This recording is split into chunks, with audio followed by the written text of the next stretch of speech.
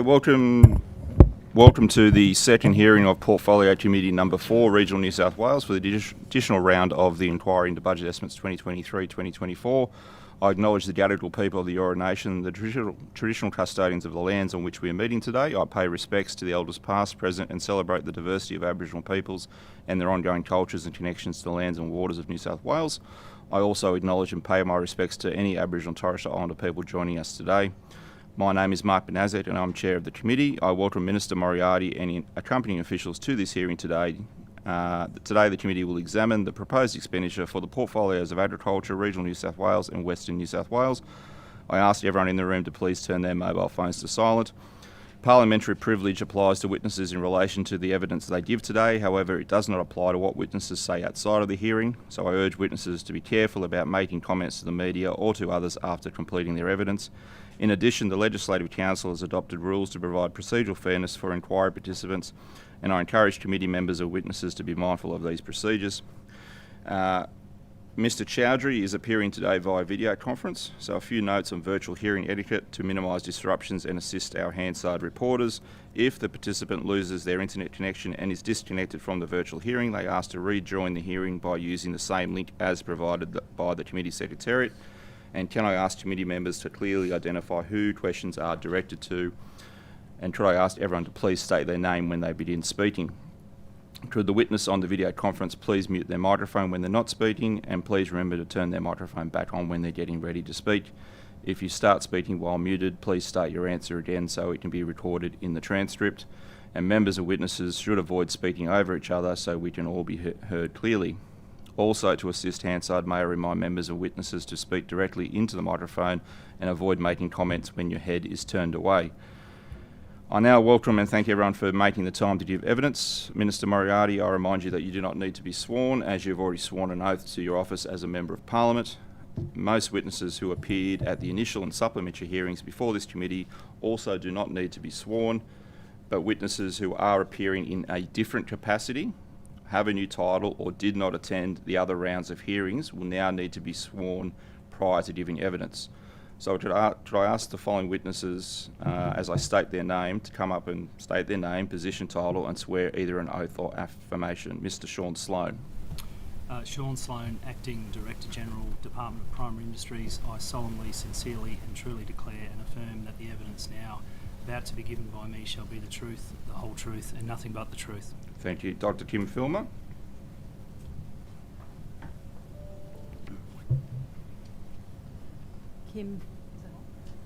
Kim Filmer, Chief Animal Welfare Officer. I solemnly, sincerely and truly declare and affirm that the evidence now about to be given by me shall be the truth, the whole truth and nothing but the truth. Thank you. Mr. Liam Hogg.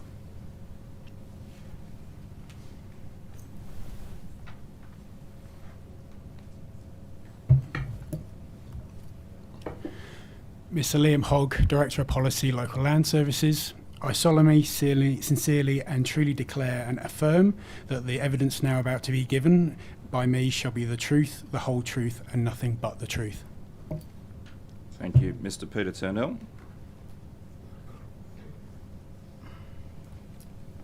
Peter Turnell, Acting Deputy Director General, DPI Fisheries. I swear the evidence now about to be given by me shall be the truth, the whole truth and nothing but the truth. So help me God. Thank you. Miss Ward. Kate Lorimer Ward, Deputy Director General for DPI Agriculture. I solemnly, sincerely and truly declare and affirm that the evidence now about to be given by me shall be the truth, the whole truth and nothing but the truth. Thank you. And finally, Mr. Ross Dixon.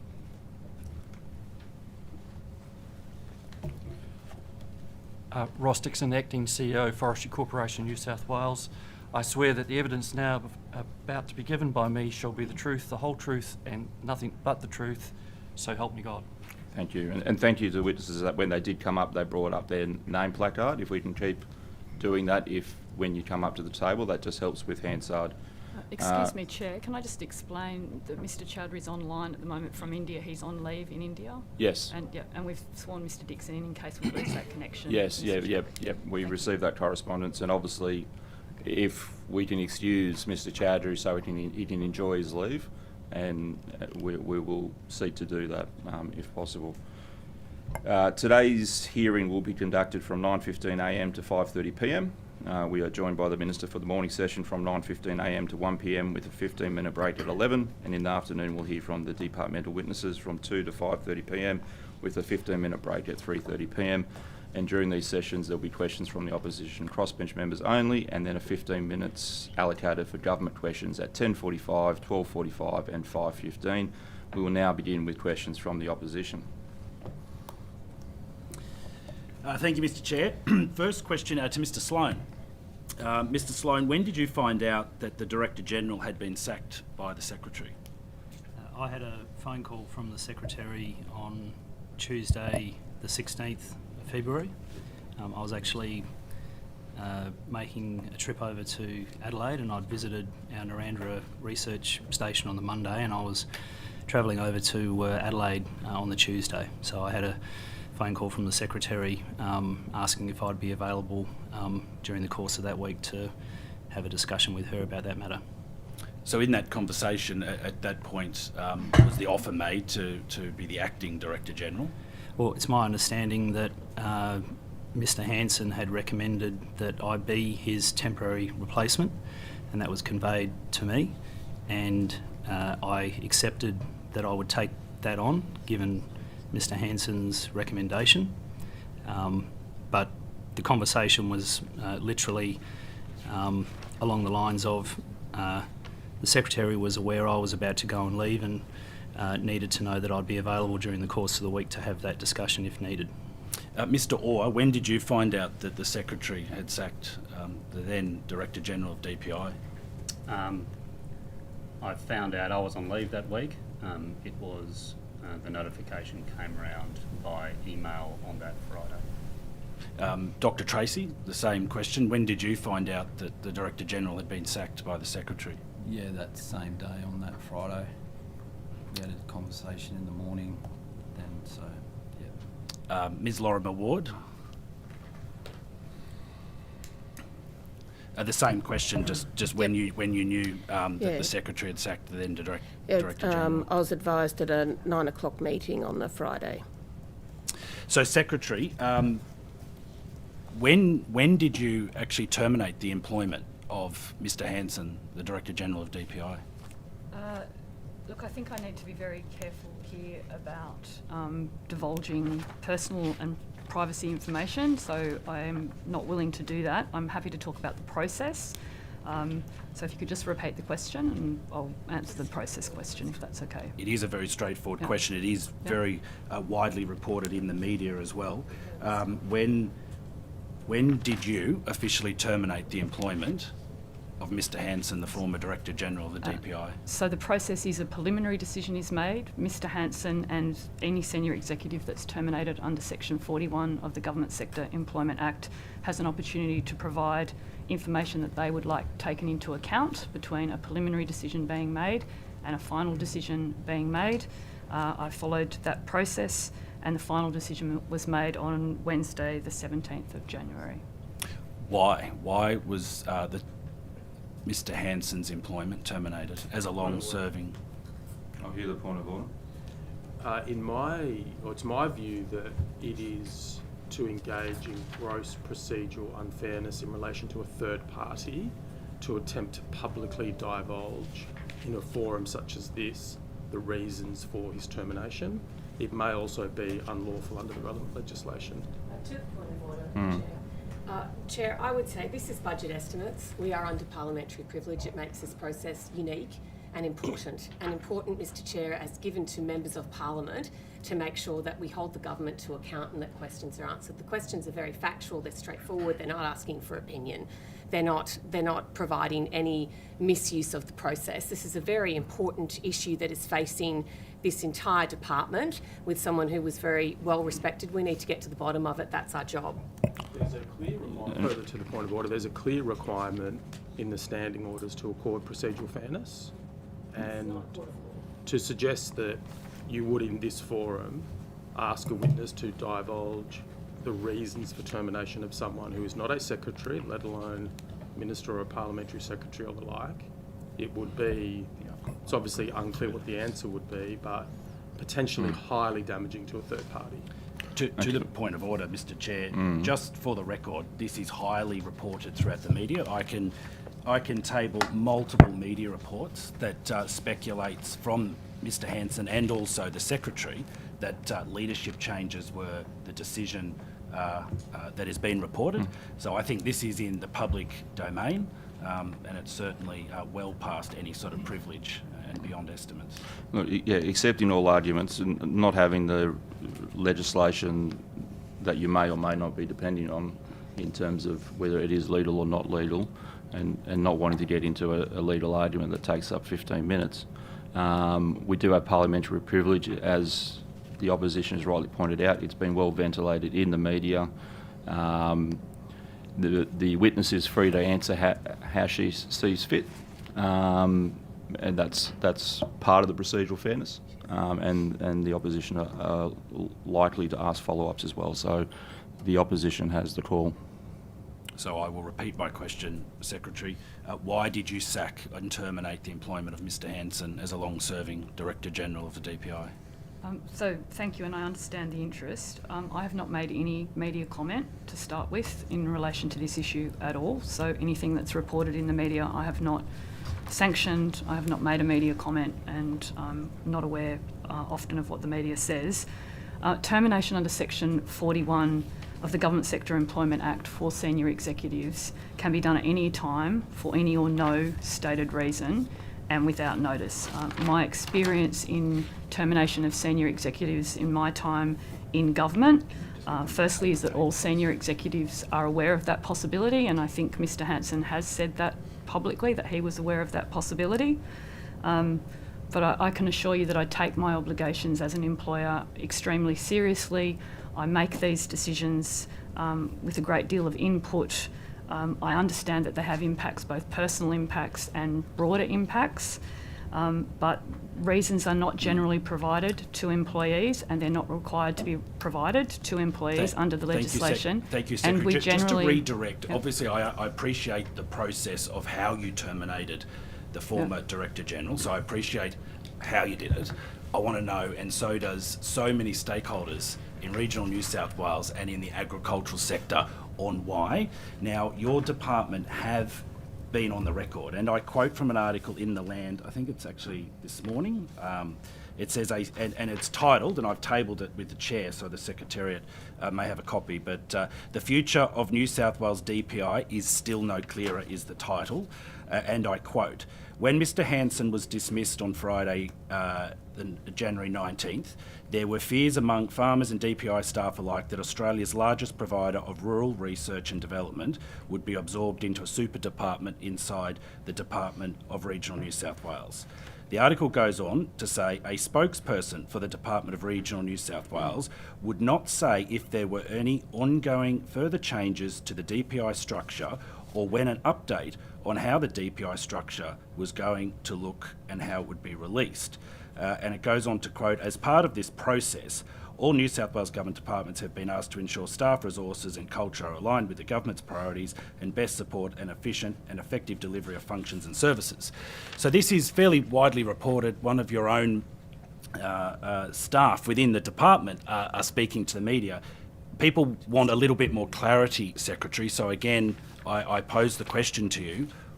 What was the reasoning behind the leadership changes that are touted in all the public domain in the media, and why was Mr. Hanson sacked as the Director General? So we've had a good opportunity over the last 12 months, and the government has asked us to look at the way that we operate, and as you just said then, to make sure that we're operating efficiently and effectively and aligned with the government's priorities. We've done that through a number of processes, not just the Department of Regional New South Wales, but right across the public sector. So the first one of those reviews was a comprehensive expenditure review that was undertaken that allowed us to look at our budgetary position and to make sure that we were well set up for the future. The second part of that is a public service review, public sector review, and we've also done that. So I take into account a range of inputs as I do that. and I need to make sure that I have the right mix of capabilities and resources to ensure that we can deliver what the government requires and for the communities and industries in So, New as South part of Wales. this review, it's fair to say that from 2011 onwards, the Department of Primary Industries was given its autonomy, not as its dedicated own agency, but it's a business unit, its dedicated own business unit within whatever cluster agency it fell under. Is it fair to say that under this review, this functional review that you are undertaking, that DPI will no longer be its own business unit? No, that's... DPI sits inside of regional New South Wales, which is where the previous government put it. So I asked the Secretary again, as part of your functional review, will DPI continue to be its own business unit that sits under whatever cluster agency government decide it'll sit under? That is my commitment. That's what I expect to happen. I'm committed to an operating model that is very clear for our stakeholders, for our staff, and I don't see why that would change. So will DPI continue as a dedicated entity, as DPI, as their own brand, with their own autonomy as they've had over the last decade? So that decision is not completely in my hands. I have a view about that, and I certainly have a very good understanding So of what is your view, Ms.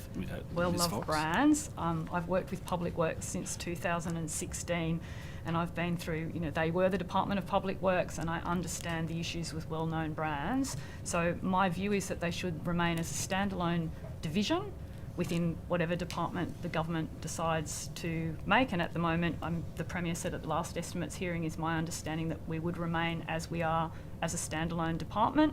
I haven't got any indication that that would change. Will DPI, will the Department of Primary Industries continue as its own identity called the Department of Primary Industries? So at the moment, they're not a department. It's in name only. The departments are set out in Schedule 1 of the Government Sector Employment But they Act. are their own business unit that fall under, currently, the Department of Regional New South Wales? That's correct, and they will remain as a business unit under the department, under the broader department. Will you change the name of DPI? I think that is something that should be looked at, and we would do that with the staff, with our stakeholders. Why? And as I said, that's what we've got to work through. We're being asked to be transparent and clear.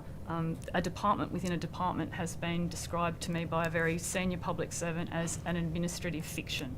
So one of the things that the Public Sector Review has asked us to do is to make sure we are clear and transparent about accountabilities, about who does what. But that decision hasn't been made. They are the Department of Primary Industries. Mr. Sloan is running that team. And there has been no change. Sorry, but ultimately this will be a decision for government. So there is a review being conducted by the department, as there will be and is being across all departments inside of the government, and recommendations will be made to me as the minister, which I will consider, and recommendations will be considered by the government in relation to what the structure looks like. I'm sorry, I'm going to finish this answer. No, I'd like to Asking public servants for opinions is out of the standing orders. We're not going to have people talking over the top of each other. We had this yesterday, and frankly, it was extremely frustrating that we couldn't follow a simple instruction. The honourable member has the right to redirect. I would just ask that he does so in a respectful manner that doesn't involve this tit-for-tat shouting over the top of each other. I'm also going to be clear that these will be decisions for government. Thank you, Mr. Chair. I'd like to redirect the question to the Secretary. The feeling amongst regional New South Wales stakeholder groups very widely, and I've consulted very widely over the course of the last few months, is that part of your functional review will be about merging the Department of Primary Industries, whether it's name only or not, into the Department of Regional New South Wales to make it a super department, to change the name. And there is huge concern that the Department of Primary Industries is one of the most credible New South Wales government agencies that this state can be very proud of, and they will lose that credibility and autonomy under this functional review. Would you agree with that? These are hypothetical questions because these will be decisions for government. No, I'm going to intervene here. I look forward to receiving the recommendations. Minister, no matter where the point of order comes from, I have to hear it. whether it's a frivolous point of order or not. Ms Taylor. Chair, thank you. I was just saying that the Honourable Sam Faraway is directing his question, as is his job and his right to do, to the appropriate person that he designates, and the Minister is coming in over the top and arguing the point. The question is directed to someone, and the process is that that person then answers it. The Minister's entitled to answer any of the questions that are directed to any of the departmental people. She's within her rights to take the answer and provide it to this committee.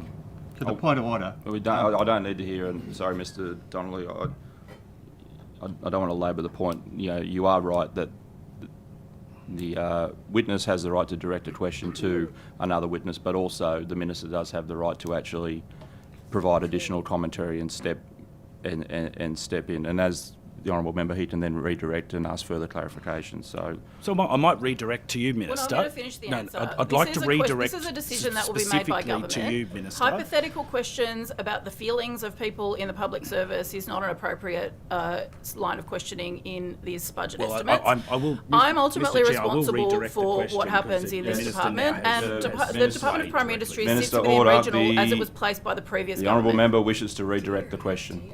Thank you. Minister, I'd like to redirect a question to you. Are you involved in the functional review process?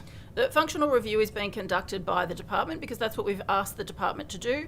That will be a normal course of events across departments in the government. Okay. I look forward to receiving recommendations and the thoughts of the department through the Secretary once that work is completed. I haven't received those yet, but when I receive them, I will consider them and I will make some decisions about what my view about those recommendations are, and then the whole of government will make decisions about how the government wants to function. Thank you, Minister. So now that you've clarified that the agency and the department is undertaking the review, I'm going to redirect my questions to the Secretary. So back to you, Ms Fox.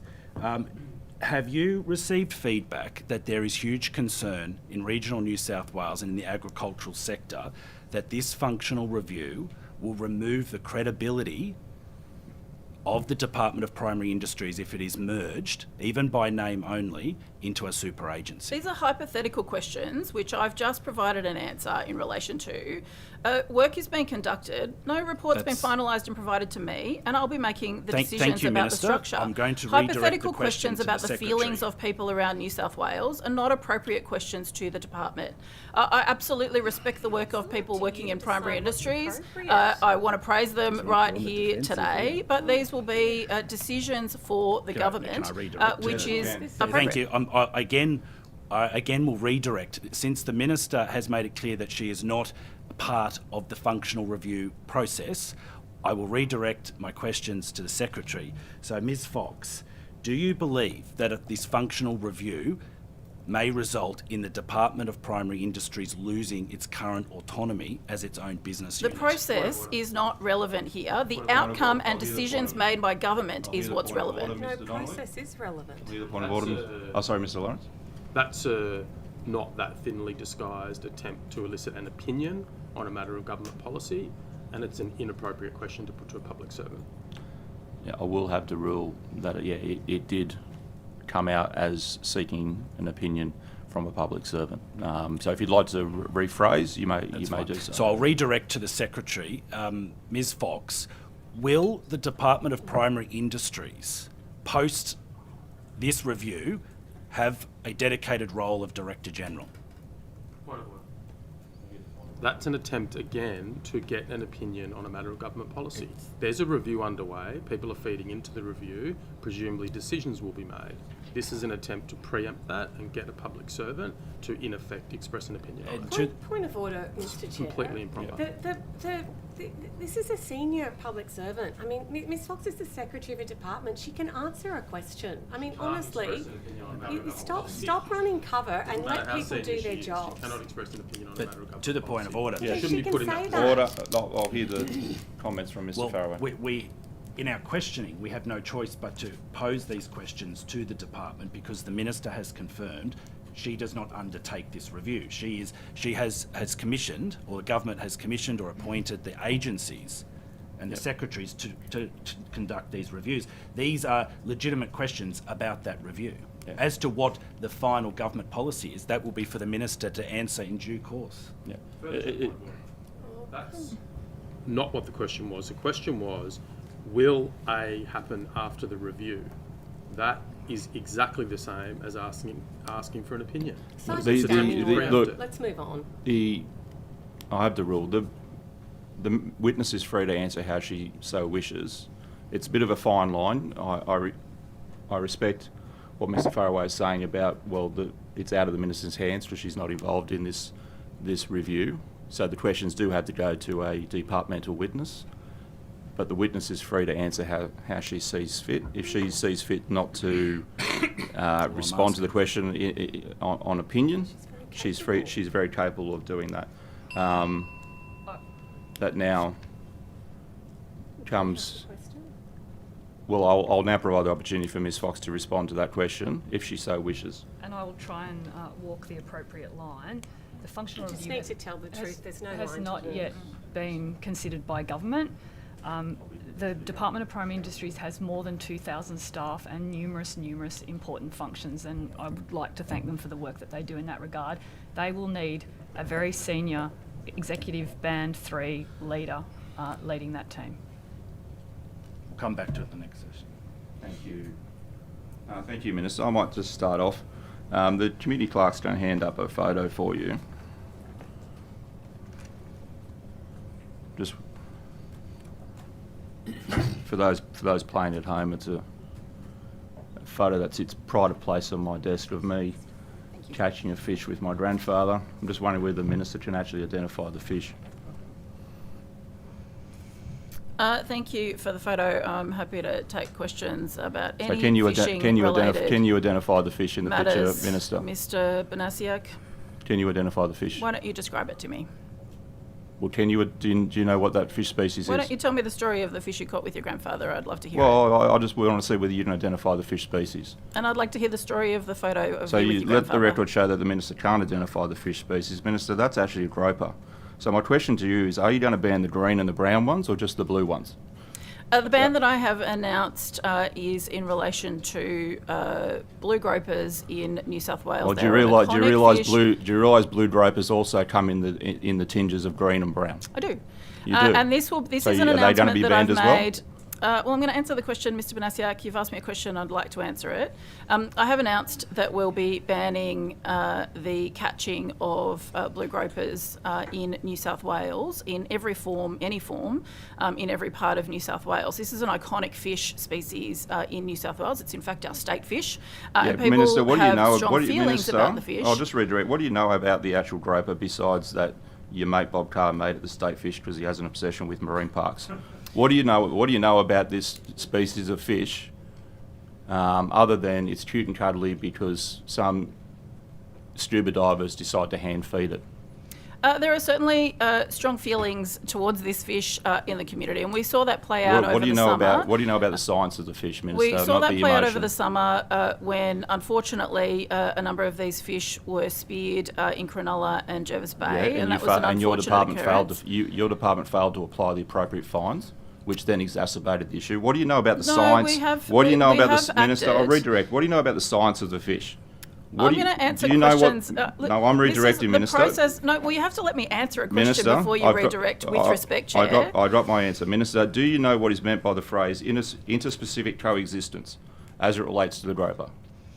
Well, I'm really pleased to have made the announcement today, and what No, I plan Minister, to do that's not is what I'm- consult with recreational fishing groups and the broader community you for had your 12 time months. to consult. I'm going to before the consult for announcement. 12 Minister- months, which is part of the Minister- announcement that I've made, Mr. Banasiak. I look forward to consulting Minister, that's with not you the and Minister, other that's not the recreational que- fishing that's- groups and the broader Minister, community that's not the across New question South I was Wales. answering.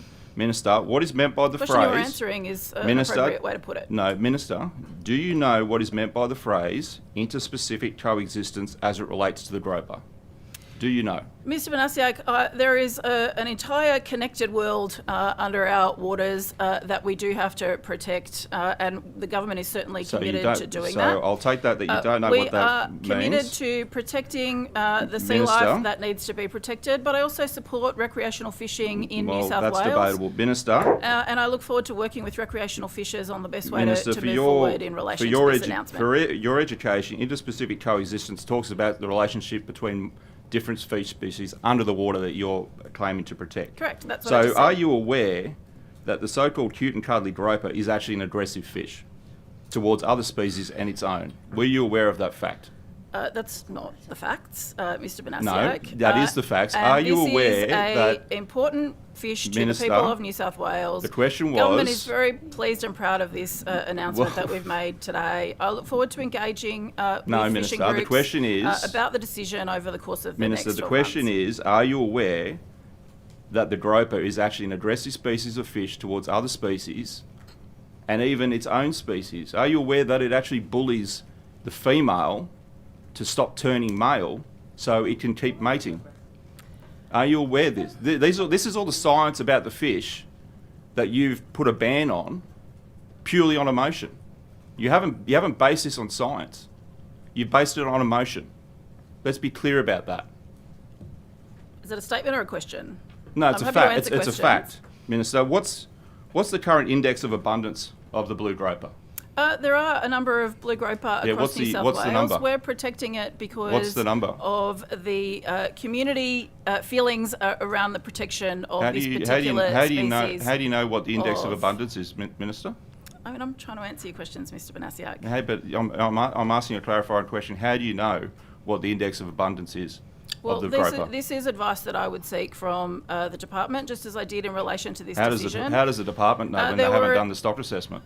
Well, this is the work that they do. Well, they haven't, Minister. every I'm telling you, they day haven't. of the week, and I'm really proud of the work that fisheries do, New South Wales fisheries do, within the Primary Industries Department in New South We'll Wales. see shortly, Minister. How? I sought advice from them after the occurrences that happened so over the summer. what's the current stock and this assessment, is Minister? what we have, and this is the decision that we've made. What's the and I'm really current- pleased what, that Minister? we've made this I'm decision. redirecting. It's certainly You to answer the supported question, by Minister. the broad community. Order. What is the current stock assessment for the blue groper I'm across, happy to get a across New specific South answer. Wales? Perhaps Dr. Sloan Well, can one provide would- that, or I'm happy one to would hope get that you would specific have this- details for you and provide it one on would hope notice you if would you have would this like, answer- Mr. Banasiak. I'd like to answer your question. One would hope you would have this answer ready, given that you know that you dropped this announcement a day before coming to estimates, and you probably would suspect I'd be asking questions on this. One would have hoped that you would have had this peer-reviewed stock assessment ready to go to back up the decision. So, not a question. Mr. Sloan, It's not a question, Do point of you order. can you table now the stock assessment for the blue groper in New South Wales? Yeah, thank you, Chair.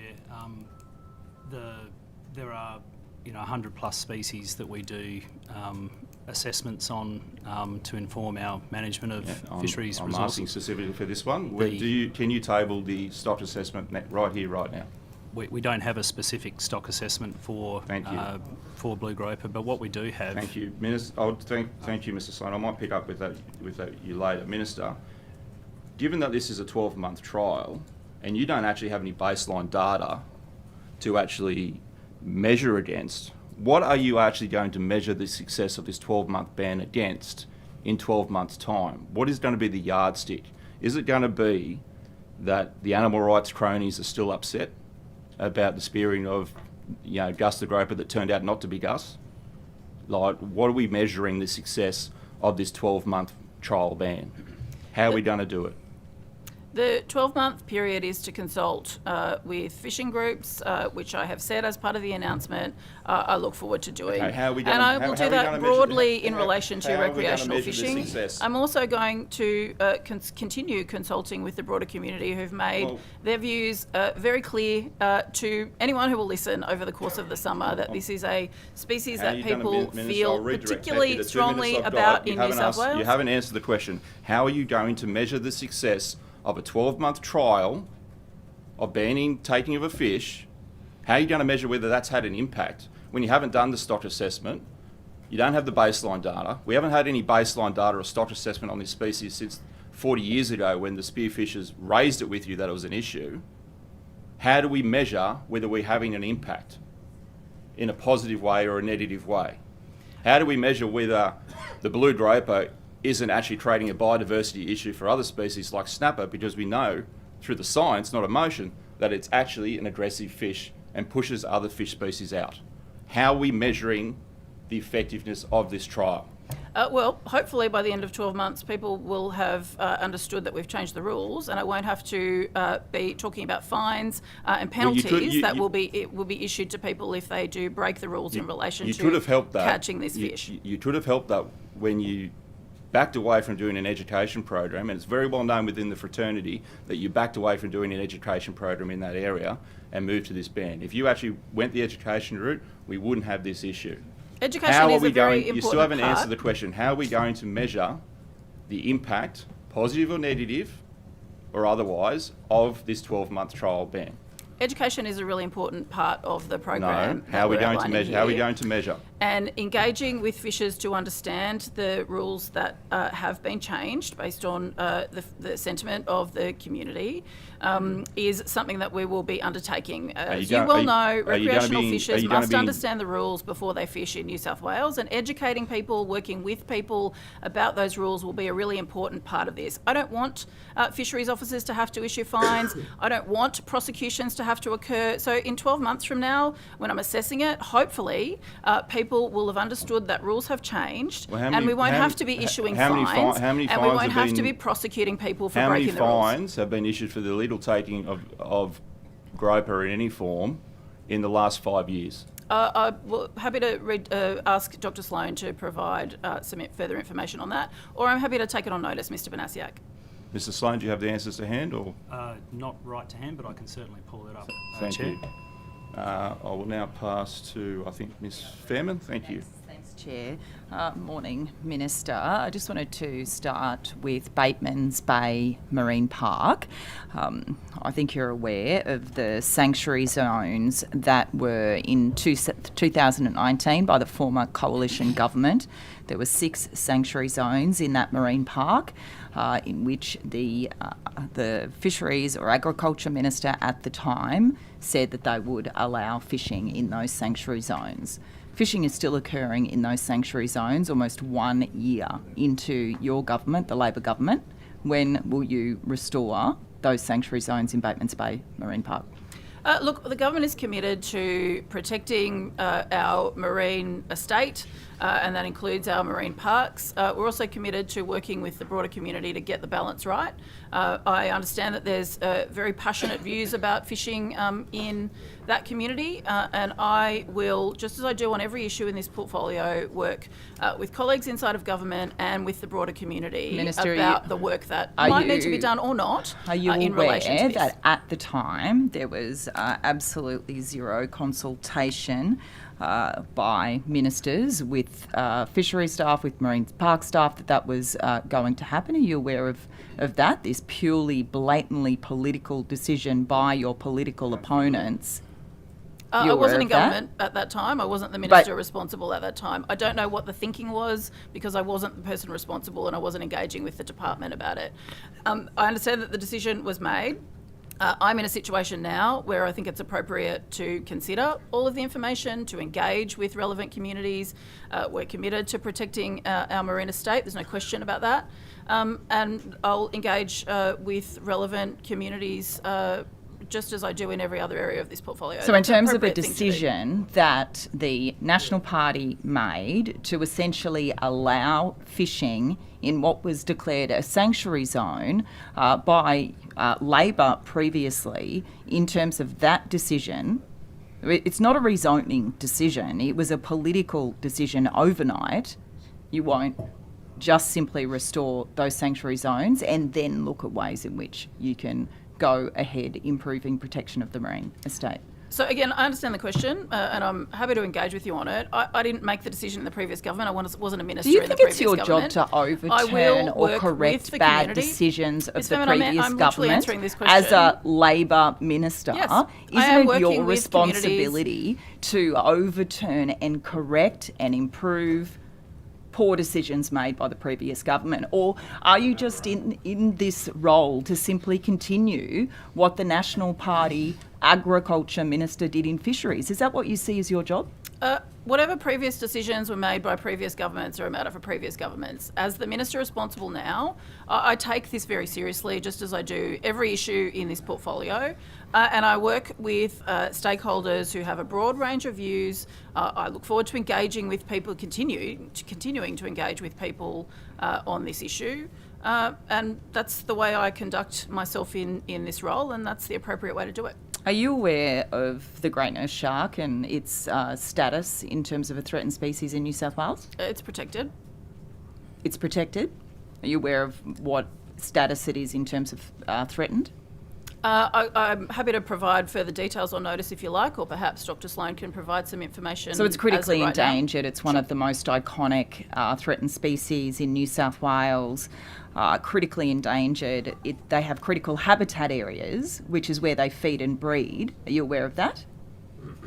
I'm aware of its status because I've just outlined that. I'll consider this in part of the broad considerations, just as I've outlined in my previous answer. Is it your responsibility as Fisheries Minister? Are you responsible for threatened species when they come in terms of marine threatened species? Is that your responsibility? We work... Excuse me. I have shared responsibility for the marine estate with the Minister of the Environment. I work closely with her, just as we do across government, to reach the appropriate outcomes that we need to reach.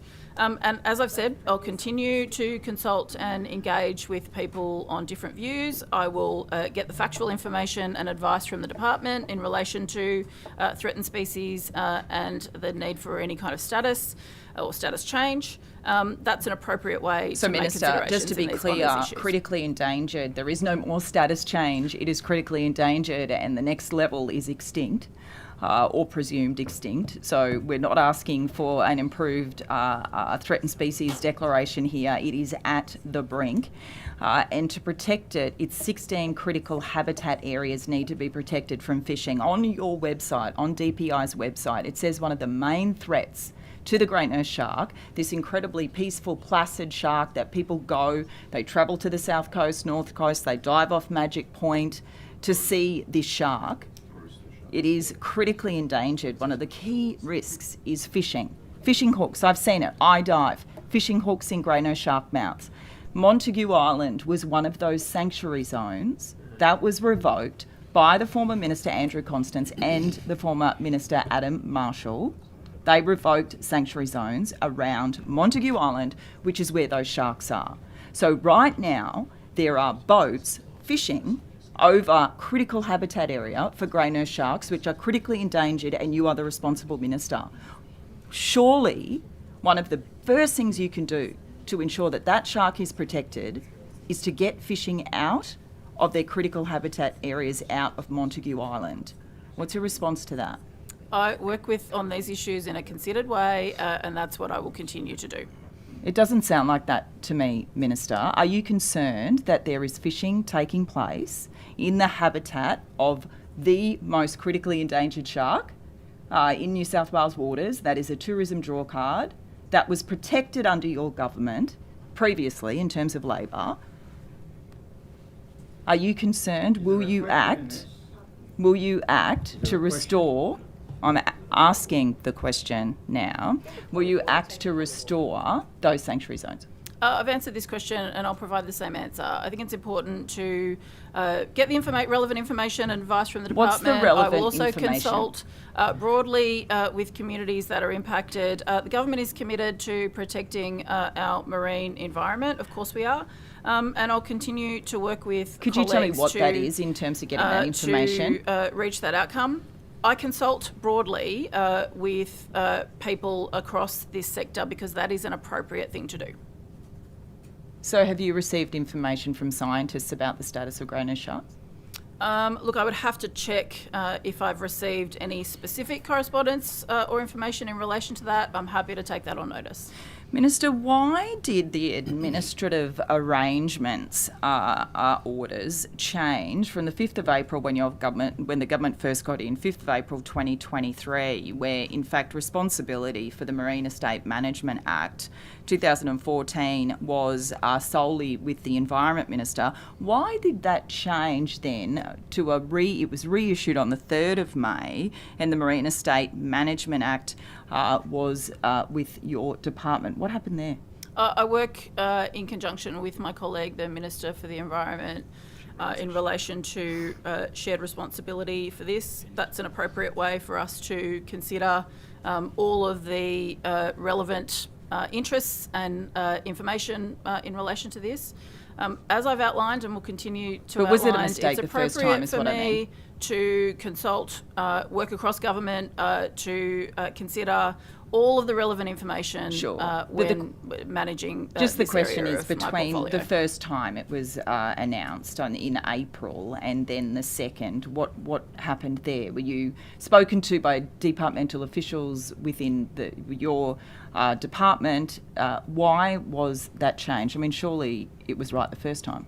I don't know because it's a about Labor the government, and that's change usually what happens that you're with referring to, but I'm Labor. happy to check the details. I don't know the specifics of the change that you're referring to, but happy That's to come back and check interesting. the details about reasons why Okay. or what happened in between. No problem. Minister, noticed that you've protected the blue groper from fishing. Are you aware of the different rules around the 12 aquatic reserves within New South Wales waters, that in fact most of the aquatic reserves have different rules around take? Are you aware of those differences? I am aware that there are differences. Look, I'm not going to be able to list them for you off the top of my head today, but I'm happy to do my best to engage with you on any questions that you've got about it. Yeah, so thank you. Have you considered whether it is simpler, given what happened in terms of the groper kill and poor information education potentially for fishers, whether it is simpler to begin with to ensure that all of those aquatic reserves are no take, so that people understand what can be done outside of aquatic reserves and aquatic reserves. Very simply, just 1,200 hectares of our marine estate, very, very small, and they know that aquatic reserves are no take. Have you considered that? I consider all of the options to provide the best outcome for our marine estate. As I've answered a number of times this morning, I consider all of these issues and consult with all of the relevant stakeholders. I like to make, it's important to make this as simple as possible. As I've outlined in the answer about the blue groper, it's important that it's really clear so that people do understand the rules. I don't want to have to be issuing fines. I don't want people to be fishing in the wrong spots or for the wrong species. So educating people about the rules in a clear way is the best way to go about it. But in terms of the question that you've asked, these are things that I'll consider in the way that I've outlined. Thank you. The opposition? Thank you, Mr Chair. Minister, can you tell me what does the Eastern Young Cattle Indicator measure? Look, off the top of my head, I will happy to take questions on it, but the specifics I'll either pass over to the department or I'll take on notice. That's all right. So you'll take that one on notice, that question? Well, if you want to, I'm happy to engage with you, but that's... Yeah, but so I'm asking, what does it measure? I'll either get some information from the department. There's a whole bunch of department officials here who can assist you. Yeah, it's quite an important indicator in New South Wales. So, Sure. So if you want to take that on notice, if you don't know that, that's fine. Do you know how many New South Wales sale yards are actually part of the indicator? I would have to check the details of that, but again, there's people from the department here. If anyone does have the information to hand, I'd invite them to provide it. But So otherwise, you don't... I'm happy to take it on notice, Mr Faraway. As the New South Wales Agriculture Minister, do you not know which I sale engage yards... with sale yards across the board. I'm engaging with them on a whole range of issues, including implementing electronic identification tagging, and we're providing support to sale yards in order to be able to operate. I'm engaging with specific sale yards in relation to some changes that they might want to make. I engage with sale yards roughly as required. Minister, do you roughly if know there's any how many New South Wales sale yards contribute to that indicator? Look, I'd have to check the details on that, Mr. Faraway. Okay.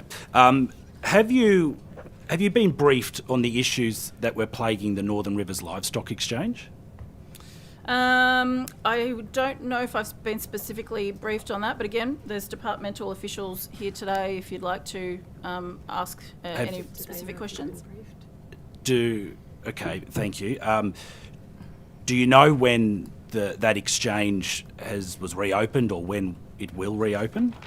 Well, again, I'm happy to. I'm not sure if I've received a specific briefing on it, but there are plenty of people here who may well be able to. As the provide some Agriculture information. Minister, your office hasn't briefed you on some of the significant issues the North Coast has been facing with that livestock exchange over the last 6 months? Happy to check details for you. And again, there are a number of officials here if people are wanting information Mr. on Chair, this topic. just for the record, it's been closed. It reopened on the 7th of February. It's been closed for 6 months. It's one of the biggest livestock exchanges in the state, but we move on.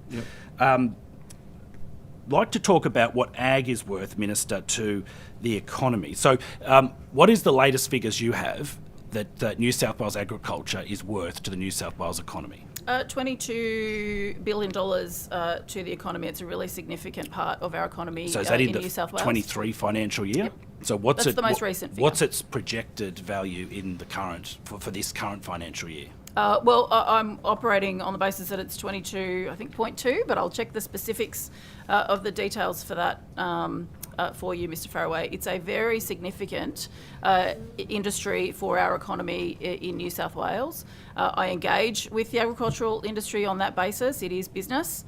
It is making sure that we're getting food to people both here in New South Wales and internationally, and it is a very significant business and economic contributor to the state as a broad industry. Thank you, Minister. I'd like to go back to Ms Fox, the Secretary.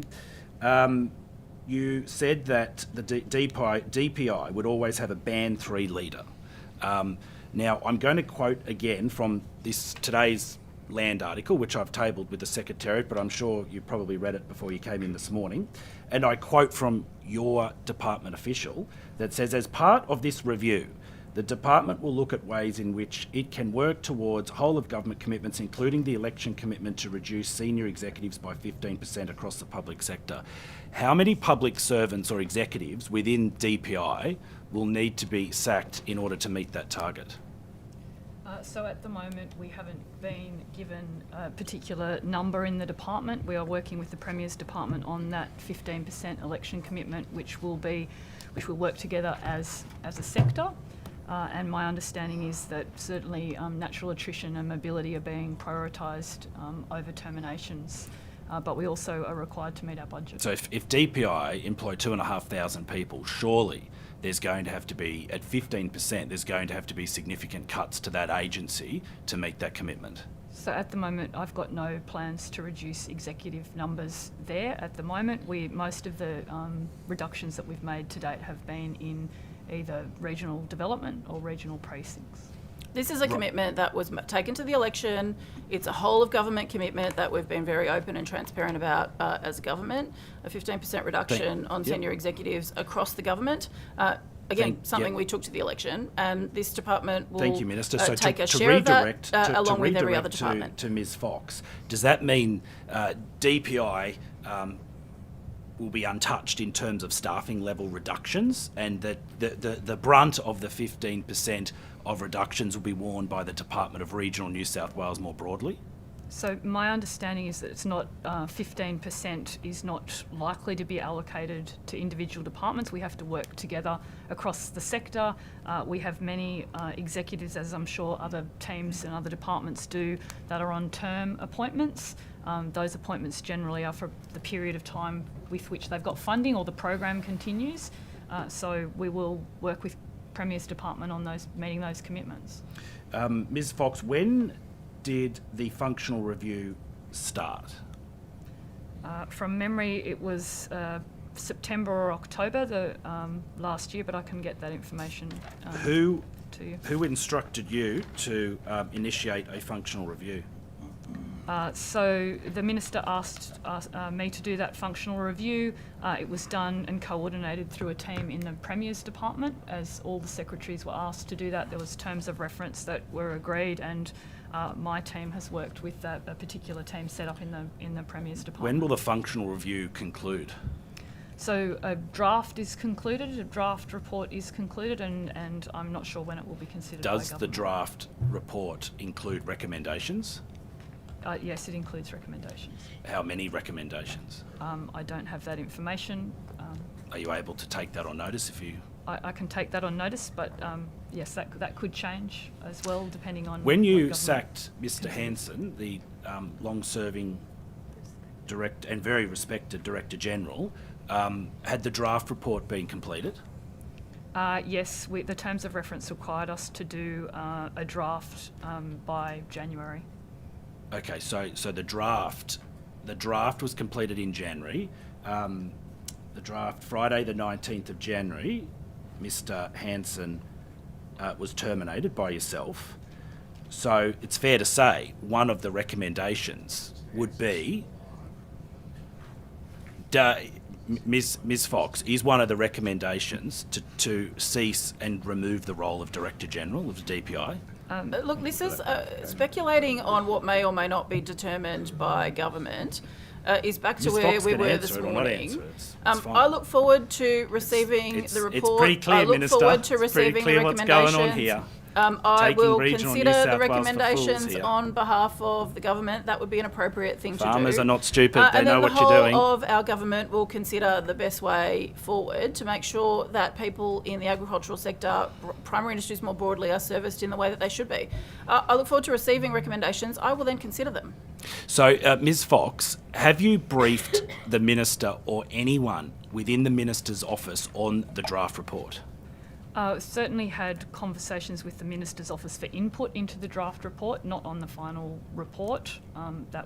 It's still to be considered by government, but I think it might be helpful to know that it would be very unusual, I think, for any report to mention individuals. We are talking about outcomes for regional industries and communities in that report, rather than individuals. I can't imagine that any report that any secretary delivers will talk about individuals. So Ms Fox, in your briefings to the Minister's office, was there a discussion about terminating the Director General? No, there wasn't. It's very clear under the legislation that the employer responsibilities are mine. So has there been a discussion about removing, not take the individuals out of it, but that role from within your agency? No, the discussion has more been along the lines of how we ensure that we are providing a better service to primary industries and in fact all of our regional communities. Minister, the Secretary has confirmed that there have been discussions with your office about input into the draft report. What is that input? Well, just as you would expect, I asked the department to conduct a functional review. That's part of the evidence today. I asked them to do that. You would expect that there'd be some input on guidance as to what that should look like. The functional review is being conducted, and I look forward to receiving recommendations, which again, but what is your will be input, a matter for me Minister, to redirect, consider what is your once I've input received on the them. draft report? What is your input on the draft report as the Minister for Agriculture in New South Wales, whose secretary has sacked probably one of the most respected public servants in the New South Wales government? What are your thoughts on that? Of clearly that recommendation or the briefing from your secretary? Well, there's a couple of issues that you've raised there, and I think it's important that I step through to provide some proper information in relation to those. I know there's a lot of interest in this issue. In relation to Mr Hanson, I worked closely with him. I wish him all the absolute best for the future. He did a terrific job working closely with me. I've been in touch with him since he left, and I wish him genuinely all the very best for the future. In relation to the functional review, yes, we've asked the department to conduct a functional review. My role as the Minister is to instruct the department to deliver on the government's agenda. to deliver on the work that the government has determined should be done in regional New South Wales and in our primary industry sector. The department's job is then to do the work that I have instructed them to do. Or seeking a functional review at the beginning of government is an appropriate thing to do, because as I've said many times, both in the House and in estimates before, I want to be satisfied and I want to make sure that resources are being spent where and when they're needed. I want to make sure that the department is set up for how the government and how I want to see it work in regional New South Wales and primary industries well into the future. And that's the process that we're undertaking. I'm redirecting, Minister. So to Ms Fox, can you confirm that you will be appointing a full-time Director General of the Department of Primary Industries? So I can confirm that my view at the moment is, and Mr Sloan is a full-time acting Director General of Department of Primary Industries at the moment. My view is that we need certainly more bolstered leadership in the Department of Primary Industries, and we will have at least one Senior Executive Band 3 role leading that team. So how many people are within that leadership role now? You're saying you're going to have one Band 3 senior leadership role for the DPI. Are you saying there's more? There's more than that now, or you're saying that you're bolstering it? How are you bolstering it when you've just dismissed one of the most highly respected public servants within the Department of Primary Industries? One of the things that we are required to do in terms of transparency and accountability and the way that we structure our teams, and it's an opportunity that we've had through the functional review, and we use a whole range of workforce principles that are set out by the Public Service Commission. They have bureaucratic sounding titles like work value points for roles and spans of control. And what we are doing now is working through how we best set up the Department of Primary Industries to ensure that we can improve the outcomes and deal with the challenges and issues that those industries face. Can you confirm that the current Deputy Director Generals across the different policy areas within your agency will be excluded from the functional review? There is no public servant in New South Wales that I'm aware of that has been excluded from any functional review. We've been asked to conduct it, all secretaries have been asked to conduct a review of their teams right across the whole of the public service. So the will DPI any of, Ms Fox, to redirect, will any of the Deputy Director General roles, and there's quite a few of them, and they're important roles and highly respected roles, and which I respect, will any of those roles be included as part of the government's 15% reduction in senior executives within agencies? So we haven't yet worked out exactly how we're going to meet our allocation of senior executive roles. I need to make sure I've got the right mix of resources, the right mix of capabilities to make sure that we can deliver what the government is requiring us. The DPI team is not being treated any differently from anywhere else that I'm aware of in government. And in fact, our roles to date have, as I've said, been deleted from areas where we had, what I would say, top heavy, more executives than we had staff members, and not in compliance. I'm just finding it a little bit hard to understand. So you talked about there having to be the functional review that you were directed to do, and then you talked about the fact that you've been told that you have to work within a budget, so you're looking at positions. And then you've moved on. You've sacked someone who people in the community had a lot of confidence in, and has been around for some pretty horrendous sort of events through the industry for a long time, and guided and led. You then replaced that position anyway.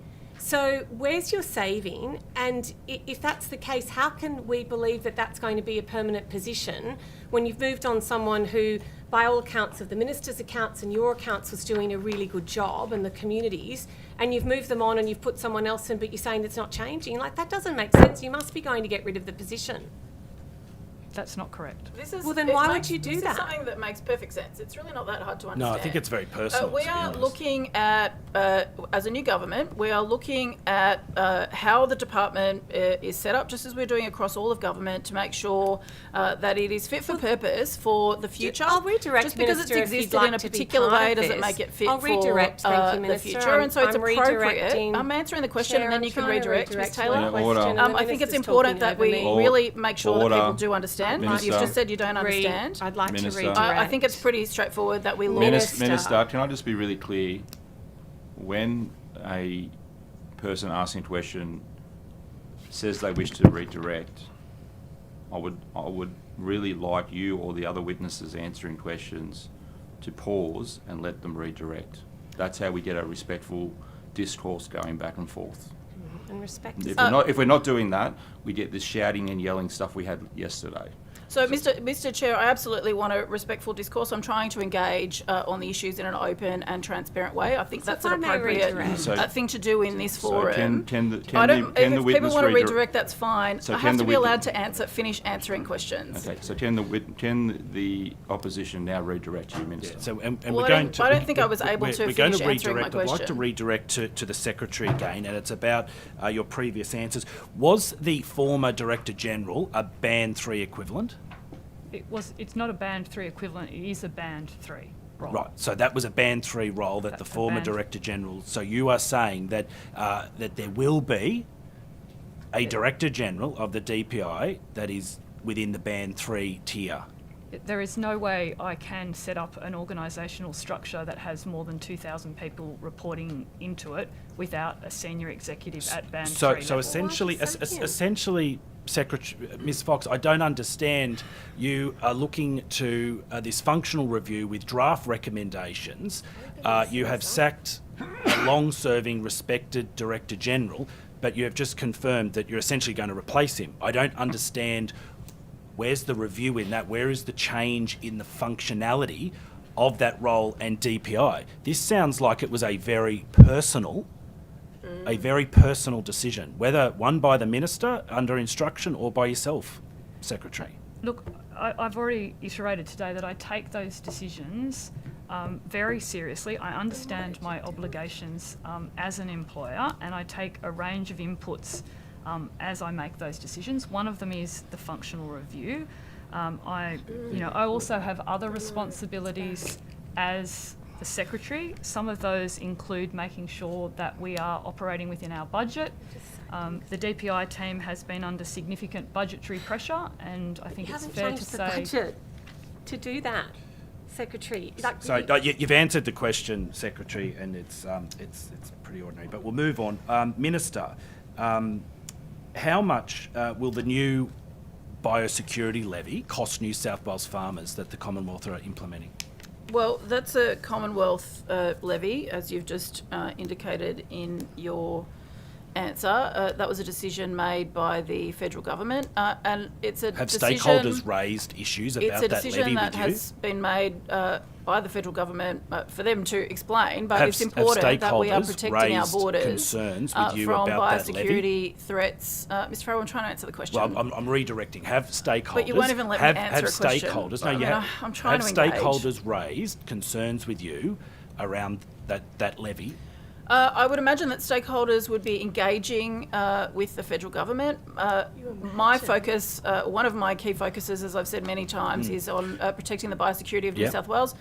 This is something that feeds into that. We've got to protect what comes through our borders. I'm trying to answer questions. Hear the point of order, thank you. Oh, dear. It's related. The Minister is entitled to be able to answer the question posed to her. I do understand the position with respect to redirect, but the Minister must be given a reasonable opportunity. Now, the Minister continues to be cut off. I think, yes, Mr. Donnelly, in that instance, I think it's fair to say that was probably a little bit quick. If we could give her a little bit more time in the next round, that would be appreciated. I'll pass to Ms. Hurst. Thank you. Morning, Minister. I also want to talk about some spearfishing. Obviously, there's been an outpouring of public opposition to spearfishing, and obviously you talked about the cases of the blue gropers. The other species that has received a lot of attention is the giant cuttlefish. And I asked a question in the House about community concerns around the killing of these animals last year, given they're classed as near threatened. And in written correspondence from your office, we've been informed that regular stock assessments are not conducted for this species. Given the community concern and the fact that this is a globally threatened species, Are there any plans to conduct an assessment to try to get a better idea of the population numbers of those giant cuttlefish? I think this is a good question. I know that this is something that people have been quite passionate about. In relation to whether there is a formal conducting of the status of the fish from the department's perspective, I'm happy to give some consideration to what we should be doing in this space. Again, I acted on the blue groper because I understood the sensitivities of this issue. I am aware of the sensitivities in relation to this other one. I'm happy to give some. I'm happy to look at it. Thank you. And perhaps come back. Thank you, Minister. Would you be willing to meet with some of the interested stakeholders that we could put forward to you to discuss that further? Yeah, I'm happy to engage with people who have views on this from a perspective of protecting the fish. That also means I'll engage with people who do engage in spearfishing activities. That's an appropriate thing to do, and as I've said in previous answers, that's the way I conduct this role. I think it's important to hear from people. But yes, if there are people who are interested in addressing the issue, I'm happy to hear. Great, thank you. And I just want to put on the record that I'm very much supportive of your announcement in regards to the blue groper, so thank you. Another election commitment that Labor made is around the review of the Prevention of Cruelty to Animals Act. Can you update us on the timeline of this review, what the next steps are, and when we can expect to see any draft legislation being made public? Sure. This was a significant election commitment that we made in the election, and work is underway internally inside of the government about some proposals that we have for modernising POCTA, and also a number of other issues related to animal welfare that we made commitments on separately, but I'm trying to deal with as much as I can as a whole, at least at this stage, and then we'll work through how we deal with these issues. Work is underway now. I am keen to begin public discussions about this very soon, and I'll certainly have more to say about it soon. I want to engage with the public. The one thing I would say is this is something that people have been surveyed about, asked about for years and years and years, and I'm very conscious of engagement fatigue in relation to this issue. So I need to get the balance right between consulting and engaging with people, but also delivering on the commitments that we made. So it will be, certainly we'll have more to say about it this year. Great. And when you say that that consultations will start soon, are you thinking the first quarter? Look, I'm working towards trying to begin that work in the first part of this year. I won't commit to a specific date, but I know how important this is to people across the community, and I do want to assure people that work is well underway on what we will be bringing forward to the community to consult on. Thank you. What do you see as the top animal welfare issues that need to be addressed as part of the POCTA review? Look, again, this is what we'll get feedback on. I think we're certainly committed to modernising some of the arrangements that are in place. I mean, one of the perfect examples is the decision that I announced yesterday in relation to blue groper. That was off the back of spearfishing, which, as you know, was already banned, but it did occur over the course of the summer, and there were certainly strong views from the community about needing better measures in place in relation to that. That's why I've acted on it. I know you've got an interest in a range of issues that you've raised before. All of these things are being considered, and I look forward to getting feedback from people on suggestions of things that might need to be modernised. Thank you. Do you have any particular top priorities that you're looking at specifically for reform? Modernising the Act as a whole, and so I'm looking forward to engaging with people. I don't know that it's I understand the question. I want to engage with you on it. I don't know that it's sort of appropriate for me to drip feed, given that we've said we'll do it as much as possible as a whole. Thank you. One of the key issues that my office is frequently approached about is pig dogging. Police officers within the Rural Crimes Division have written to the Rural Crime Prevention Team calling for specific laws. There's obviously a belief that it's already illegal, but they wanted to make sure that the legislation was really clear that it is illegal. And I understand that change would fall under your portfolio. Have you seen a copy of that police correspondence? I would have to check. I don't know off the top of my head if I have. I may have. I certainly meet with and engage with the Rural Crime Squad as often as possible on a range of issues. I'm happy to check with the team to see if I've got it, but if I haven't, I'm happy to receive a copy and engage Thank you. on the issue. I've just handed a copy Sure. to the Secretary, so I'll make sure you get a copy. Sure. I'm just wondering if you're taking any action on the calls from the Rural Crimes Division of the Police that want to make the laws clear around pig dogging being illegal.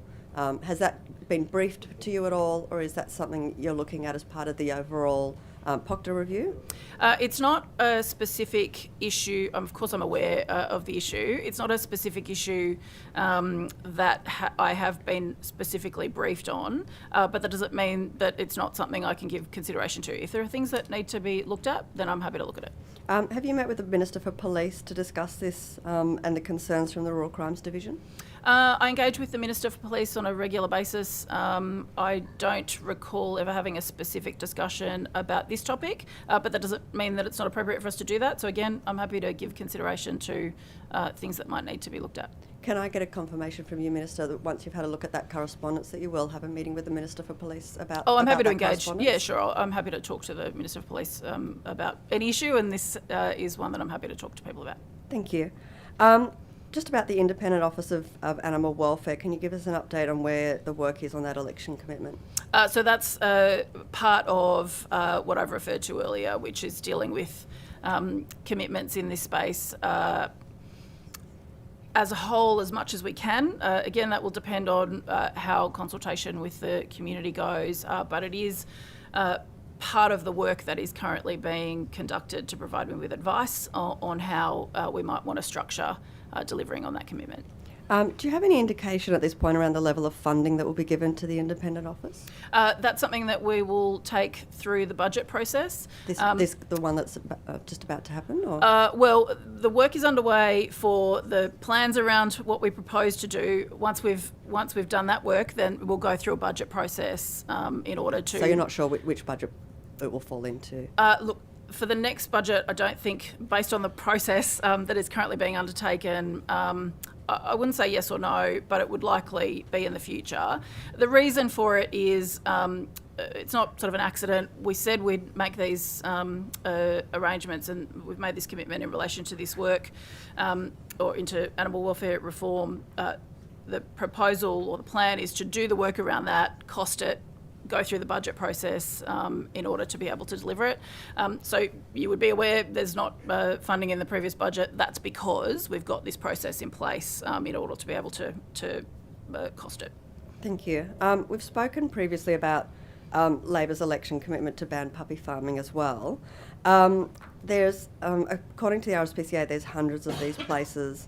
And since Victoria and the Labor Party there introduced puppy farm legislation, we heard that a lot of puppy farmers just relocated into New South Wales. There's been a significant increase in development applications for puppy farms for the councils along the border of New South Wales and Victoria. That came up in the inquiry into puppy farming that was done by the Honourable Mick Veitch in the previous term.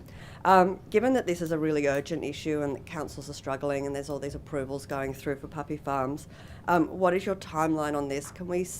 Are we expecting to see legislation on this this year, or is it going to fall into this massive sort of POCTA review which could see us waiting years before we see something happen? Oh, I mean, we made a commitment to outlaw and to deal with puppy farms, and we will deliver on that.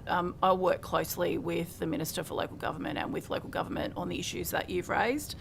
I know that there's a lot of concern in the community about it. I think it's appropriate that I get up-to-date information on where councils are and what applications are coming through, rather than trying to engage with you on it without the facts. But I am aware in the increase in applications. I'll work with the Minister for Local Government and happy to provide any further details or notice or engage in the next round. Thank you, Minister. Before I pass to Ms Higginson, just for your education, pig dogging is perfectly legal on private land and the public land that your department manages. So just that bit of extra information for you, Ms Higginson.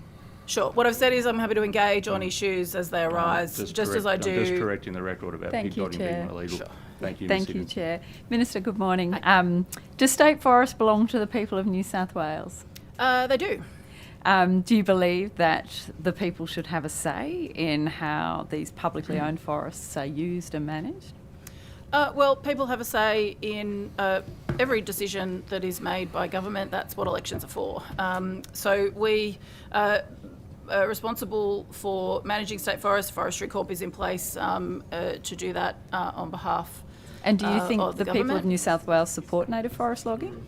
Well, we're committed to a sustainable forestry industry well into the future. I know there are a number of people who work in the industry. A lot of towns rely on it. Do you think there are that we products should that be- we need that come from Thank you. Do you think we forests. should be transitioning entirely to a plantation industry and sector?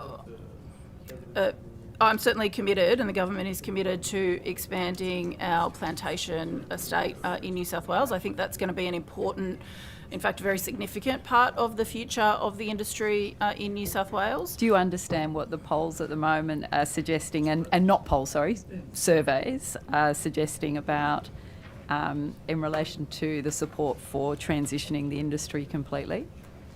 Well, we're supportive of a sustainable forestry industry into the future. What do you That say to the includes- What do you say to the 75% of Labor voters who support the end of native forest logging? Well, I don't know where you're getting those figures from. I don't Your- know what your polls pa- you're referring to. It's I'm just your talking data. to you about the facts, which is that we're committed to a sustainable industry And into so the what have future. you- and so there are a other- number of thank communities you. that rely on forestry. Yep. We need the products, again, that come. So what we want specific our actions, state forests to Minister, be have you used taken to expand for the area all of kinds of other plantations since activities. October 2023? Sorry, I'm trying to answer the question. Thank So, you. Thank you. I'm satisfied with your answer. Thank you. What specific actions have you taken as Minister to expand the area of plantations since October 2023? We have taken action in relation to this, which I will have more to say about soon. We're also developing a forestry industry action plan, which will outline the plans for the forestry industry well into the future. As you know, Ms Higginson, and as everyone involved in this knows, the decisions for an industry like this one can't be made overnight. If we're going to expand our plantation estate, then plans need to be made for what we'll be needing 10, 20, 30, 40, 50 years into the future. So is I there would a have preferred if shortfall? decisions were made in relation to this 30 years ago, but they weren't. And so as the Minister responsible, I'm certainly committed to making sure that we're putting the plans in place for the So- future and that it's clearly articulated to the community. Thanks, Part of the Minister. reason you're asking me these questions and part of the problem with this debate in the community is the level of uncertainty. I don't think that's fair to anybody. So our sorry, forestry Minister, action plan sorry, will Minister, provide just to interrupt you. What have you done? And it's okay if the answer is nothing at this point because you're doing other things. What have you done to expand the area of plantation estates since October 2023? Well, I've outlined that we are developing an action plan Thank for the you. industry, which Thank will you. include some work on this. And I've also said I will have more to say about some specifics about it soon. I won't be making announcements is there a today. plan? So is there a plan for the establishment of new softwood plantations? We have a plan to expand the industry, the plantation estate. Well, sorry, let me rephrase that.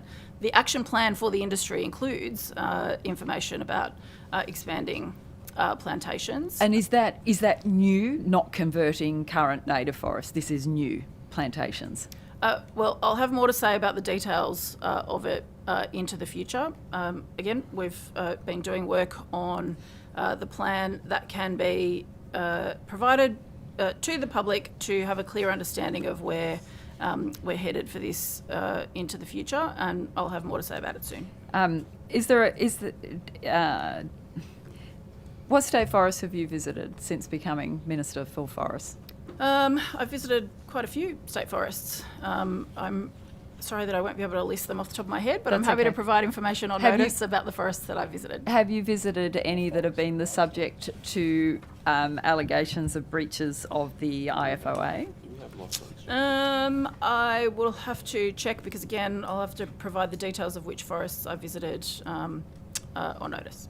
Are you concerned that the Forestry Corporation is regularly failing to reach the minimum standards with regards to the broad area habitat surveys? I expect Forestry Corporation to follow the rules that are in place. Without exception, they must follow the rules. If they've questions or allegations that they're not, they can be put to Forestry Corp, and I'm happy there are people here today who can answer to that. They have to follow the rules. Recently, there's been some work undertaken with the EPA in terms of changing arrangements in one of the agreements down south, which will mean that there are more requirements for checking, for example, for gliders, and I think that's appropriate, and Forestry will undertake that. Are you aware work. that's not just down south, that's across the whole of the... Sure. Yeah. But and Forestry need to comply, and I'm sure they will. And so what have you done specifically to change any kind of behaviour or culture within Forestry Corporation to change their practice of continuing and consistent breaches to a compliance culture? I don't accept the premise of the question that you're putting to me. Forestry have to follow the rules. But the EPA is suggesting that they're not being followed. So what have you been doing? Clearly the EPA is doing things. They're changing protocols. They're doing all sorts of things. What are you doing as the minister responsible for this state-owned corporation? I'm saying that Forestry have to follow the rules. They have to follow the rules. So, and that's I hear you saying that now. What are you I've always doing said that. as the minister? I'm telling them that they have to follow the rules. And how are you telling them, Minister? I'm telling them right now in the public domain. I engage with them on a very regular basis, as people would expect. They have to follow the rules. And so when you say you engage with them, who do you engage and how do you engage? I mean, my diary is disclosed. I'm sure you'd be able to check the records of meetings that I have, but I engage with Forestry Corp proper on a regular basis. I When you also say engage with people... Who's Forestry Corp proper? Well, you've got people from Forestry Corp here, if you'd like to So you engage with them. these people regularly and tell them Yes. how important it is to comply with the rules? Well, I engage with them on a whole range of issues in relation to forestry. So if we were to look at minutes of your meetings with Well, you Forestry don't get minutes Corporation... of my meetings, Ms. well, Dickinson. I'm I telling know you we now don't, under- and that's in why evidence. I'm asking you, Minister. But Is I've that answered. is that the truth? Would you have been engaging with the Forestry Corporation representatives saying, we've got problems in terms of your culture of compliance, I need you to start complying more? Would I find that in earnest? Ms. Dickinson, I've not answered that question. Have But you? they have What to was the follow rules. answer? Is that what you do Forestry in your have to meetings? follow the rules. I'll hear the point of order. The Minister has repeatedly answered the question No. From the member. It's been the same question repeated. We are now reaching the point that arguably the Minister's being badgered by the line of questioning. This is my time. This is my time. I'm running out of time. This is the member's time, and to Thank say you. that she is badgering is actually quite outrageous. She's being respectful, and she's entitled to ask the questions as many times as she likes. To the point of order. This is my Keeps time. asking, the honourable member asks the question, Just didn't say the Minister badger, not answers, badgering. and it's been a ping-pong game for the last... Oh. Was that it, Mr. Tillman? Yes. Yes, thank you. I'll rule on the point that, look, I don't uphold the point of order. You know, the Minister is able to answer the question. The honourable member can ask the same question over and over again or reword it. I've heard Ms. Higginson in questions where I would consider it badgering, but I don't think she's reached that level yet. You have the call, Ms. Higginson. Oh, I've never thought of myself as a badger ever. Minister, I'm just asking for an honest answer. If we were to look at those minutes that we can't access, would I honestly find your conversations with those senior or those people you call Forest Corporation proper, you suggesting to them that there is a culture of non-compliance and that needs to change? Forestry Corp have to follow the rules. That is Minister, what they have to do. Minister, I'm asking if that's what I would find. Are you having What those do you mean conversations? if that's what you would find? Like, with respect, I want to engage in an open format here, and I'm happy to answer questions. In relation to this question, I've answered it. They have to follow the rules. I'm going to take it that I'm the saying answer it is now. no. That's You'll find not it the in the minutes of the conversations. hearing today. I'm going to take that, Minister, as an answer of no, I'm not sitting down with the Forestry Corporation telling them to comply with the rules, that's what you're telling me now. Can I just turn to one quick point? I've literally said that Forestry Corp have to follow the rules. I'll say it again. Forestry Corp have to follow the rules. It wasn't the question, Minister, but thank you. I respect your answer. Thank you. In the remaining 20 seconds, are you aware of any wood being provided by the Forestry Corporation to sawmills without wood supply agreements? I'm not aware of any specifics, but that sounds like an operational question that you're welcome to direct. If you could take it on to notice yourself. Forestry Corp themselves. I'm happy to take it on notice and check, but I The don't- question then is, what volume of wood has gone to mills without wood supply agreements? well, I'll have to check the If answer you to the could take first that on question notice. first, but yes, I'm happy Thank to come you. back to you. Oh, I didn't get to my others. Okay, Thank you. I'm noting that we've only got about 2 minutes to 10:45. I'll have to, in fairness, have to throw to the opposition unless they want to concede and just let the question. Thank you. I've got one more question. Okay. This one is on a completely different topic. There is currently, and I'm going to disclose I have an interest, and my interest is I am a dryland rice grower. However, I am one of the dryland rice growers in the Northern Rivers who is not currently affected by blast. Minister, are you aware that there is a blast outbreak in the Northern Rivers?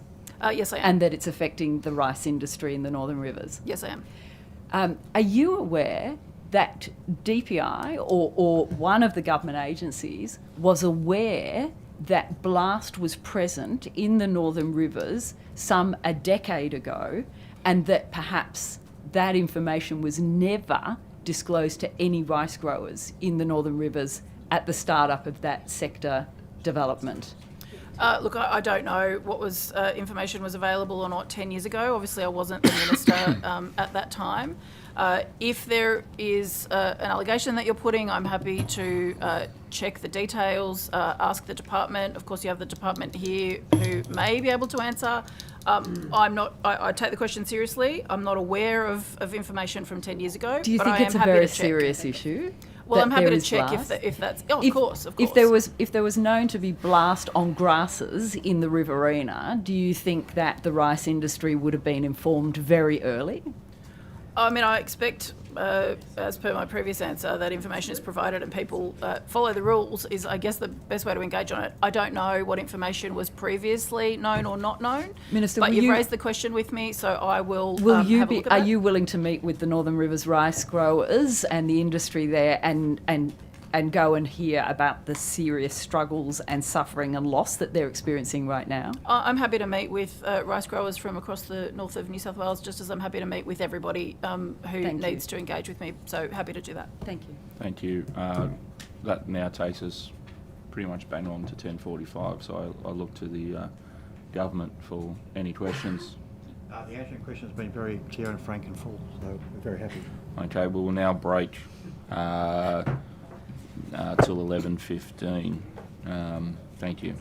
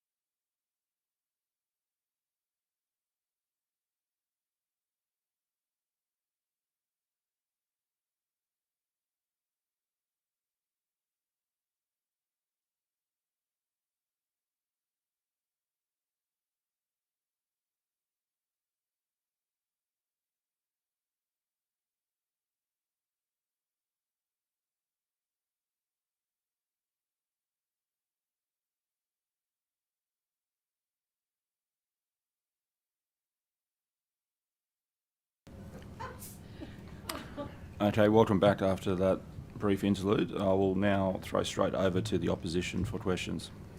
Thank you, Mr. Chair. Ms. Fox, I just wanted to go back over the process around the sacking of the Director General. Can you confirm again, because I don't have it here, the date? So firstly, September 23, the review, functional review, it started from your evidence earlier, correct? That's correct. Correct. What was the date that you received the draft report and recommendations? You said it was early January. So that date in early January is when the draft report was finalised. So I've been working iteratively through consultation, etc. So what date in early January was under that? the terms of reference, it was due on the 8th of January, which we were actually on leave at that time. So I think we agreed with the Premier's Department that could be handed in, but it was effectively finalised before early January. At what point did you send the draft report to the Minister's office for input? I'd have to take on notice whether we've actually sent the draft for input. You said earlier that you had reached out to the Minister's office to seek input on the draft report. Yes, so in relation to the report, we have certainly sought input. I don't know whether the draft has been sent. That would have probably been done either by my team or through the Premier's Department, but I can take that on notice. Okay, so in terms of your evidence earlier where you sought input from the Minister's office, was that in a briefing or was that in sending the draft recommendations and report? I think it's been done through some briefings. I'm aware, for example, that the Premier's Department settled the terms of reference with the Minister's office. To confirm, you terminated the employment of the former Director General on Tuesday the 16th of January? No, that's not correct. It was Wednesday the 17th of January when I made a final decision. And Mr. Hanson departed the Department of Primary Industries on Friday the 19th? That's correct. Right. Has the Minister, her Chief of Staff or anyone from the Minister's office ever raised with you concerns about the Director General's role? I mean, I'm right here. You can ask me. I'm the Minister. But I'm asking the Secretary, because the Secretary's undertaking the review. So I'm not at liberty under the privacy legislations to discuss the individual employment arrangements of any of our staff or former staff. And I can also say that Mr. Hanson was terminated under Section 41 of the Government Sector Employment Act, which is for any or no stated reason. If it was under unsatisfactory performance, personally, we would use Section 68 of that legislation, and if it was for misconduct, we would use Section 69 of that legislation, would be the standard approach that I would take in relation to senior So at what point executives. did you advise the Minister's office that you were terminating the Director General of DPI? So I'm also required to afford any senior executive procedural fairness in that process. So that procedural fairness process generally involves a preliminary decision being made, the senior executive being given a period of time to provide to the decision maker any information they would like taken into account.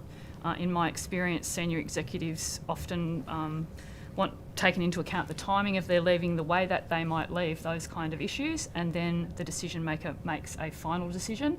Mr. Hanson came back to me quite quickly within one day on that Tuesday in that process.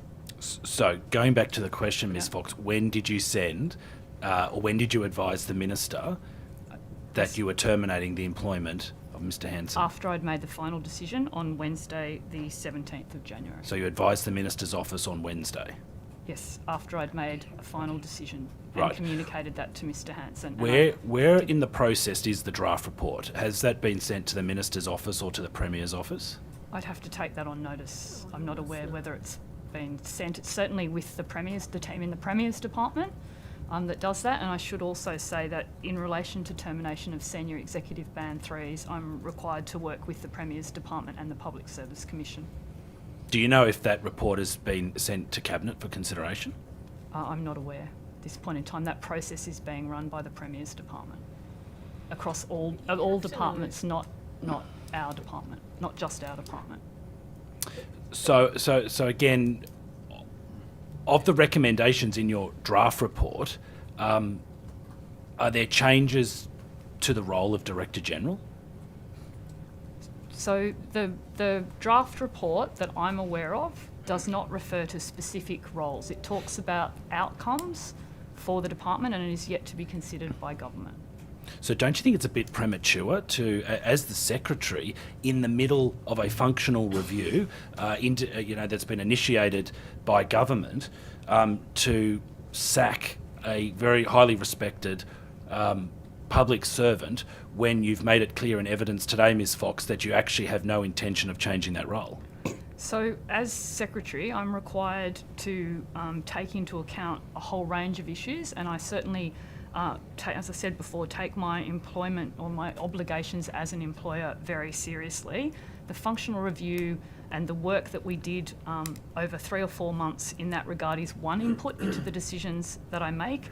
Is certainly not the only input in relation to those decisions, and I made a decision that we have some particularly budgetary constraints that with the Department of Primary Industries, they've been under budgetary pressure for a long period of time, and that I required a change of leadership in order to make Ms. Fox, sure to that we have a redirect, sustainable... when you mentioned budgetary positions, budgetary pressures, you have confirmed in evidence today, though, that you require a Band 3 senior leadership position to run DPI into the future. You've confirmed that Mr. Hanson was a Band 3 equivalent or within Band 3.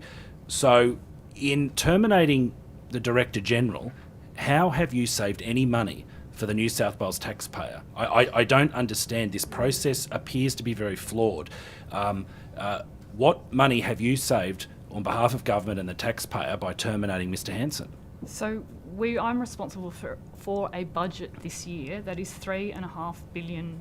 So I'm required to make sure I've got the right mix and capability of resources at any point in time to deliver what we can deliver, and I'm also required to make sure that we have a fit for purpose and sustainable business going forward, and the services that we are providing are done in the most efficient Thank you, Ms. Fox. way. But to redirect specifically from your previous evidence, how does replacing the Director General assist you with your budgetary pressures? So there won't be any direct budgetary saving from that termination. What we will now do is work through with Mr. Sloan and the Department of Primary Industries, all of the staff, to make sure that we build a financially viable and sustainable business, and the services that we provide for primary industries are improved. Thank you, Ms. Fox. Just to now continue on, you've confirmed with your evidence today that you intend to appoint a full-time Band 3 leader within DPI. You've confirmed that that would be essentially a full-time role, not acting as Director General. Will that role have the exact same authority, responsibilities as the previous role of Director General? So we need to work through that at the moment with the teams and as I said, we use a range of workforce principles to do that. It's about spans of control. It's not about one person. When we look at organisational structure, it's about the more than 2,000 people that work in DPI, and we will work through to make sure that we've got the right structure and the right organisational design to make sure that we can continue to deliver the services. There will be no change to the legislative functions, to the frontline services that department delivers. Okay, so if there's no changes to the legislative functions and the role, the really important role of DPI, you've prematurely sacked the Director General who leads that division within your agency. I don't understand, in the middle of a functional review, the question I must ask is, why did you make that decision? So again, I am bound by privacy obligations. I cannot talk about the details and the reasons for that termination. That is in accordance with the legislation. It's in accordance with the executive contracts, our standard contracts. And I did that with the issues of procedural fairness and followed that process. You mentioned earlier that you take the role very seriously and the actions and decisions very seriously. Have you reached out to Mr. Hanson since sacking him? So I spoke to Mr. Hanson during that week often. I am very confident that the department has a long history and is very well set up to support all of our impacted employees, and I thank the team for doing that. My Chief People Officer, I know, has been in contact with Mr Hanson. Okay, Minister, I'm going to be asking some questions now. Do you know why there's been a postponement of the executive staff restructure within the department? As I've said a number of times, I'm not directly involved in internal machinery of the government. Of the department. Yep, no, fair enough, I Minister. direct the department to deliver on the government's agenda, and I expect them to do that. And that's the question. That's the answer I expected, and I thank you for that. So I'll redirect the secretary. Why has the executive staff restructure been postponed? I'm not aware that an executive staff restructure has been postponed. We've Are you doing an executive staff restructure, Secretary? We've done a significant amount of it in 2 areas so far, and we have not yet been given targets that we need to meet. So you are doing one, Secretary? No, I don't have a plan at the moment to make any further changes other than what we've done it so far. Okay. But right. I will be required to work with the Premier's department when we have an Understood, allocation in relation to executives. Yep, thank you, Secretary. Minister, what do you see as the top 3 biggest issues in regional New South Wales? Whenever I am out in regional New South Wales, the things that get raised with me 3 top. Every time I am out is housing. Yes. Cost of living concerns. And the sort of associated issues in relation to that, and workforce. So that's why the government's got a priority to deal with housing issues across New South Wales, and I'll have a particular focus on ensuring that's delivered in regional New South Wales. Thank you, Minister. And so housing, cost of living and workforce. So, Minister, what about rural crime? Was that raised with you? Look, I'm committed to making sure, as Minister for Regional New South Wales, that I'm engaging people on keeping our communities safe. I have had a briefing from the New South Wales Police in relation to regional crime, because I know that it's a topic of conversation that's been raised in the Parliament. So I do appreciate that the New South Wales Police did give me a direct briefing so that I could get proper information and facts about the situation facing regional communities. Anyone who's a victim of a crime deserves of course. support. Thank you, Minister. If I could and we want to make sure that our redirect, communities please. are safe. Thank you, Minister. We do, and I completely agree with you. But you actually said that you met with the Rural Crime Division regularly. Who heads that up, Minister? Look, did I say regularly? I have met with them, sure. Oh, sorry. Look, I'm not trying to be. That's fine. Sure. No, I'm trying to engage. Be I'm happy to answer. I want to engage. Fair enough. I have a lot of respect for the police. I'm not sure that it's regularly. I may have said that this morning. I certainly do engage. Sorry, it was my recollection that you did. It was not. Sure. It's not a trick answer. I engage. I'm obviously not the Minister for Police, and I think the Minister for Police is doing a terrific job. I have had a direct briefing from the New South Wales Police about rural crime statistics So that's New and South the Wales status. Police. You said the Rural Crime Division. Rural crime is part of New South Wales Police. I understand that, but that's what you said, that you met with them. So you do meet with them to discuss I've met rural with. crime. Well, I've had a specific briefing from the New South Wales Police about rural crime, regional crime, all right. because I know it's a topic of conversation that people. I expected it would be raised, and I thought it would be important to get the facts. Yeah, and I Minister, support the it's police not and thank just a the topic of police conversation. for If I the could just incredible work they redirect, do please. across regional New Yes, South Minister, Wales. we all do. I'll just and I want to make sure I'm redirect. informed with I'll the facts. redirect, Minister.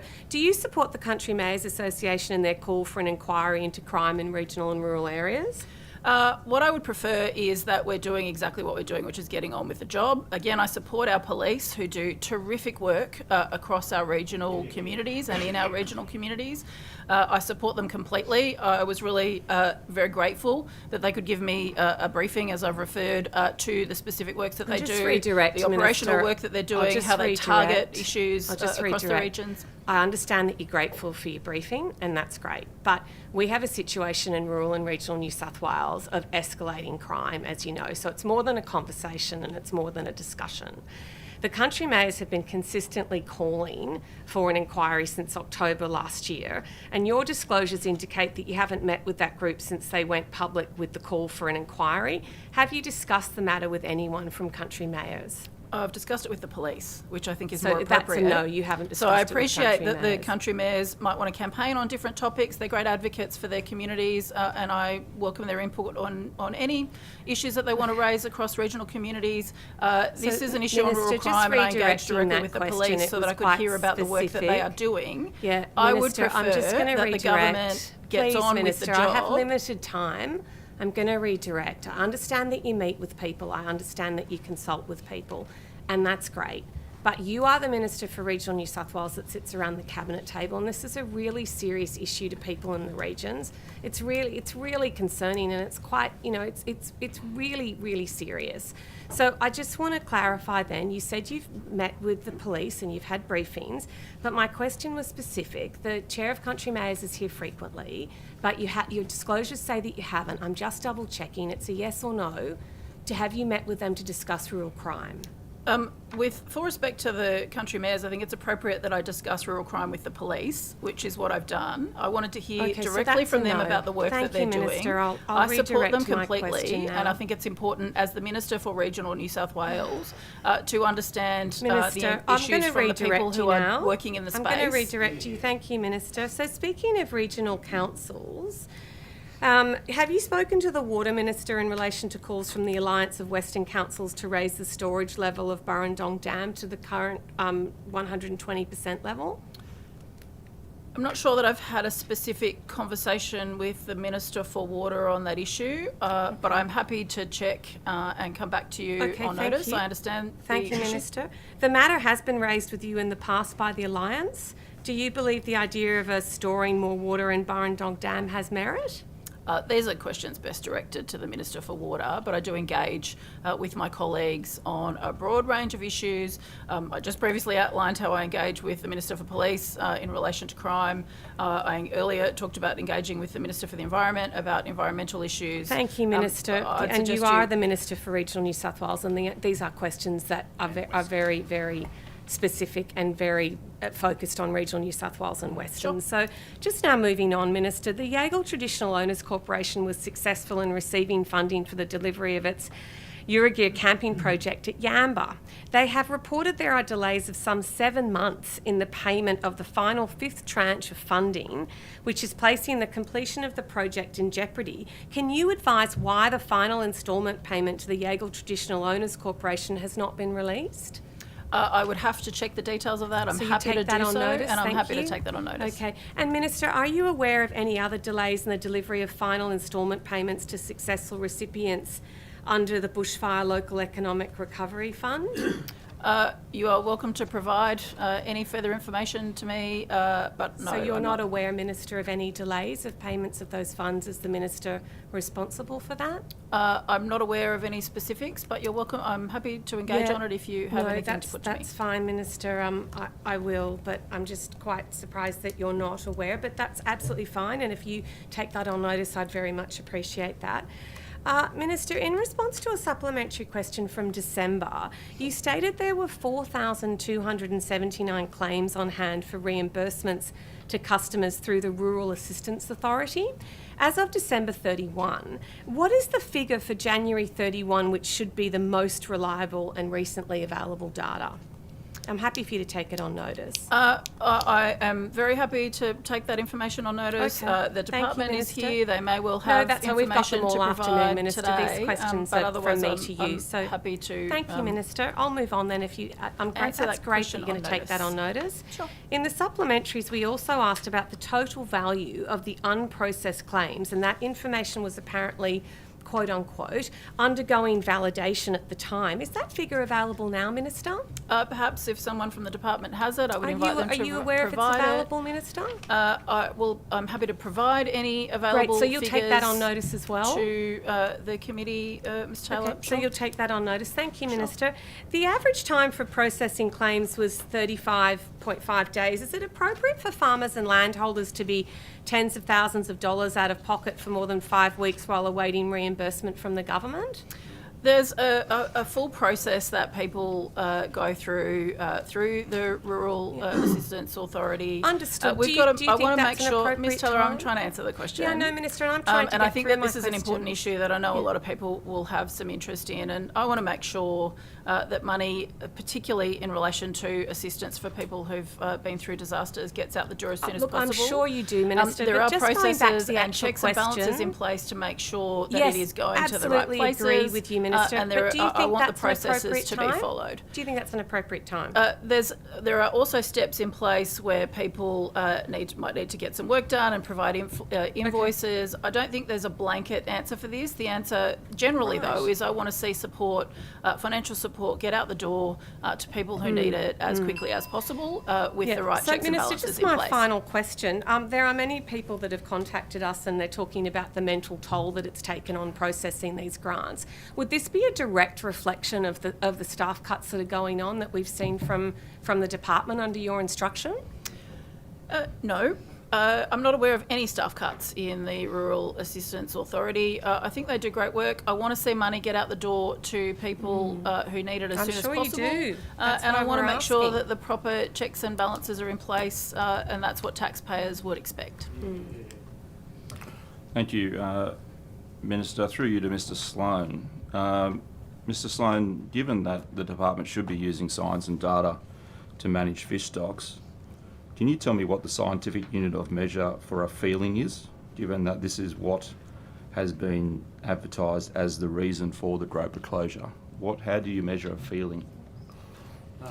Thanks, Chair. Look, we do stock assessments for every year for about 33 stocks. Yeah, how do you measure a feeling? That's my question. I know you do stock assessments. Yeah, we do. But this decision was based not on a stock assessment, but based on so-called community feeling or sentiment. So how did you measure community feeling as a scientific measure? Yeah, so that's the question I'm trying to answer. So we do stock assessments to inform our total allowable catch setting process, and there's about 33 of those each year, and we do another 53 of those each year for a whole range of species.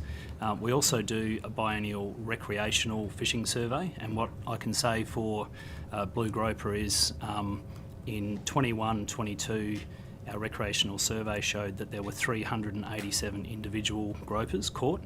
Back in 13-14, which was the So I'll just stop you there. So that's not really a huge recreational catch. I might go back to the minister. Minister, you said in your statement to media last night that you will engage with the industry after the 12-month trial. Have you tested the mood of the industry since you made that announcement, given that you blindsided them? Like the Advisory Council didn't know, associations didn't know. Have you actually tested whether the industry wants to actually meet with you? Because I have, and they don't. Well, that's a matter for the industry. I want to engage with people across Why didn't you engage with them before the decision was made? I want to answer the question. I think it's a fair question, and I think people are interested I'm in just giving talking you a- about I'm giving you protecting a blue follow-up. gropers today across the community. There's certainly been a lot of interest in it. Well, I'm giving you a follow-up. Why didn't you engage with them in the first place? Well, I am engaging with fishing groups, and the Prior. announcement that I made yesterday was that I will be engaging with them over this 12-month period. I welcome any engagement and feedback from fishing groups across New South Wales. In relation to, I think, the second part of your question about notifying my advisory councils, I in fact did notify my advisory councils. I wrote to them yesterday and made phone contact, and I will be asking the advisory councils to consider feedback and provide it to me just as anyone would expect. Welcome feedback. The problem is your department was leaking this to fishermen weeks ago, and we'll get to that in a second.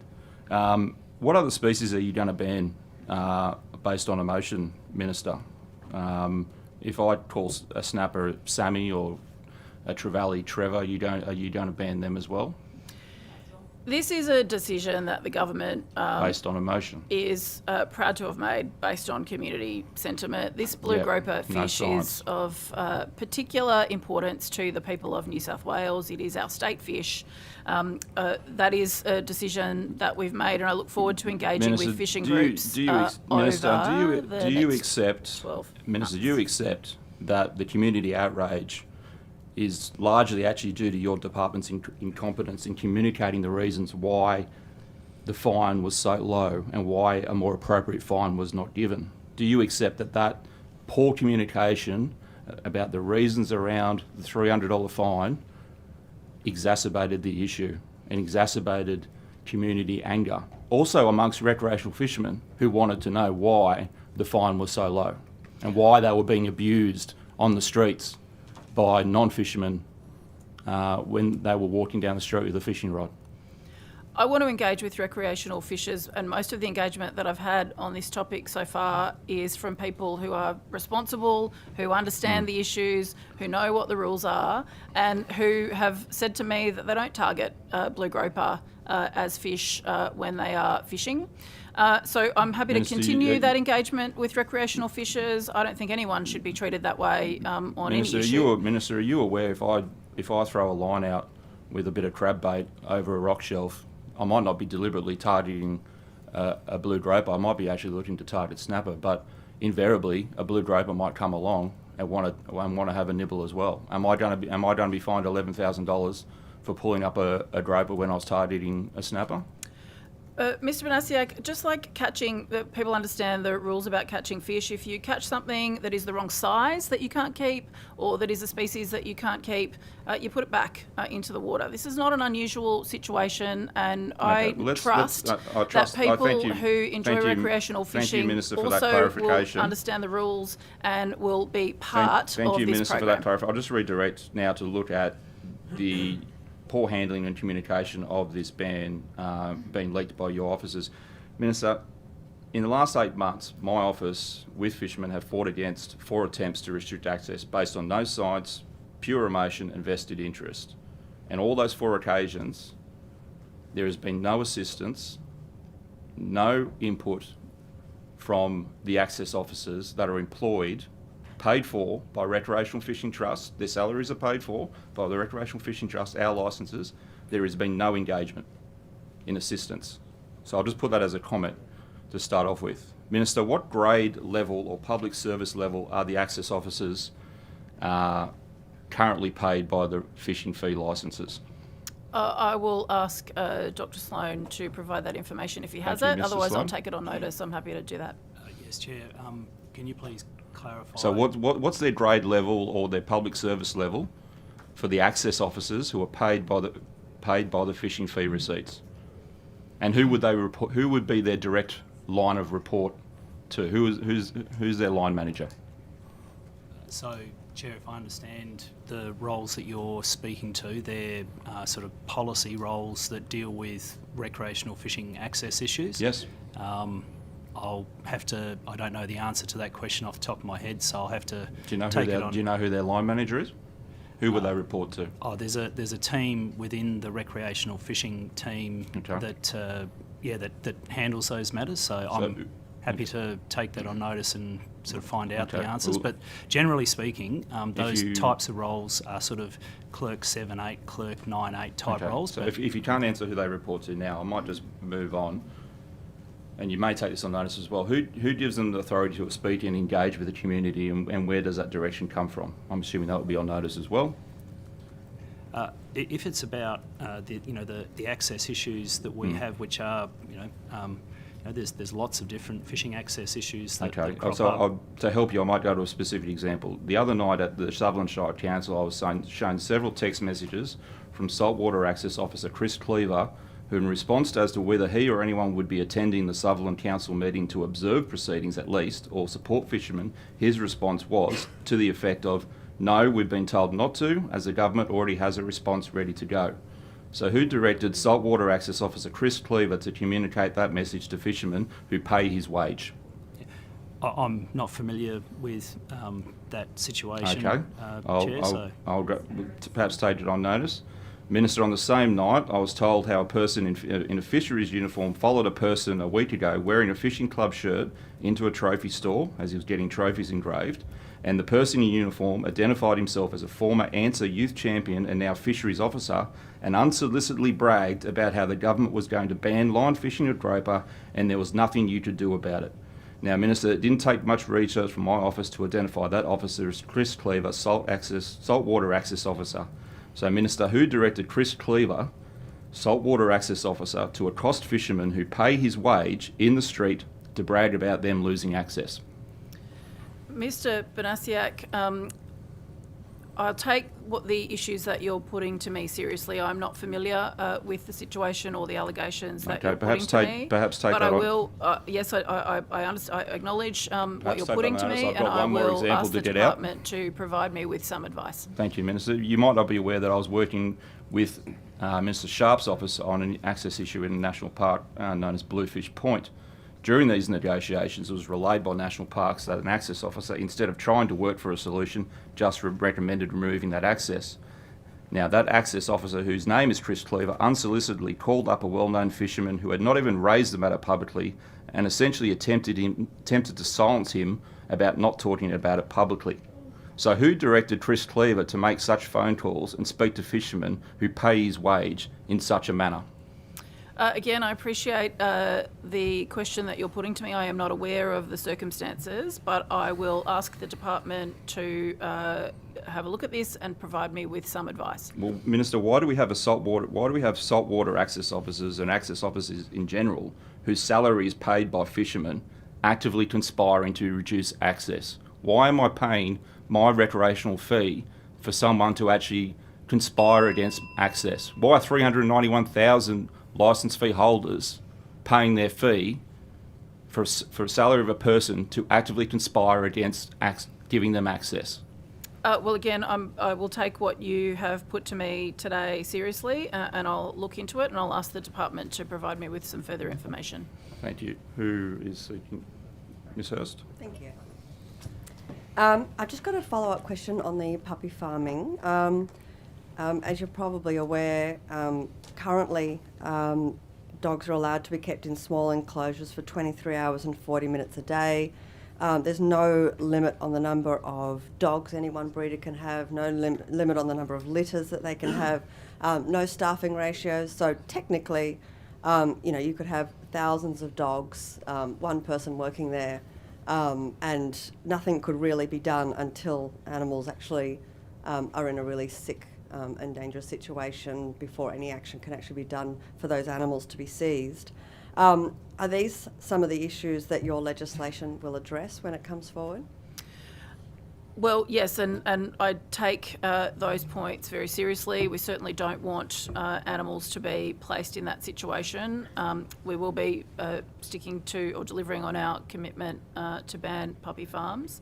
But if there are cases like that, specifics that you're aware of, or that anyone who might be watching this is aware of, you're welcome. Well, I would appreciate getting the details, and I'm happy to deal with them while we are considering the broader legislative change. I think there's hundreds of them. I think that's the problem that we've got. Have you met with any organisations or experts in this space? Have you started any kind of consultation process in that way in these early stages? I engage with the RSPCA on a relatively regular basis, but as I outlined this morning, most of the work that's occurring at the moment is internal to provide me with advice on how we can deliver on this commitment, and then I want to engage broadly, also being mindful that people have offered views on this over many years. Thank you. I've had some complaints come to my office about Coffs Coast Wildlife Sanctuary, formerly known as Dolphin Marine Conservation Park, which is the dolphinarium in Coffs Harbour. It's been reported that they're hosting an increasing number of large after-hours events with loud music and alcohol. Is this something that's come to you, Minister? Is it something you're aware of? I haven't been briefed on the specifics of parties occurring after hours, so when it's not open to the public? In the night time, yeah. Right, but not open to the public? So the events are paid events for people to come in and to drink alcohol and listen to loud music with the animals there in captivity. Right, okay. I don't believe I've been briefed on that issue. I'm happy to have a look at it if there are concerns for the animals. I'm particularly concerned, obviously, that these are alcohol-related events with captive animals at the same facility. Technically, it's not legal because they do actually hold a liquor licence at the facility. Given that there's potential welfare risks for animals at events where they're mixed with alcohol, are you open to looking into some of the laws and regulations around this and possibly banning events that combine animals and alcohol consumption in this way? Is there a particular? I want to help you with this, and if there's something that needs to be addressed, I'm happy to give consideration to it. Is there a particular concern, other than the fact, and I'm not making light of it, but other than the fact that these events are occurring around the animals? Is there a specific allegation in relation to welfare? If there is, I'm happy to look into that. I'm not responsible for liquor licensings, but I I'm not understand that. dismissing it. I'm just happy to engage. talking about the animal welfare concerns around intoxicated people, loud music, and then captive animals in small pools. We're talking about dolphins and seals, and I know this particular facility does a lot of swim with dolphin events and things like that. Right. Having potentially heavily intoxicated people around these animals could potentially create a major animal welfare issue. Right. Look, I'm happy. What I am happy to do is to get some advice on whether there may be concerns for animal welfare in relation to the activities that are occurring there, and I am happy to consider that advice and engage with you on the issue. Thank you for that. In estimates in October last year, when I asked about funding for proctor enforcement agencies, you said that you'd have more to say about this very soon. Can you provide an update on where that's up to? So one of the commitments that we made was to review funding for these agencies, and that's part of the full review that we're doing. So as I said earlier, where possible, I'm trying to combine things to see if there are things that we can do quickly, and if that's not the case, then we'll separate it out. So we have committed to reviewing funding. You would be aware that the RSPCA received $20 million in funding for their operations for the moment, so the funding is there and has been provided while we consider what it should look like going forward. That expires very soon. We're only months away from the 2024 budget. If that funding is cut, if the 26 million is cut, obviously they'll have to lay off large numbers of staff. They'll have to descale their operations. Is this something you're going to make sure is within this upcoming budget so that doesn't have to happen? It's not a question of the funding being cut. There was an amount allocated by, in fact, the previous government of $20 million to be provided to the RSPCA. It has been provided. We are considering what funding should look like going forward in relation to organisations that work with government on this issue. Have you met with the agencies in regards to the review? I haven't.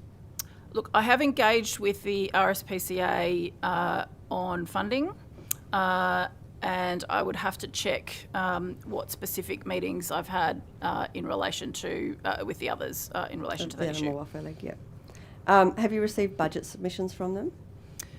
I don't believe so, but again, I'll have to check that. The funding that was provided to the RSPCA came from local government, came from the Office of Local Government. So it may be that some of these conversations have been had with local government, and I'm happy to check that rather than passing it around with the Office of Local Government and the Minister to see what may have occurred. Okay, thank you. I wanted to ask about shark nets as well. At the budget estimates in October last year, you said that a range of alternative technologies were being trialled over the summer period. What is the update on those trials, and when can we expect to see the new technologies implemented across New South Wales beaches? So I've been consistent with my comments on this, and public safety is the priority for the government, but we are trialling a range of new technologies over the course of this summer. I'm looking forward to seeing the results of what's worked and what's been effective over in various beaches over the course of this summer. I believe that the nets and the technology is in place. Someone will give me the details, March or May. It's another couple of months, I think, to go. And then you'll get the results. I will get the results. I want to consider it. It's $42 million over a couple of years for something. We want to see what works and what doesn't. And that's what I've committed to doing. Minister, the nets are put in place in September and they're removed at the end of April. April, there you go. What steps are you taking to ensure that the government is confident that the 1st of September, that the decision in regards to keeping shark nets out of our waters permanently in favour of more effective technology? Can you confirm at this point whether this is going to be the last season that we see shark nets in New South Wales, and we'll be able to switch to some of the different aspects that we've now trialled? No, I can't confirm that, because I'm going to do exactly what I've said, which is to look at the results of the technologies that we are trialling over the course of this summer. If there are things that are effective, then I want to look at how we can invest in them and use them. And if there are things that are not, then we need to consider that too. Ideally, in the longer term, that's where we want to head. But again, keeping the community safe while we consider these things is very important. So you're at least working towards a trial of the removal of the nets when you're confident about these other technologies. Is that the overall goal, if possible? The overall goal is making sure that we've got the right mechanisms in place to provide safety and security to people who swim in our beaches, whilst also not causing harm to animals. The nets are part of what we use to do that. We're trialling new technologies. I want to see what works and what doesn't. I'll be transparent about that once I see the results, and then we'll continue working on that.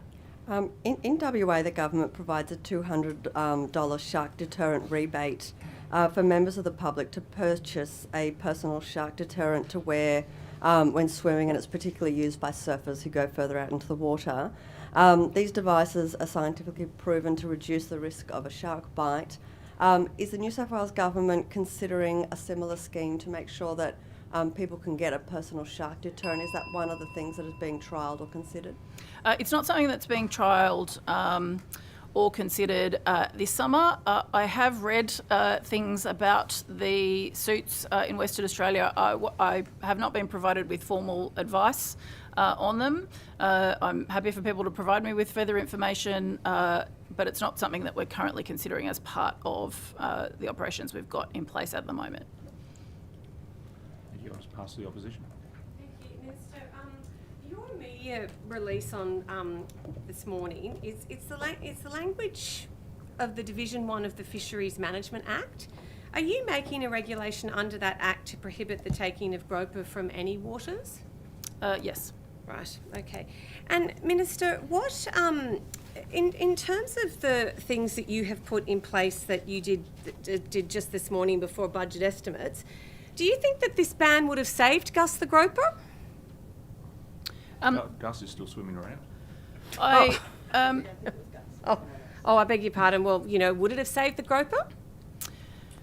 Let's call it Gus. Let's call it The announcement whatever. was made yesterday in relation to just before placing estimates. this ban on catching a blue groper by any means. As everyone would be aware, But would it have there were saved- do you think it would have significant saved it, incidents Minister? that That's the garnered a lot question. of public attention over the course of the summer. I paid attention to that debate and I sought advice from the department. People have said this is a knee-jerk reaction. It certainly isn't. I sought and considered advice, So just and now I'll be redirecting the question, engaging with Minister, do you people think it over would the have saved next the groper? 12 months. Your new regulation. And I look forward to this regulation saving blue groper across New South Wales, which is in line with community expectations. It's very disappointing what occurred over the summer. The groper that garnered attention were speared, as we know, and spearfishing is outlawed. But I think it's important to be really clear with people about what the rules are. We expect recreational fishers So to you're follow just the going rules. to punish everyone. And so Minister, it's, I'll just it's redirect much you now. easier Thank to be you. I'm clear happy about with the that rule answer. in line with Minister, I'll expectations just from the redirect community. you. Have you met with any cattle producers recently? You would have to define recently, but I would have to check my diary Minister, have you disclosures. I spoken meet to with any cattle people- producers this year? I meet with people across the agriculture sector on a very Minister, if I regular could just basis. redirect you, Ms. please. Taylor. I'm really trying very, very hard to ask you very direct questions. Have you met with any cattle producers this year? I would have to check my disclosures. Can you provide that on notice, Yeah, Minister? sure. I'm happy Thank to provide you that very on much. notice. When you actually did meet with cattle producers, as you said you have in the past, what are they telling you about prices and where the EYCI is sitting compared to last year? What I've said is that I meet with people across the agricultural sector.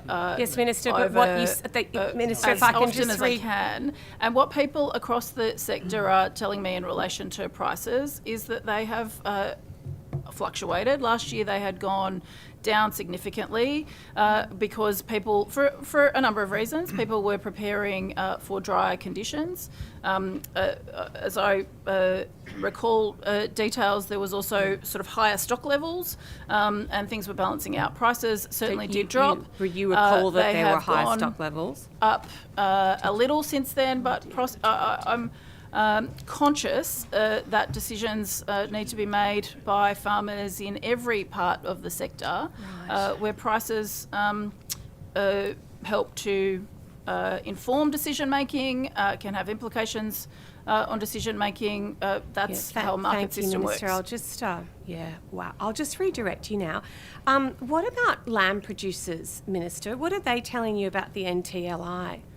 I know that lamb producers have experienced a reduction in pricing, which has also fluctuated a little in the last part of last year. Well, significantly. Yeah, sorry, that's just quite which different. Which has also caused broader conversations about the prices that farmers are getting for their product compared to what consumers are paying in supermarkets, and that's a concern that I have as well. But again, this is the way a market... If that's a concern, as you said, which is really pleasing to hear, Minister, that you find that a concern, have you spoken to your federal counterpart about that? Have you made representations about that? Have you written emails or letters trying to represent farmers for this fluctuation in prices, as you said? Well, there's two different points to make here, Ms. Taylor. The fluctuation in prices is in relation to a range of factors. The price that people are paying at the supermarket is something that I'm also engaged in, and what happens I'm well in between. aware of that, respectfully. Is that what you're... I go to the supermarket, I'm trying to be I'm helpful. a farmer. I just want to clarify. I'll just redirect you, Minister. Have you made my question was specific. I have a job to do here. But I'm trying to clarify so that I can provide you with relevant information. And you're just continuing to argue with me. Mrs. Taylor, I'd like to be able to engage, so if you can be clear about what you're asking. Minister, we would love engagement, and the question is, in that course of engagement, Minister, is have you made representations to your federal counterparts about the significant fluctuations, to use your words, in prices? It's a yes or it's a no, Minister. In relation to lamb prices specifically, I would have to check, but I engage with my federal Minister, counterparts thank you for answering on that. agricultural Please, can you issues take that on notice if on a you've made very any regular basis. representations? I look forward to you taking that on notice. Thank you. Minister, have you had conversations about the impacts being felt with your federal counterparts in New South Wales relating to the federal government's decision to transition away from live sheep exports? Well, there are not live sheep exports from New South Wales, as Minister, you would have know. you had those discussions? Well, I'm the New South Wales Minister. We don't have a live export market from New South Wales. So you haven't, Minister? This is an issue for the Western Australian government and the federal government. Okay, thank you. You go, Senator. Minister, how many DPI research stations are there across New South Wales? I want to say 20... That's all right. I'll check the specifics. Take that on notice. Yep. That's okay. Do you know how many renewable energy zones there are across regional New South Wales? That is not something that's within my remit, but I'm happy to take advice and come back to you. So, I suppose, have you met with your colleague, Minister Sharp, to discuss some of the concerns New South Wales farmers have with the renewable energy transition? And specifically, have you met with New South Wales farmers and the chair of their energy committee? I've met with New South Wales farmers about this issue on a number of occasions, and in fact I've been out with my very good friend Xavier Martin to some of these So what were some of the energy zones. concerns, I'm sorry, Minister? but I'm going to answer well, the no, question. just to read it, You've what got were to let some me of the answer question. concerns I want to be able to engage. This is a it's serious issue for farmers, and others who will be paying attention to this Minister, debate. to It's redirect. important that I'm This able is to not going to answer. work if we keep talking over each other. From what my gathering of the toing and froing, the Honourable Mr Farraway wants to actually pick up on what you just said, Minister, about your meetings and discussions with the New South Wales Farmers President, and I think we should allow him to do that so you can incorporate it in your answer. So Minister, thank you for that response. What did the New South Wales farmers raise with you the concerns about the renewable energy zones? So I'm going to continue where I left off because I think it's important information. Well, I met with New South Wales farmers, what did and Mr. I have Martin been have to out, say? in fact, visiting some of these zones with Mr. Xavier Martin. So not only have we met about it, I have been out on the road in these communities with Mr. Xavier Martin and the New South Wales farmers. What did he say? Because it's important that I engage directly. I've also met with farmers who are impacted by these decisions. Because I think it's important to engage with people from every perspective on really significant change that is being implemented. Minister, I'll draw we you are back. committed I'll draw to you back delivering on specifically our to the renewable question. energy program, which was bipartisan. In your answer, Minister, you mentioned that you had met with the President of New South Wales Farmers. You've just confirmed in evidence that you have actually visited and toured some of these renewable energy zones across the state. Specifically, what have New South Wales farmers shared with you that their main concerns are with the renewable energy zones that are in place and the transition to renewable energy? Their concerns are well ventilated in the public domain, and it's important but for I'm me asking you to now, Minister, what with has been people raised? From every perspective about significant change that is occurring across our state. But as I was saying, Mr. Farraway, we are committed to delivering on our renewable energy program across the state, which, as you know, was supported in a bipartisan way. And I'm pretty sure I saw media footage of the leader of the National Party digging holes in the ground in one of these properties for the beginning of one of these renewable projects. So to redirect, Minister, specifically, I suppose, as the New South Wales Agriculture Minister, do you support the use of prime agricultural land for large-scale industrial renewable energy projects? Well, the leader of the National Party does. No, that's not my question. My question is to you as the New SouthAles Agriculture Minister. Yes, it's a bipartisan program, Okay, and the leader of the National Party in New South Thank Wales you for the has answer. been out So digging holes in the ground moving on to to start some our of these winery projects. industry. So, Minister, can you give the committee and myself a bit of an update on where the MOU is up to with Wines New South Wales? I'm supportive of the wine industry in New South Wales. It's certainly a significant part of agriculture in the state and part of our export markets. I'm happy to work with people from across the industry who, if they need access to government where is the or access MOU to up me, to, Minister? then they are able to reach out to get it. But there Minister, has been in the past, the MOU. under previous governments, a memorandum of understanding in relation to funding for an organisation. But I'm available to meet with industry about Minister, any of their concerns. to redirect, and I actually think that's a better approach. The MOU has been sitting on your desk for 8 months. When will it be finalised? Because this is an important industry in the regions. Can you confirm today when you intend to finalise the MOU with that key industry stakeholder? Mr Farrow, I don't accept the premise of the question that you're putting to me, and I'll go back to the answer that I was giving because it is relevant to people in the wine industry across New South Wales. Well, to People redirect, in because I've heard this, I've got to be able to answer the I've heard, no, but you're reiterating the same answer. Some sort of information. So to You've just put an redirect, allegation that something's sitting on my desk. had It's any not discussions true. with the Trade Minister, Minister Analak? I'll hear the point of order. Chair, a question was asked. But you need a new answer, Cameron. You need new evidence. There was an attempt Can't have to the same redirect. evidence. So the minister ought to be given a reasonable period to at least answer before the opposition jump in with more questions and more statements talking over the top of the minister. To the point of order, the minister clearly outlined that she was going to reiterate the same answer, so I was redirecting. So the minister opened up for redirection herself. Yeah, unfortunately, I would have to say that's a pretty fair description of the events. But yeah, once again, if we are redirecting, we just do it politely, so we don't have this yelling over on top of each other. Minister, have you had any discussions with Minister Analak, the Trade Minister, on the signing and agreement of that MOU? I have engaged with the minister, but I'm pretty sure, and I can check the details of this, I've written to him asking him to consider any support that might be available from his departments or within his remit's perspective for the industry. There are some parts of work that occurs with the industry through DPI, which I will continue working with DPI and the industry on. That's been conveyed to the industry.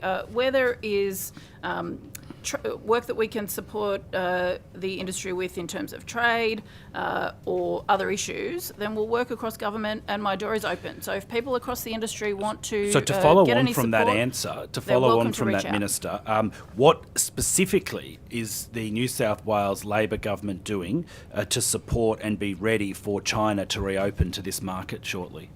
It's an exciting proposition that we will have the opportunity to expand our exports back into China from the wine industry's perspective, and I hope that that brings a lot of success to the industry. So specifically, I'm happy Minister, to work with people in the wine industry specifically about to any redirect support from that they answer, may need, Minister, specifically, to what assist is with the that. New South Wales government They can reach out doing? directly if they need What is the anything. New South Wales government doing directly to support New South Wales wine producers to be ready and to promote New South Wales produced wine to that significant export market? What are you doing specifically, Minister, as a government? If you want to get specific details about supporting people to export and trade, then ask the relevant minister.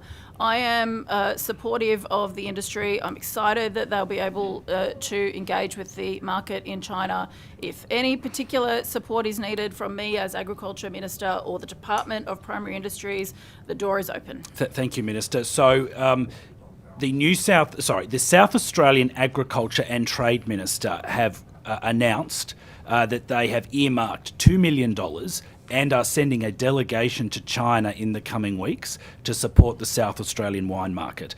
Will you advocate for this to the Premier and to ERC to at least match what South Australia are doing, so New South Wales wine producers are in a competitive position to sell New South Wales produced wine to the Chinese market?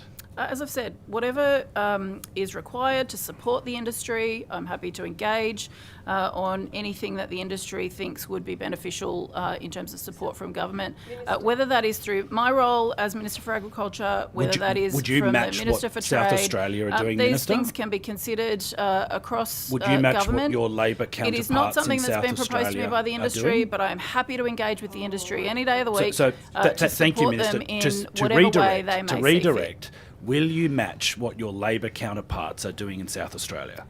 And I'll provide my answer, which is I'm happy to Okay, so you engage with the don't wine know. industry. You don't know. No, I'm literally So providing an answer, are you- and you don't like the answer. no, but I'm happy it's to pretty engage. I'll clear. speak directly to the wine industry. To redirect because it about comes in to wine, get through you. to anyone in the wine industry redirect, who might be Minister, watching this, you're welcome with our to reach New out South about Wales any wine support that you may need. producers, The minister, don't patronise. With regard, Minister, to our New South Wales wine producers, I believe that the Venues New South Wales contract is coming up for renewal very soon. Will you take to Cabinet a government proposal to ensure that all New South Wales government properties and that contract through Venues New South Wales only has New South Wales wines and New South Wales produce and content? I am happy to engage with the wine industry about any support that they might need. This may have been a useful question to the relevant minister yesterday when he was in estimates. I'm not sure You are if the Minister for asked him Agriculture who is and responsible Regional for New venues, South I believe, Wales. I think you've forgotten and that, for but anyway. property. I'll Not corrections, check the Regional New Hansard, South Wales. to see if that's what you did. But again, to the wine industry directly, doors open. Minister, have you met with your federal counterpart, Senator Watt, on the double dipping that is going to be experienced by agriculture sector on the biosecurity levy? I discuss a range of issues with my federal counterpart, just as I do with other state and territory counterparts where there are relevant issues to discuss. The Specifically, have biosecurity you- levy is a decision of the federal government, and it is one that will support our border controls to protect our biosecurity in Australia. And that's very important. And farmers who will be paying the levy will benefit from having more protected biosecurity, which is a For win-win. importers, though, Minister. The Importers. decisions around the levy are a matter for the federal government. Have you raised those issues around the double dipping that our New South Wales farmers, our orchardists, apple growers, cherry growers, a good hard-working industry has to pay a biosecurity levy for the importation of competitive product? biosecurity do you think that is fair? A fair everybody's structure? responsibility, and particularly for our farmers who do an incredible job, working very hard on our orchards and producing other products, as you've outlined in that question. They benefit directly when we have improved biosecurity protections in New South Wales. That directly impacts their business, as does the broader community. Minister, I want to turn now to an issue that's been affecting primary producers in the community in the Northern Rivers, and ask some questions about the Northern Rivers Agricultural Drainage Review, and that was put together by Mr. John Cullerton. Minister, have you seen that report before? I have. And when did you receive that report from the department? I would have to check the specific That's fine. date Take that for on when I notice. received it. Mrs. Taylor? Yep, thank you. Thank you for that. I understand the Department of Primary Industries only published the report on its website on the 20th of December, and that's almost half a year since it was handed over by Mr. Cullerton. Is there a reason for the delay in making that report public?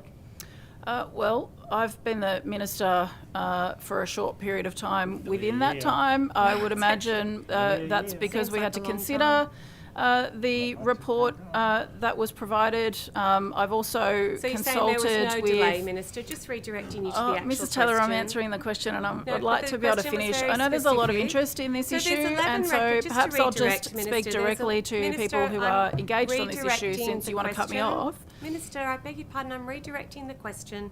There are 11 recommendations that were put forward by Mr. John Cullerton to the government in that report. Have those recommendations been adopted by the government?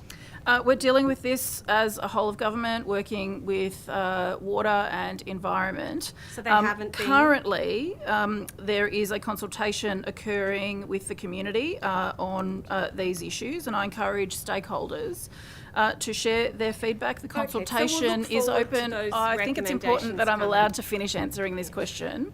You've There is asked- thank you, Minister. consultation. It's very clear what's There going is on. consultation Let me just occurring Minister, I've in got the limited community. time. I'm I'd just going to like to finish. ask There is one final consultation question. occurring on this serious Minister, issue can you across the confirm community. to the committee Feedback today- is Order, open until the order. 21st of April, and I encourage Miss- people who have concerns about this to get involved. Minister, let's just hear the Thank follow-up you. question. Thank you, Minister.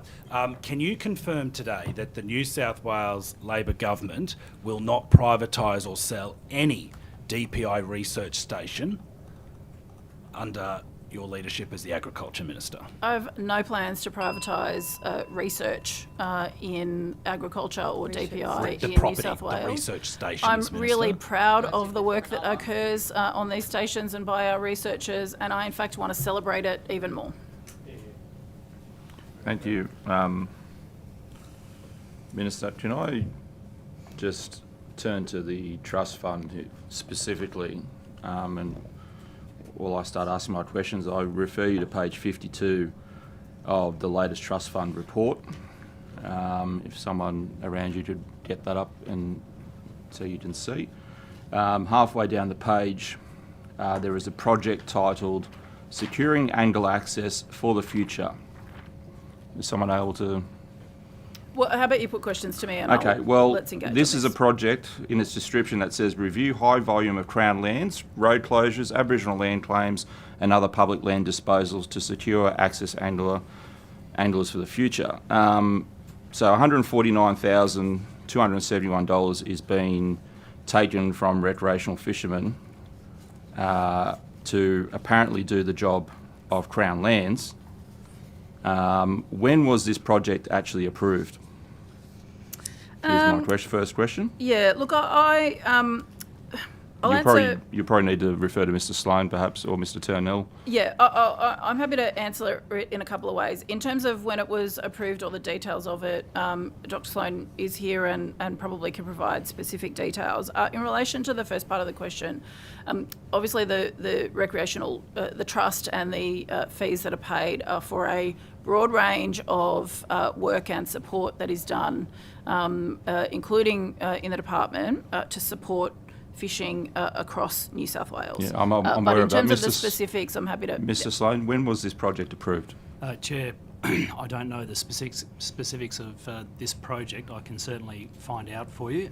Since 2001, there's been 3,300 projects, and we've got 351 active trust projects. So I'll just need to look at the specifics of this one, and we can certainly take that on notice. And Okay. While you're taking on notice,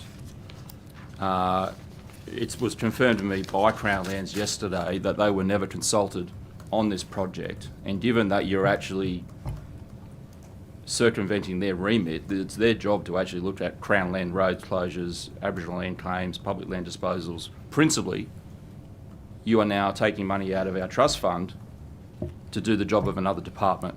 That is how it seems. On top of over $500,000 in salaries for access officers, one would think that was principally part of their day-to-day business.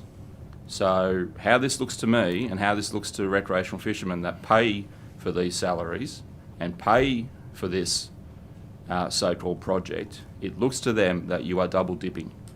Chair, if I can sort of just provide some clarification around the nature of that type of work. We have a whole raft of very complex access issues which can involve local, individual landholders, local councils, in some cases Crown Lands Department, and in order for us to be able to work through those issues, it does require some resourcing. So there's actually been a call, it's my understanding, a call from recreational fishers for us to do work on that area of access for recreational fishers. So what are the salaries there for? Sure. That's to do their job, which is to improve access, and then you're taking another $150,000 out of our fees to do the job of another department. No, it's so that project would be resourcing the work that we need to do to go and work with all those different stakeholder groups, which in some cases is private landholders, some cases it's Crown Lands, local governments. There's actually a real complex mix of issues I'm arise. aware of them, and the recreational fishermen tell me they see no evidence of your access officers actually doing this work. I'll leave that as a comment, not necessarily a question. Chair, I'm happy to provide some detail on that one because I think there would be some examples we could provide. Any evidence of where the access officers have actually improved access rather than work to take it away would be great. Yep. Minister, given, I guess, your department's poor track record in finding people that do the wrong thing, and I'll use the example where one of your own staff, in terms of fisheries staff, was actually caught fishing in a sanctuary zone, and then by my evidence presented in estimates in 2022 actually lied to compliance officers. Why should we trust that you're serious about fining people for doing the wrong thing, given that this person not only got caught doing the wrong thing, should have known better, lied to compliance officers, and then when it was brought to your department's attention, given that it was a previous minister, nothing was done. Actually, not on top of that, not only was nothing done, this person was actually promoted. Why should fishermen trust that this so-called tough stance on people doing the wrong thing is actually going to be followed through when your own department does the wrong thing, gets a fine, lies about it, and then gets promoted? So I appreciate the question. I'm not familiar with an incident that occurred in 2022, I think is what you've... It was raised in 2022. It was a staff member by the name of Jim Harnwell, who was well renowned for his expertise on marine park and sanctuary zones. And then he tried to claim, when he was caught fishing in a sanctuary zone, that he didn't know the area. And in 2022, I stepped out quite clearly his extensive expertise in that area, clearly evidencing that he misled fisheries compliance officers. And as a result of that, from what I can see, nothing was done by your department after they were given that information, and he was later promoted. How does that sit with the public service code of ethics and principles around trust, honesty, and integrity? Because that's clearly something that has to occur and demonstrate. When you go for a job interview in the public service, I've been there, you have to demonstrate those core principles. How does that Mr. demonstrate Manasseh, those core principles? I want to engage directly with recreational fishing groups across New South Wales. That's I want to work closely with them. I hold a recreational fishing licence. Minister, I've heard these motherhood statements Mr. Vanessa, before. you've put a proposition to me and a question. You've got to give me an opportunity to answer Okay, well, can we answer it I without? I wasn't the minister in motherhood statements? 2022. I'm not dismissing the situation that you've raised, but I am answering the question that you're posing now, which is that this government and I, as the minister, genuinely want to engage with recreational fishers across New South Wales. That is a genuine thing that I would like to do. I have been doing and I want to continue to do. Again, I hold a recreational fishing licence. I want to work with people. Ideally, I would be in a situation where we're not issuing fines at all, because I would prefer if people understood and followed the rules, and I'm sure that most, if not all, recreational fishers across New South Wales would prefer the same situation. We have to have enforcement officers in place to protect our marine estate, and that makes it fair for fishers across New South Wales. In an ideal situation, nobody would need to be fined because people would be following the rules. This also includes a full education campaign. As you would know, there are signs up in places. We engage directly with fishers. Minister, I want to have a positive engagement with recreational fishers. Redirect, because you haven't actually answered the question. Picking up on Mrs. Bronnie Taylor's question around this issue of the blue groper as well, you said that you take advice from the department. Are you able now to table all the advice that you received from the department, including any scientific studies or data that was used to make this decision to ban line fishing for 12 months? I've outlined the reasons for I'm asking whether you're able to table that advice. That you mention advice, you receive advice. I'm asking, are you able to table that advice so the committee can actually review that advice and try and understand how this decision was made? So we then can communicate to the recreational fishermen, explain why they were blindsided and why they had no knowledge of it and why the decision was made. I think that's fair, given how much money they contribute to the department. I want to work closely with recreational fishers across New South Wales Can about a range of issues. Can you table the advice, Minister? I am stating in public the reasons that we've made this decision, and it's a decision that has been made by the government in relation to...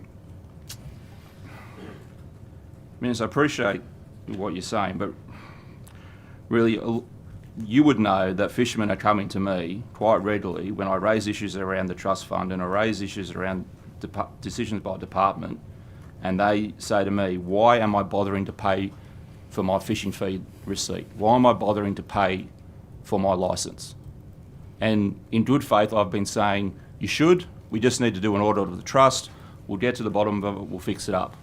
But now, based on yesterday's decision and the poor engagement, I can't in good conscience say to people, get a fishing fee licence or renew your fishing fee licence. I can't in good conscience actually renew mine.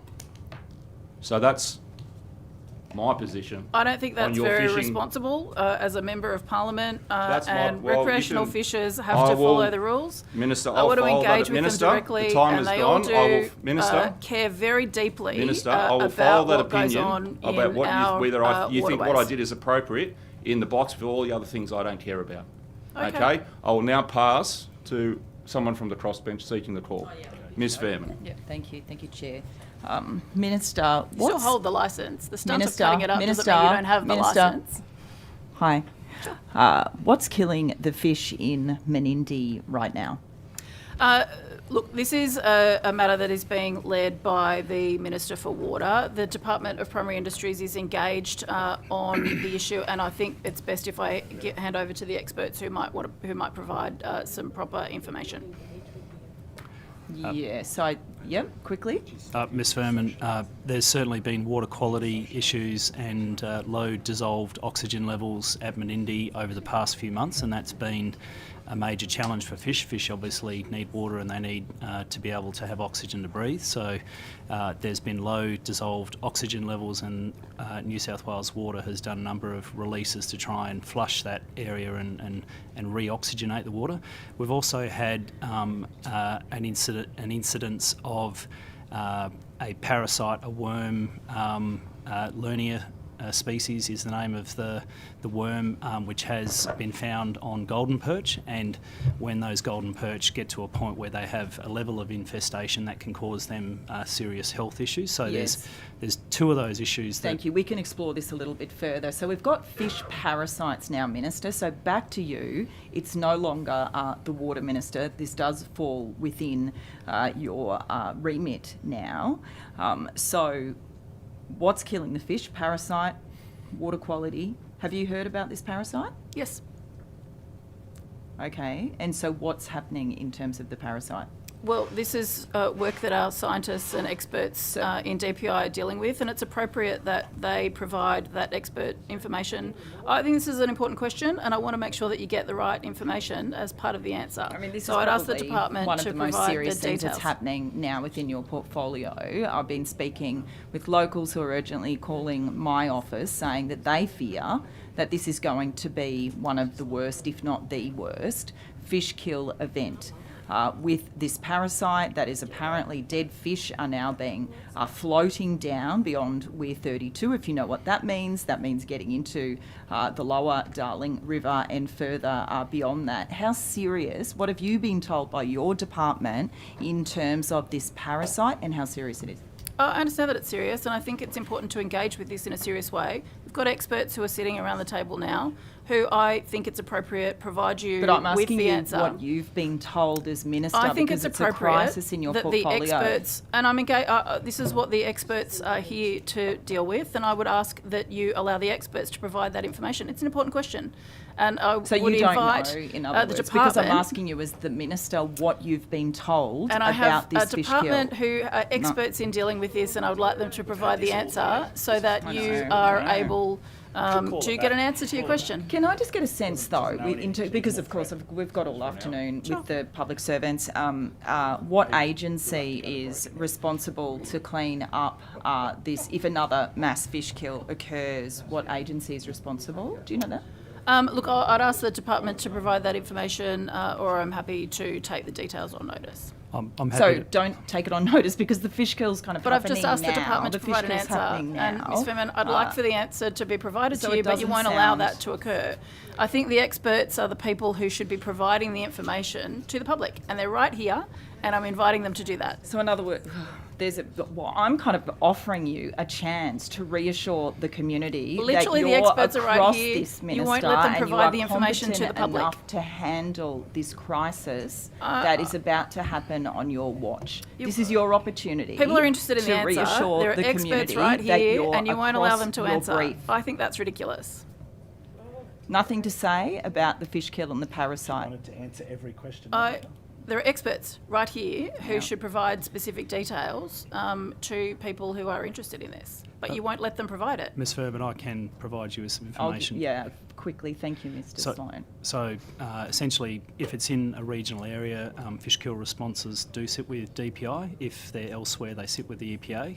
But out at Menindee, we have taken a particular approach which followed the inquiry that was held by the Office of the Chief Scientist and Engineer, and there's a fish kill working group that has been established and is led by the EPA, and that is an active working group that meets regularly. But this is slightly different, isn't it, Mr. Sloan, in terms of the parasite over previous situations, which was water quality.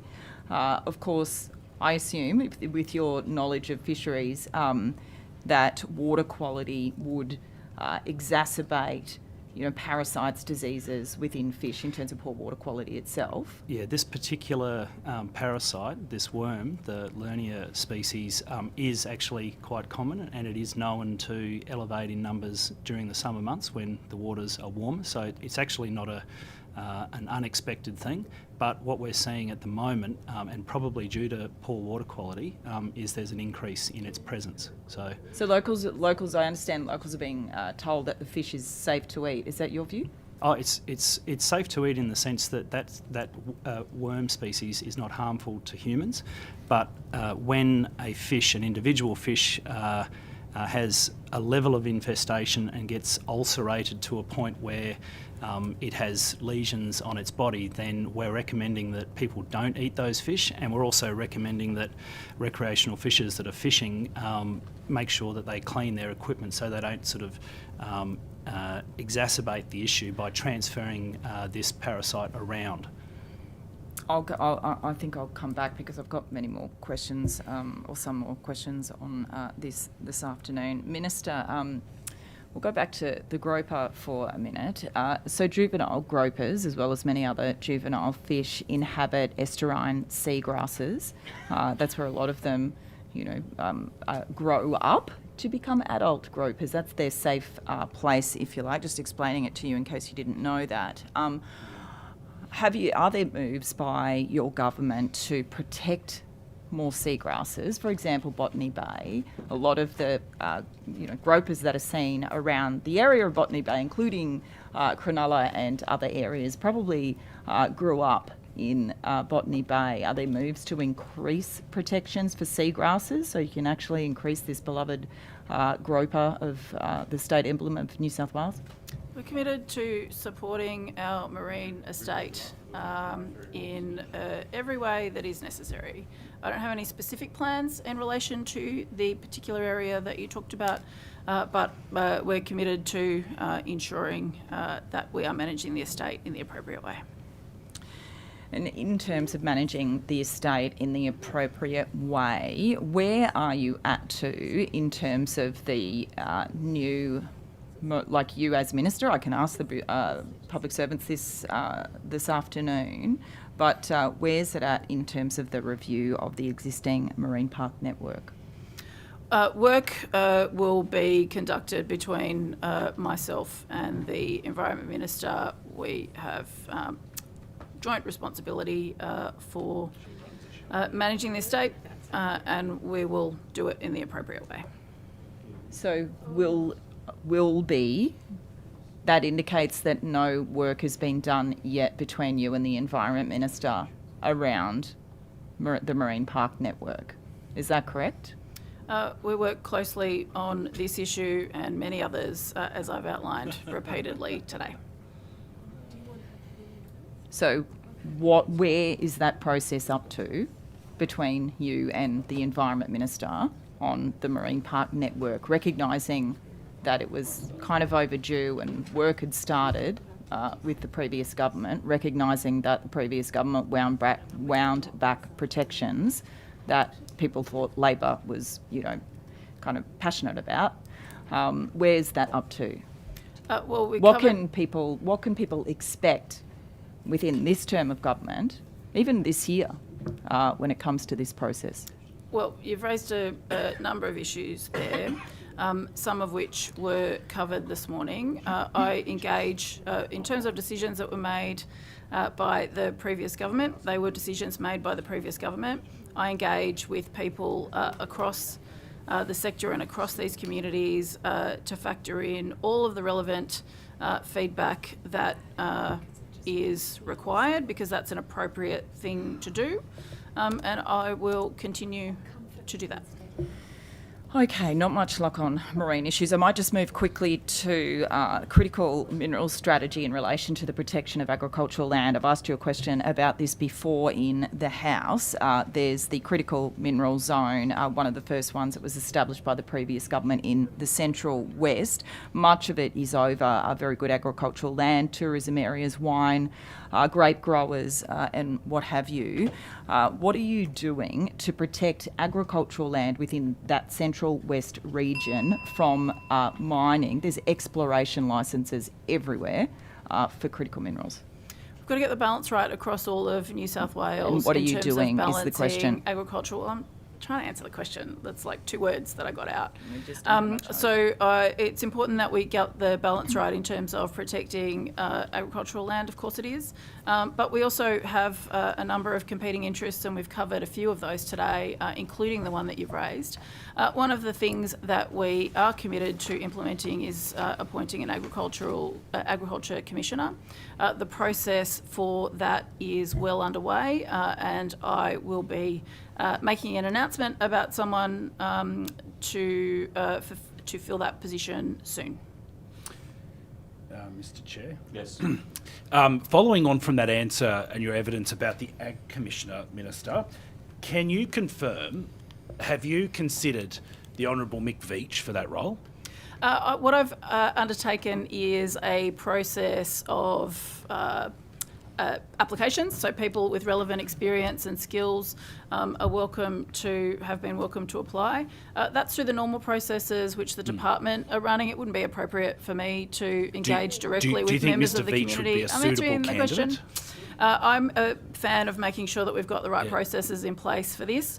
The process is being conducted Thank you for the by process. the department. I will Advice redirect, will be Minister. provided to me I will redirect. on candidates, do you and think I look Mr. forward to Veitch, giving them some consideration. a widely respected former Member of Parliament, respected by both sides of the chamber, would be a suitable candidate for that role? I think Mick Veitch is an incredible person. I think he's got a lot of skills to offer. I'm not hand-picking people for roles. There is a process underway. I'm going to respect the process and wait to receive advice. Thank you. That's what the people of New South Wales would expect me to do. Thank you, Minister. Can I confirm from your earlier evidence, before I hand over to Ms Hurst, from your earlier evidence, you do not support the call for the regional crime inquiry? We are getting on with the job of supporting our police to do the incredible work that they are doing, protecting our regional communities. People are more interested in the government getting on with the job of ensuring that our communities are protected. Let's redirect, and I'll be really I support specific. our police. They are doing Minister, fantastic work across regional New South Wales. They shouldn't be undermined with scare campaigns like this one. Do you support the I want to call make for the sure that regional communities feel crime safe, inquiry? and I am sympathetic to people who are experiencing these situations. The police are doing incredible work. We've heard you loud and clear. Minister, I want to ask you about the national standards and guidelines for poultry. At budget estimates in October, you said that you had written to supermarkets about the confirmation of their commitment. I'm sorry, I don't mean to interrupt. There's a lot of sort of tut-tutting and complaining and whinging in the corner from people who are trying to plan their move to Canberra. I'd like to hear the question, if I could. Thank you. Order, thank you. Order. Let's. I'm assuming that I get your Good time luck with now. your Senate that you're campaign, talking over Mrs. mine. Taylor. Order, please. Ms Hurst has the call. She deserves to be heard in silence. Minister, I want to ask you about the national standards and guidelines for poultry. At budget estimates in October, you said you'd written to supermarkets to get confirmation about their commitment to stock only free-range eggs by 2025. Obviously, only about 50% of caged eggs in Australia are supplied through supermarkets. The majority of caged eggs are actually supplied wholesale directly to food manufacturers and food services, such as restaurants and cafes. So moving away from supermarkets, what are your intentions around taking action around the wholesale of caged eggs? Well, as I've indicated publicly, we're committed to implementing the national standards. I have written to the major supermarkets in relation to seeking confirmation about their plans, which have been in the past publicly stated to move to free-range eggs, stocking free-range egg products in supermarkets by 2025. I'll continue that engagement with supermarkets and more broadly, as I've said, I'm engaging with industry as broadly as I can in order to work with people about getting to the point of meeting the standards that we have committed to. Have you worked directly with like wholesale food manufacturers, food services as well, or just the supermarkets? I've formally written to the supermarkets. I've engaged also directly with egg producers, farmers, including visiting some of their operations to see what requirements need to be put into place so that we can work with them on managing the transition. In relation to, I know there are a number of food suppliers, big companies who do use these products. I am happy to engage directly with making sure that people are moving towards the standards, which we are committed to. And what will happen if facilities in New South Wales do not upgrade and remove battery cage facilities by the deadline of 2036? Will they be shut down? How will that work in practice? No, we are working with industry to meet these standards.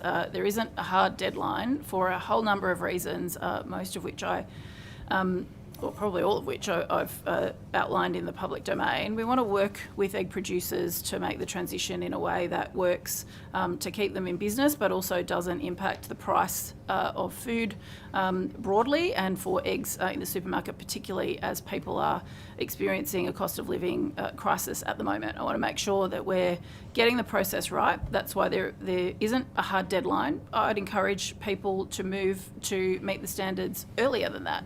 If Minister, that's sorry, just because I've only got a few seconds left. I mean, do you have any concerns about the fact that if there's no hard deadline, I mean, how can a Labor government ensure the transition of this, particularly given, for example, the former Minister for Agriculture, Adam Marshall, had actually written that that New South Wales won't be transitioning. He actually put that in writing with his signature. If there's a change of government and there's no legislation or regulation in place, like every other state in Australia, how can you be sure and certain that those transitions will take place, or that the industry will actually follow your lead on this to transition out of the use of battery cages? I haven't ruled out any mechanism that might need to be used, but what I'm doing at this point in time is working with industry to make that transition.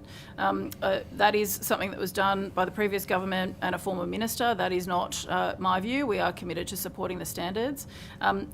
Again, at first instance, it's important to work with people in order to make sure that these transitions can be made in a way that doesn't have other implications for both businesses and food prices. That's what I'm doing at the moment. If we need to move in other ways in the future, I'll consider that. But for the moment, I'm comfortable engaging with the industry. When you say working with industry, there's no financial assistance for them to transition, is there, as has been proposed elsewhere? This is something that has been talked about in the public domain and across the industry for a very long time. People are well aware of the standards that need to be met and that we are committed to meeting those standards. So I am working with industry to make sure that they do that, but it has been discussed with industry for a very long time, and people need to be planning their businesses based on decisions that get them up to speed at the appropriate time. Thank you. I'll just look to the opposition for any... the government for any questions.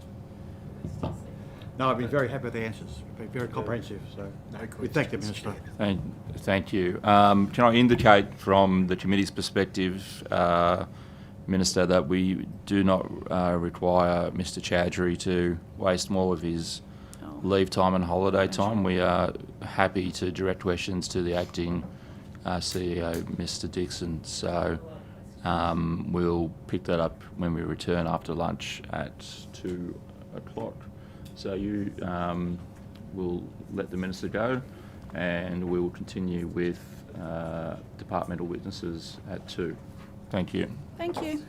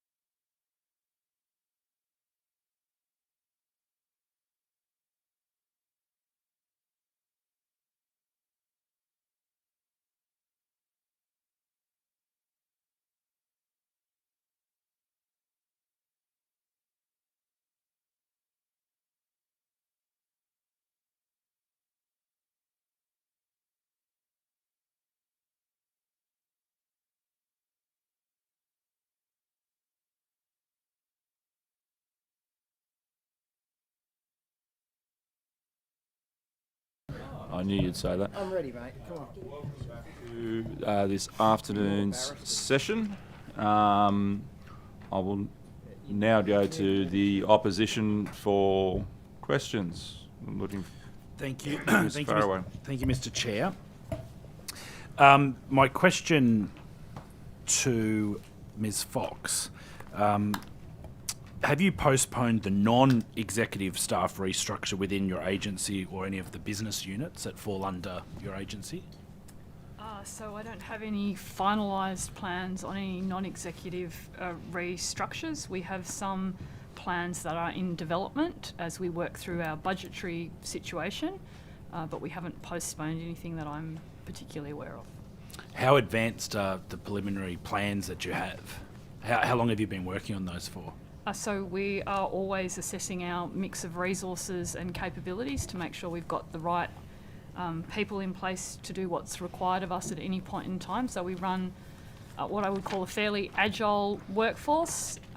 Certainly Mr. Wheaton's doing some work in that regard in his team, which we need to do to make sure that we can meet the budget going forward.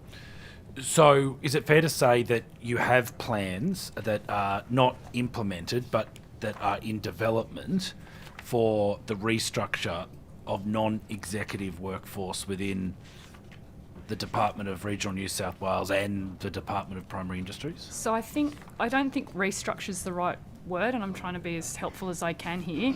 Restructure is a word that has particular meaning from a human resources perspective. What we need to do is align, and we've done most of our executive alignment, particularly in Mr. Bolton's area and Mr. Wheaton's area. So we've aligned executives and teams to make sure that we can deliver the programs that are required, and we now need to make sure that we can meet the budget going forward, certainly with non-executive staff.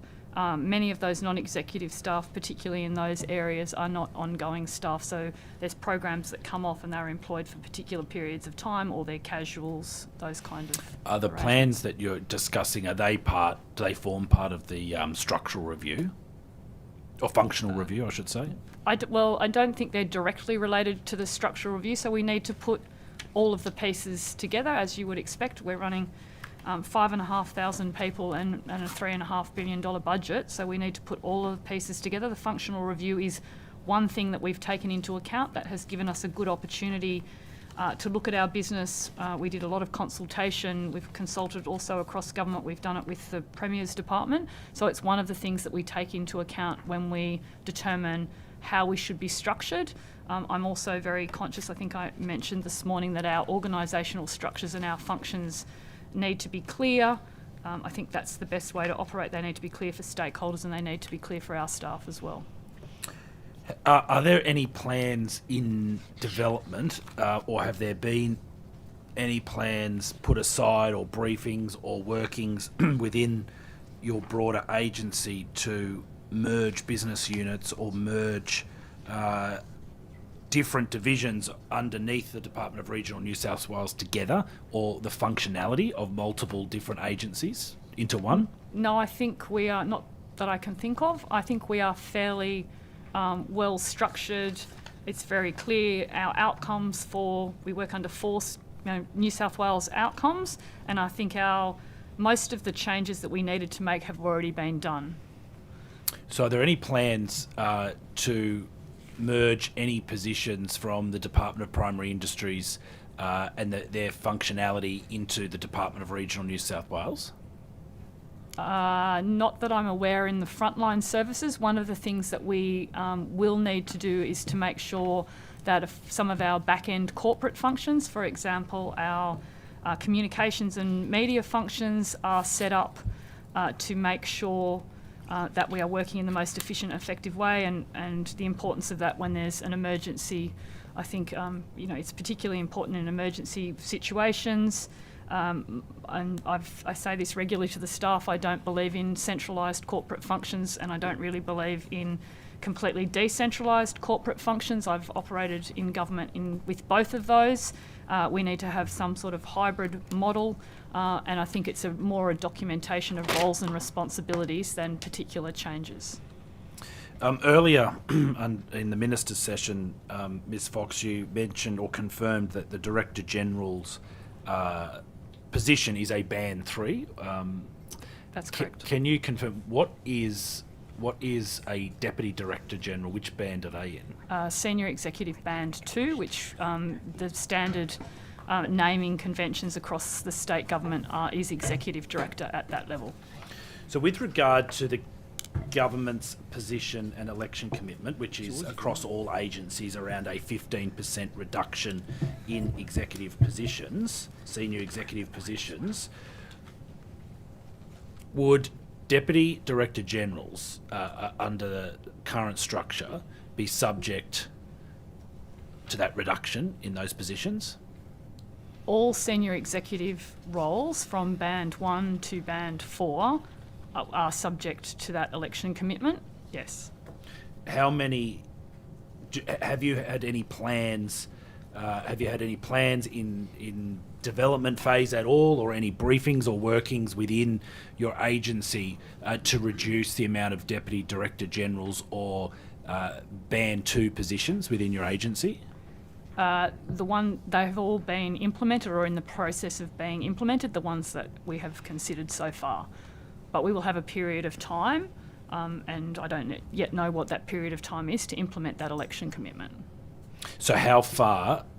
15%. Obviously, you would know, Secretary, across your agency and agencies and business units, you would know what the overall reduction would need to be, correct? No, I don't yet know that. So it's not defined that it is a 15% reduction across your agencies? It's 15% across the public sector, but the Public Service Commission is currently working through what that looks like for each agency. So the Commission hasn't advised what reduction your agency needs to be? That's correct. So to date, how much reduction as a percentage has there been, or in positions, number of positions? So far we have reduced overall by 19 positions. Some of those have been machinery of government changes.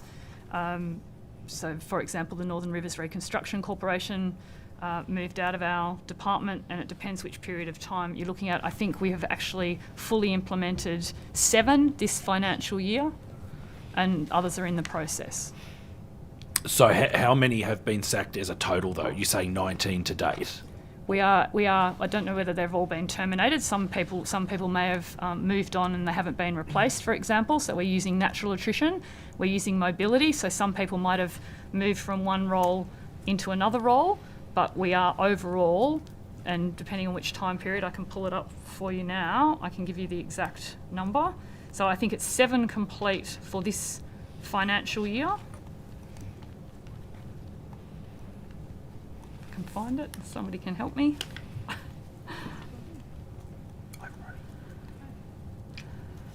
I can take it on notice and come back to you. If you give me a time period, I think we answered some of those questions from last estimates on notice. It would be in the current financial year. Current financial year. Okay, no problem. And sorry, just in relation to that, if you could detail whether they were natural attrition, machinery government, or whether they were sacked. Yes, sure. Thank you. With regard to the current structure, and I've got your organisational chart in front of me, do you envisage that you can run your agencies with any less people than what's the current organisational structure? Are you looking at an executive organisational structure? Yes. Yes, I think we can often do things more efficiently and effectively, and I will be required to contribute to the election commitment, whatever that number looks like. So that means, Ms Fox, that some of the people that are sitting behind you and aside you won't be here in the future. Look, that's ultimately... And I'm not talking about personalities, I'm talking about their roles. Yeah, I understand that. Look, it's ultimately a decision for government. I've got employer obligations as a secretary. I also need to meet the budget that I'm given at any point in time, and I'm committed to doing that. And we do that in the best way that we possibly can. We ensure that there's procedural fairness, and we work, I think, very collaboratively with our executive teams to make sure we can deliver the services. So the point I would raise, and in having a lot of those individuals here today that have been in those roles for some time, the Department of Primary Industry's greatest strength is its people. I suspect that as a percentage of your budget within DPI or Mr. Sloan's budget, that a huge portion of that would be staffing costs, and that is because agriculture is about expertise, it's about people, it's about field operations and being on the ground. The reality is, what you've just admitted though, Ms. Fox, is that you will have a reduction in Deputy Director General roles. No, that's not correct. You just said some of the people, I just put that to you a moment ago, that some of those roles may not be here in the future. But the Department of Primary Industries is less or around a third of the whole department. So it may be that when we start to do that analysis and we work through it, there are no reductions required. You can't definitively rule that out right now, can you? That there will be no cuts to Deputy Director roles within DPI? We will work through that with the team, and we'll make sure that we are delivering the services that are required to us So you can't in the rule most that out, efficiently though, and Ms. effectively Fox? way. I can't rule anything out at this point in time, and I don't think any secretary in any public service entity would be able to rule anything like that out at this point in time. Moving on, what is the current staffing levels? And I think we asked this, or have there been any reduction in staffing levels within the Department of Regional New South Wales offices, specifically with Dubbo, Armidale, Coffs Harbour and Queanbeyan since evidence given at the October estimates period? I don't know that I've done the numbers since October. I've certainly got the numbers from, we use a census date for most of our numbers that the Public Service Commission gives us. So, for example, I can go through those 4 hubs in June 2022. In the 4 hubs where there was a commitment to have 100 people in each hub, we're at 546 in June 2023. We were at 639 people in those hubs. With regard to travel budgets, and I might pose this to Mr. Sloan, the former Director General giving evidence in the October estimates was asked by myself around the 25% reduction in the travel budget for DPI. Do you believe, or how are you managing your statutory requirements as an agency, an important agency with some of the fire ant outbreaks, the ongoing management of Roamite? How are you managing those outbreaks, the response to those outbreaks, but also your statutory requirements with a budget that has been cut by 25%? Yeah, thanks for the question. So I think that was answered by Mr. Hanson at a recent hearing. It was in October, so it's been a few months since. Yeah, so nothing has changed since the answers that were given then. So all of the frontline services and for statutory responsibilities, all of those responsibilities are being fulfilled. We do have a travel budget savings target like other agencies, and so far we're on track to meet those targets. Shame he's not here to clarify, isn't it? Yes. Has there needed to be, since October last year, a reduction in the Department of Primary Industries' participation in educational programs, field days, local agricultural shows because of the travel budget reduction? Not to my knowledge. I'm happy to sort of take that on notice and have a closer look at that, but not to my knowledge. Has there been any has there been any events that the Department of Primary Industry has had to decline participation in due to the reduction in the travel budget?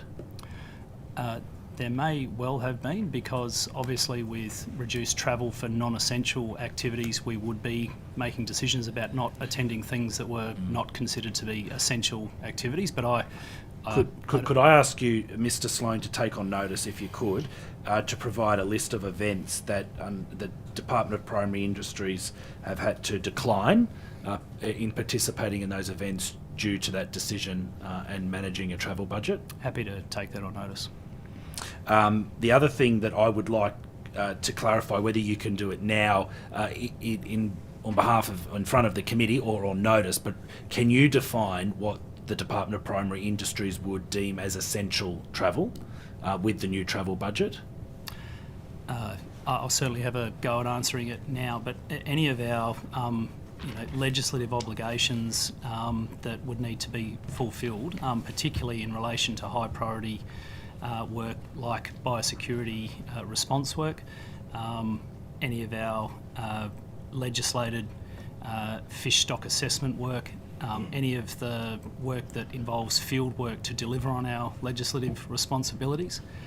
We have compliance officers across fisheries, hunting, forestry, food authority and biosecurity. All of those frontline roles and services would be deemed as important and critical.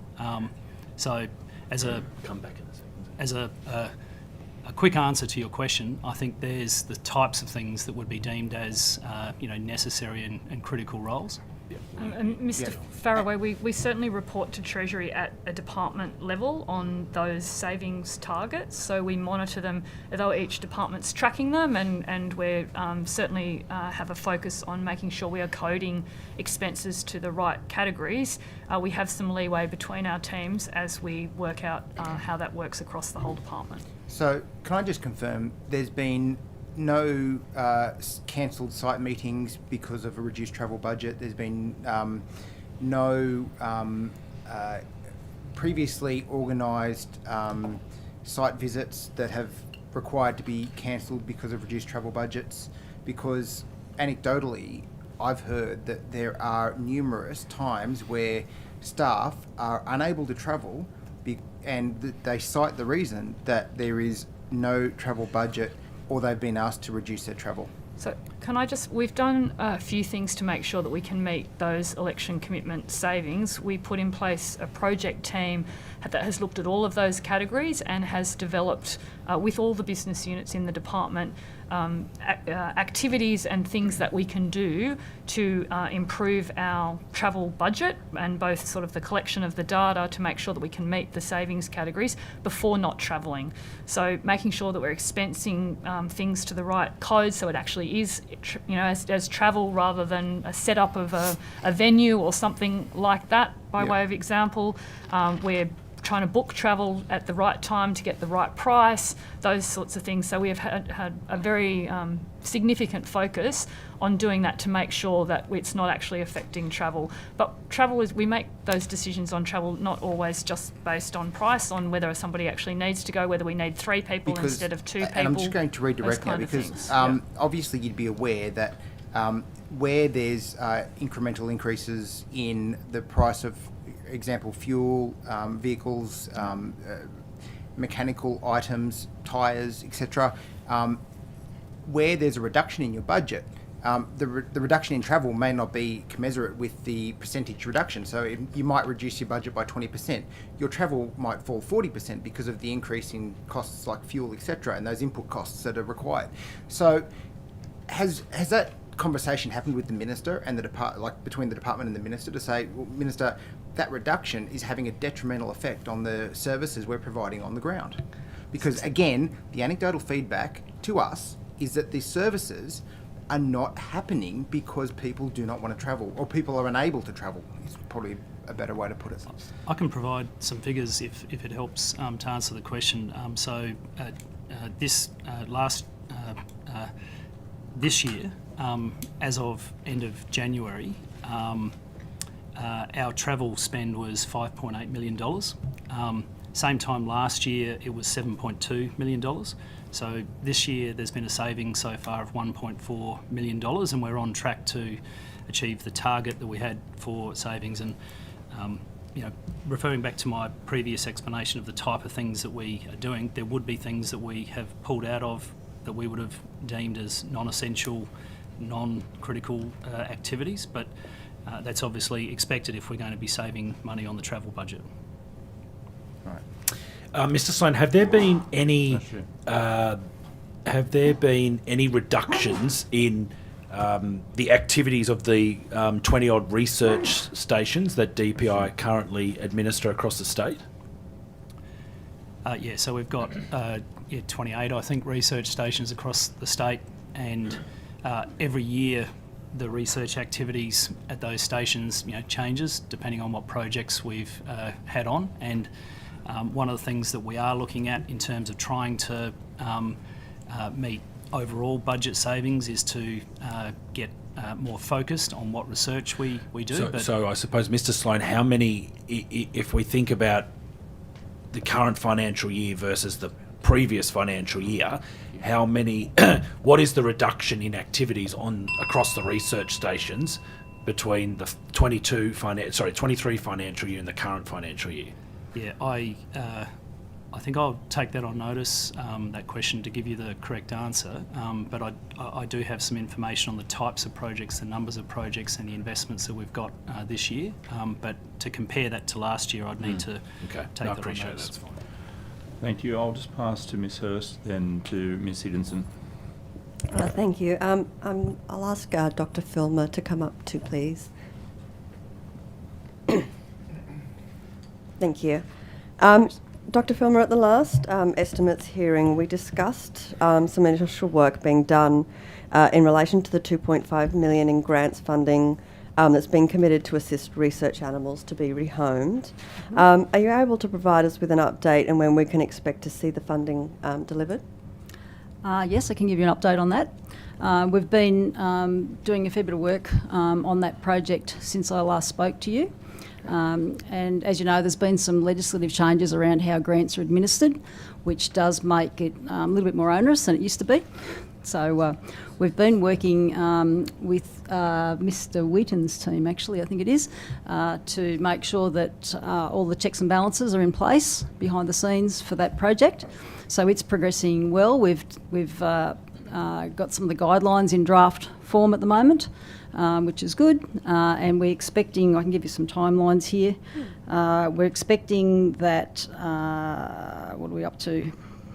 That we should have those, the application forms, the frequently asked questions, etc., finalised by March or April this year, and that the applications will be open in the fourth quarter.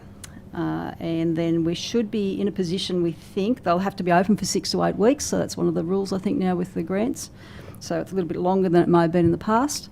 And so we'd be hoping that the funds will be distributed in the first quarter of 24-25, so in that July to September period. Great, thank you. You previously said the aim was to get the grants program going this financial year. In regards to that timeline, when will things sort of first kick off?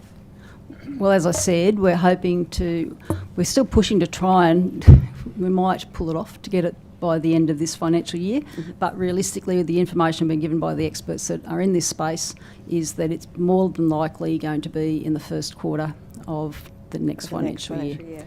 And I know you said last time that you'd undertaken a scientific literature review to understand where we should target that money in the space. Yes. Has that review concluded? Yes, it has. And what was the outcome of that review? Well, what we've sort of discovered during that process is that if you want to increase the rate of rehoming animals, there's two factors. One is having rehoming services available. I guess that's the obvious place that you would think that you'd fund in that situation.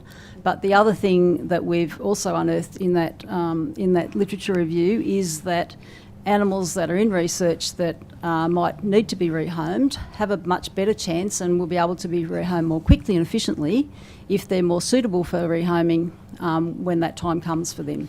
So we've identified that if some of the things that might slow down the rehoming process for a research animal are addressed during that research period, so if the research establishments, for example, can implement some of the socialisation or training and things like that throughout the time when the animals are in research, it then at the end of their research makes them more easy to be rehomed because they're more suitable at that point in time.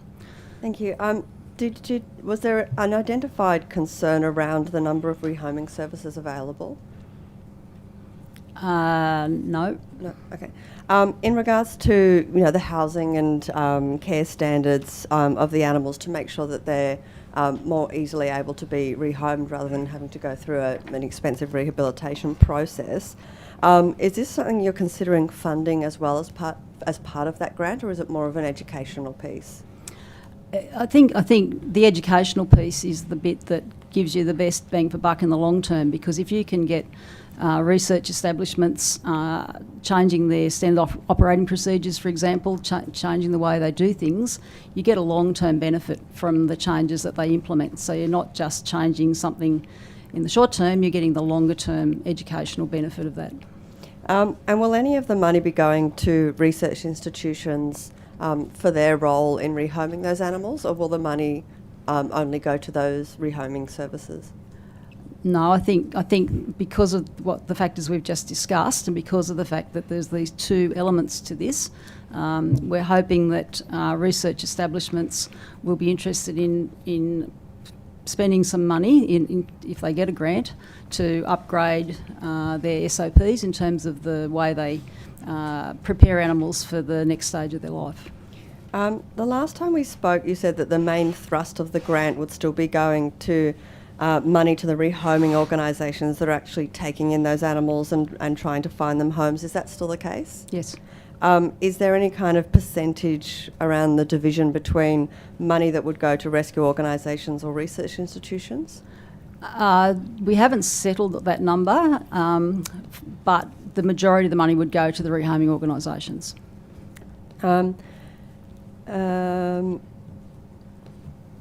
Has any money currently been spent?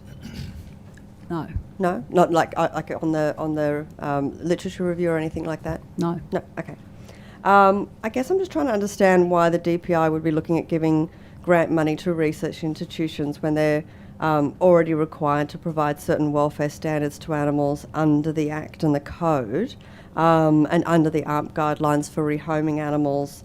I would have thought that it would be more about educating and enforcing those obligations rather than giving money to institutions that are already well funded and resourced, and making sure that the money's actually going to those rehoming organisations that don't get any funding. I think it's not straight to the research establishment. They can use that for example, veterinary behavioural specialists. So it would be then outsourcing that sort of input into their organisations, and I guess that's a resource that they may not necessarily have within their research institution at the moment. Will there be an upper limit on how much of that grant could potentially go to research institutions rather than the rehoming organisations? Well, as I said, the majority of the money we envisage will go to the rehoming organisations. I haven't got the exact breakdown of that, but most of it will go that way. And then within that, within those two buckets, I guess, of money, we would set an upper and lower limit, so that you don't end up giving all of it to one. You try and spread it out to a number of organisations so that you get maximum benefit. I might be able to help there too. The new grants administration guidelines will require us to work through what that grant looks like based on evidence, and that's what the team will be working through now, particularly with some of our grants expertise, to make sure that we are doing that in an appropriate manner. We have to use evidence to underpin grant guidelines and the approach that we take in any regard. So I would expect that all of those, the issues that you're raising would be taken into account as we develop a grants program. Thank you. And Dr. Filmer, when you said you don't have the exact breakdown of those two buckets, do you mean you don't have that with you now, or those exact breakdowns don't exist yet because we're not sort of at that stage? We've started some preliminary discussions about it, but it hasn't been set. It's not yet. solid. Yeah, Yeah, okay, so great. no, I can't give that to you yet. Yeah, no, that's fine. Thank you. I wanted to ask as well about exhibited animals. In answers to questions on notice from the last estimates hearing, the DPI advised that in the last 12 months there's only been 11 exhibited animal audits. Given there are 96 exhibited animal facilities in New South Wales, I'm just wondering why the number of audits are so low. Is this a resourcing issue, or is that fairly standard for the department? So I can give you, so the compliance activities, So audits, did you say? Yes, yeah. Exhibited animal audits. Yes. So the numbers that I've got here for 22-23 are that there were 6 audits and 73 inspections of exhibited animals facilities. Yeah, so the last budget estimates, when I asked, I was told that in that 12-month period leading up to it, there was 11 audits. I'm just wondering, is that a fairly standard number of audits that would occur, given that there are 96 exhibited animal facilities? So I can do you want to jump in here too, sir. So, sorry, yeah. Dr. Trace, could I just get you to speak a bit louder? How's that? Yeah, perfect, thank you.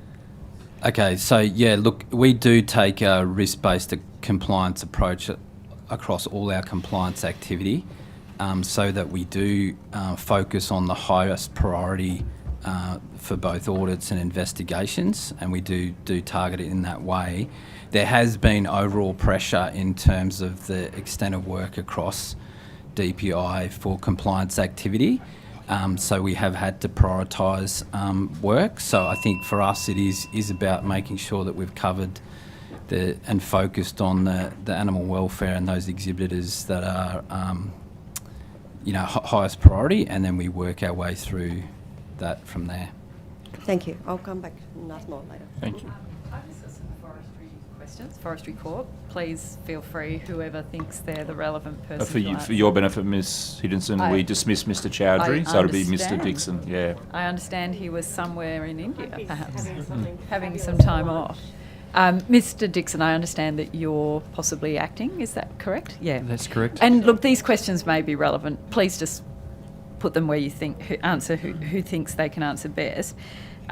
Is the Forestry Corporation, as you understand it, obliged to respond to written complaints from residents of New South Wales? Yes, and we do. So we respond to a whole range of complaints, but the ones that we are particularly focused on are those that are potentially bringing the corporation's reputation into disrespect, but also fire hazards is a very big area that we deal with. Thank you. I note in your compliance policy it states that the board is responsible that there is a responsibility to act at the highest ethical standard. Is that something that you're aware of? Yes, I'm the company secretary to the board, and I hold the board to that.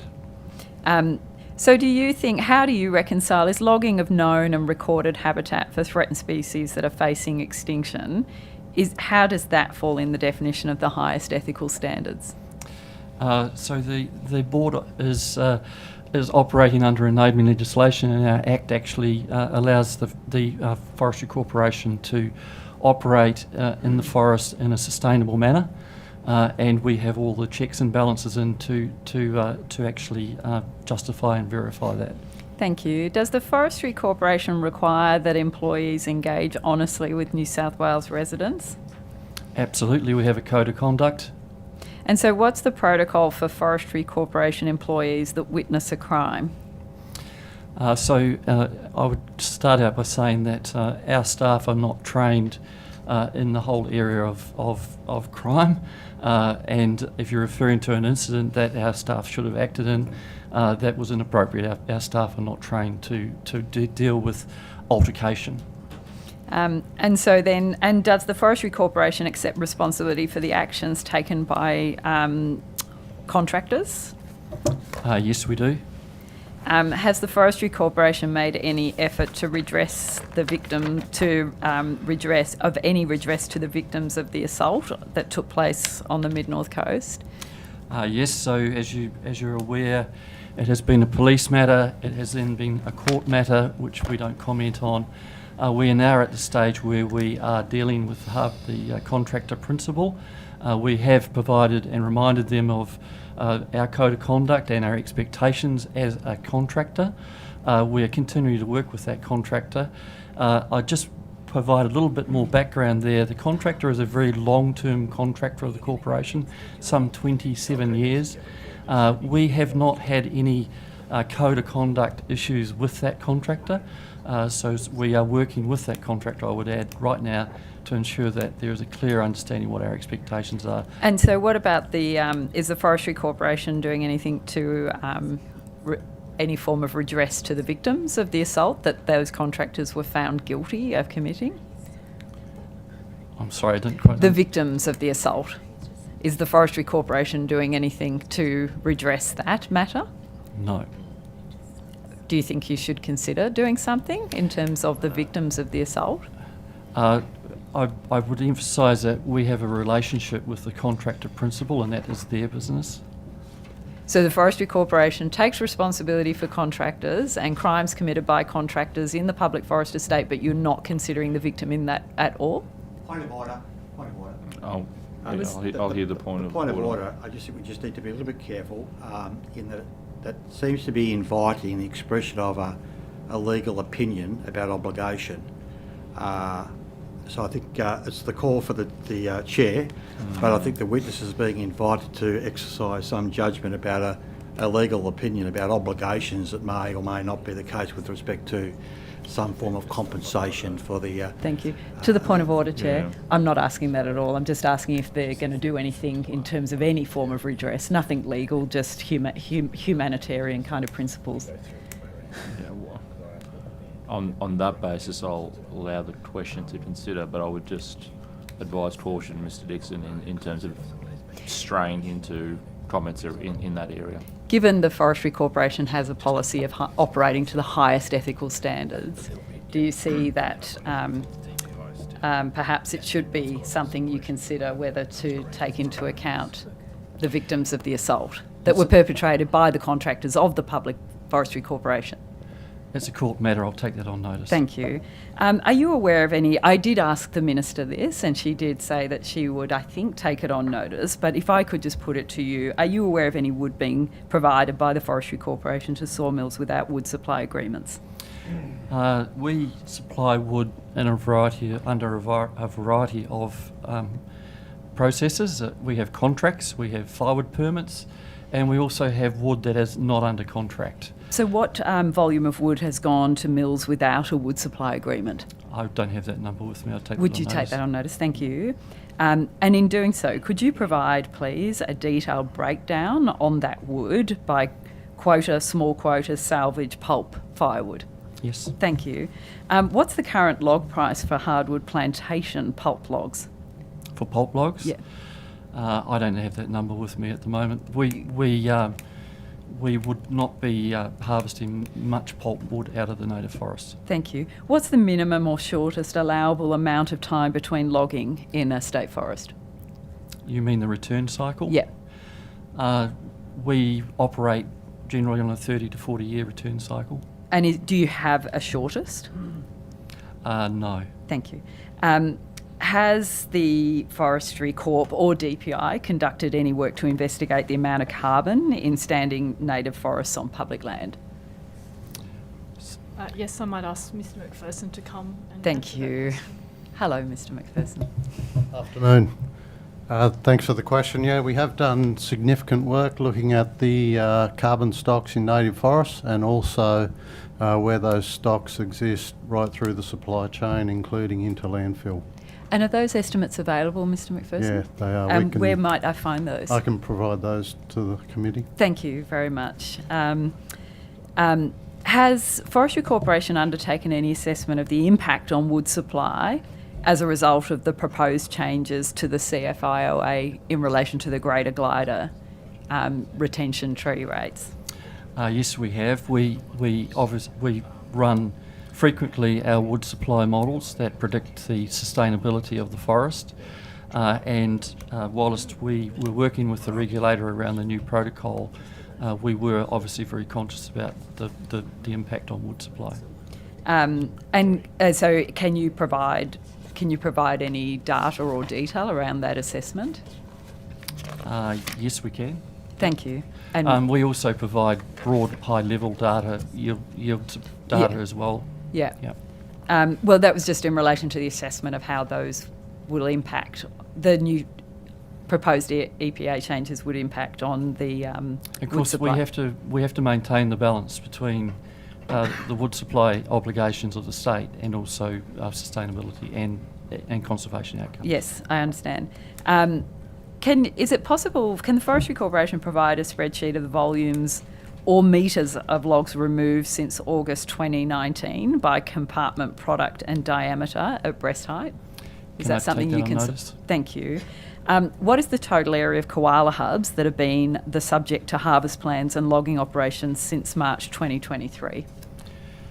So we are obviously working with the Department of Environment around the koala hubs, and we are putting in measures to ensure that we are not impacting on the potential Koala National Park. But in terms of the actual data, I don't have that with me. And is that something you can provide to... We'll take that on notice. Thank you. And also, what areas of regional koala significance? The same, if I could please. And just quickly, can I please ask, what's the current, this is for perhaps Mr. Sloan or Ms. Fox, what is the warming scenario that the government is currently using to assess climate impacts on agriculture and regional communities? I don't have that information. If Mr. Sloan doesn't have it, we'll take it on notice. Yeah, so just to clarify, are you speaking about the sort of seasonal outlook for conditions for agriculture? Yeah, and including what scenarios? Like, are you looking at 1.5? Are you looking at 2? And what you're doing, sort of at that regionally? Yeah. Okay. Yeah. I'll take that on notice and provide you with some details. Thank you. Thank you. I'll just pass back to the opposition. Thank you, Mr. Chair. Question to Ms. Fox. Will you be sacking any other DPI staff as a result of the draft functional review report? I have no plans to make any terminations in relation to the functional review. The functional review has not yet been considered by government, and until it's considered by government, I won't be taking any action, and I don't expect terminations to result from that functional review. So was the termination of Mr. Hanson not related to the functional review? The functional review was one of the inputs that I took into account when I decided to terminate Mr. Hanson. It was only one of a number of inputs that I took into account. Overall... Ms. Fox, I think you've just contradicted yourself. You said quite clearly a moment ago that there would be no terminations of staff from the functional review, and it is something that has not been considered by government. But we've discussed it here in evidence today, even with the Minister, that you have terminated the most senior public servant at the Department of Primary Industries. So I believe you've just contradicted yourself. I'm not aware that I have. So the functional review and the work that we've done in the functional review is to make sure that we are best placed to deliver the outcomes of government, that we're operating efficiently and effectively and aligned with the government's priorities. I have employment obligations as the Secretary, and I also have a set of obligations and responsibilities, which are to make sure, the first one, and probably one that's relevant at the moment because of the tight fiscal environment in which we operate, is that we also operate to our budget. And to do that, I determined that we needed to make a change in the leadership role of DPI so that Mr. Sloan and I can work on the current forward estimate. And in fact, DPI has had a pressured budget for a long period of time. I believe you've contradicted yourself again based on evidence you gave this morning. You confirmed that Mr. Hanson, as the former Director General, was a Band 3, correct? Correct. So you have confirmed in evidence today that you plan to appoint a full-time Director General beyond the acting role of Mr. Sloan. Is that correct? That's correct. Correct. And you also confirmed that would be Band 3. Now, you also, in evidence this morning, confirmed that there is no cost-saving measure of terminating and changing the Director General. So I don't understand why you are now linking the termination of the Director General to a cost-saving measure. I'm not linking the determination of one person to a cost-saving measure. I think we need to be very clear here about a decision that I've made about one person in my leadership team, and the issues for the department that we face in a very tight fiscal environment, and the need to address an ongoing deficit, particularly in DPI's budget, that we cannot cover with other parts of the department, which we have done in other years, particularly because of the tight fiscal environment that all public sector entities find themselves in at the moment. So I think we're potentially conflating a Ms. Fox, decision. just to redirect based on your answer. No. I'll hear the point of order, Mr. Donnelly, please. Well, line ball about whether it was redirect or not. I think the answer by Ms. Fox had not been completed and was moving towards perhaps a completion. I don't know, but I think the witness is allowed to complete the answer. I was taking part of Ms. Fox's evidence to redirect to further, and Ms. Fox did have plenty of time to answer. Yeah. Don't waste our time, or we'll call these people back, Greg. I won't uphold the point of... or we will call people back. Come on. Look, order. Thanks. I'm ruling... So, Ms. Fox... Order, I'm upholding the point. I'm not upholding the point of order. Ms. Fox, how does replacing the Director General fit in with any cost-saving strategy? So my view overall, taking into account all of the things that I need to take into account, the functional review is one input, is that I needed new leadership in the Department of Primary Industries in order to make the necessary changes to make sure that we have a business and a public service that is fit for purpose, that we have a sustainable operating model, which means we meet our budget and we continue to deliver improved and excellent service to all of our regional communities, and that was the decision that I made. Can you confirm that in such tight budgetary conditions as enforced on your agencies by government, which is a whole of government decision, which we've clearly found that to be the case, the net impact to your budget would be an actual cost increase in changing the Director General, correct? So I have a $3.5 billion budget that. And I have a number of executives, 181 I think is the total number across the department at the moment. Changing one role doesn't affect the outcomes and the overall budget position of the department significantly. We need to make sure that we are operating in a sustainable, fit-for-purpose way. Thank you for that answer, Ms. Fox, but can you confirm that in sacking the former Director General and looking to appoint a new Director General in the same pay scale, same budget, with the same responsibility, same authority and same tasks as we've discussed earlier, the net effect of doing that is an actual cost to your budget, isn't it?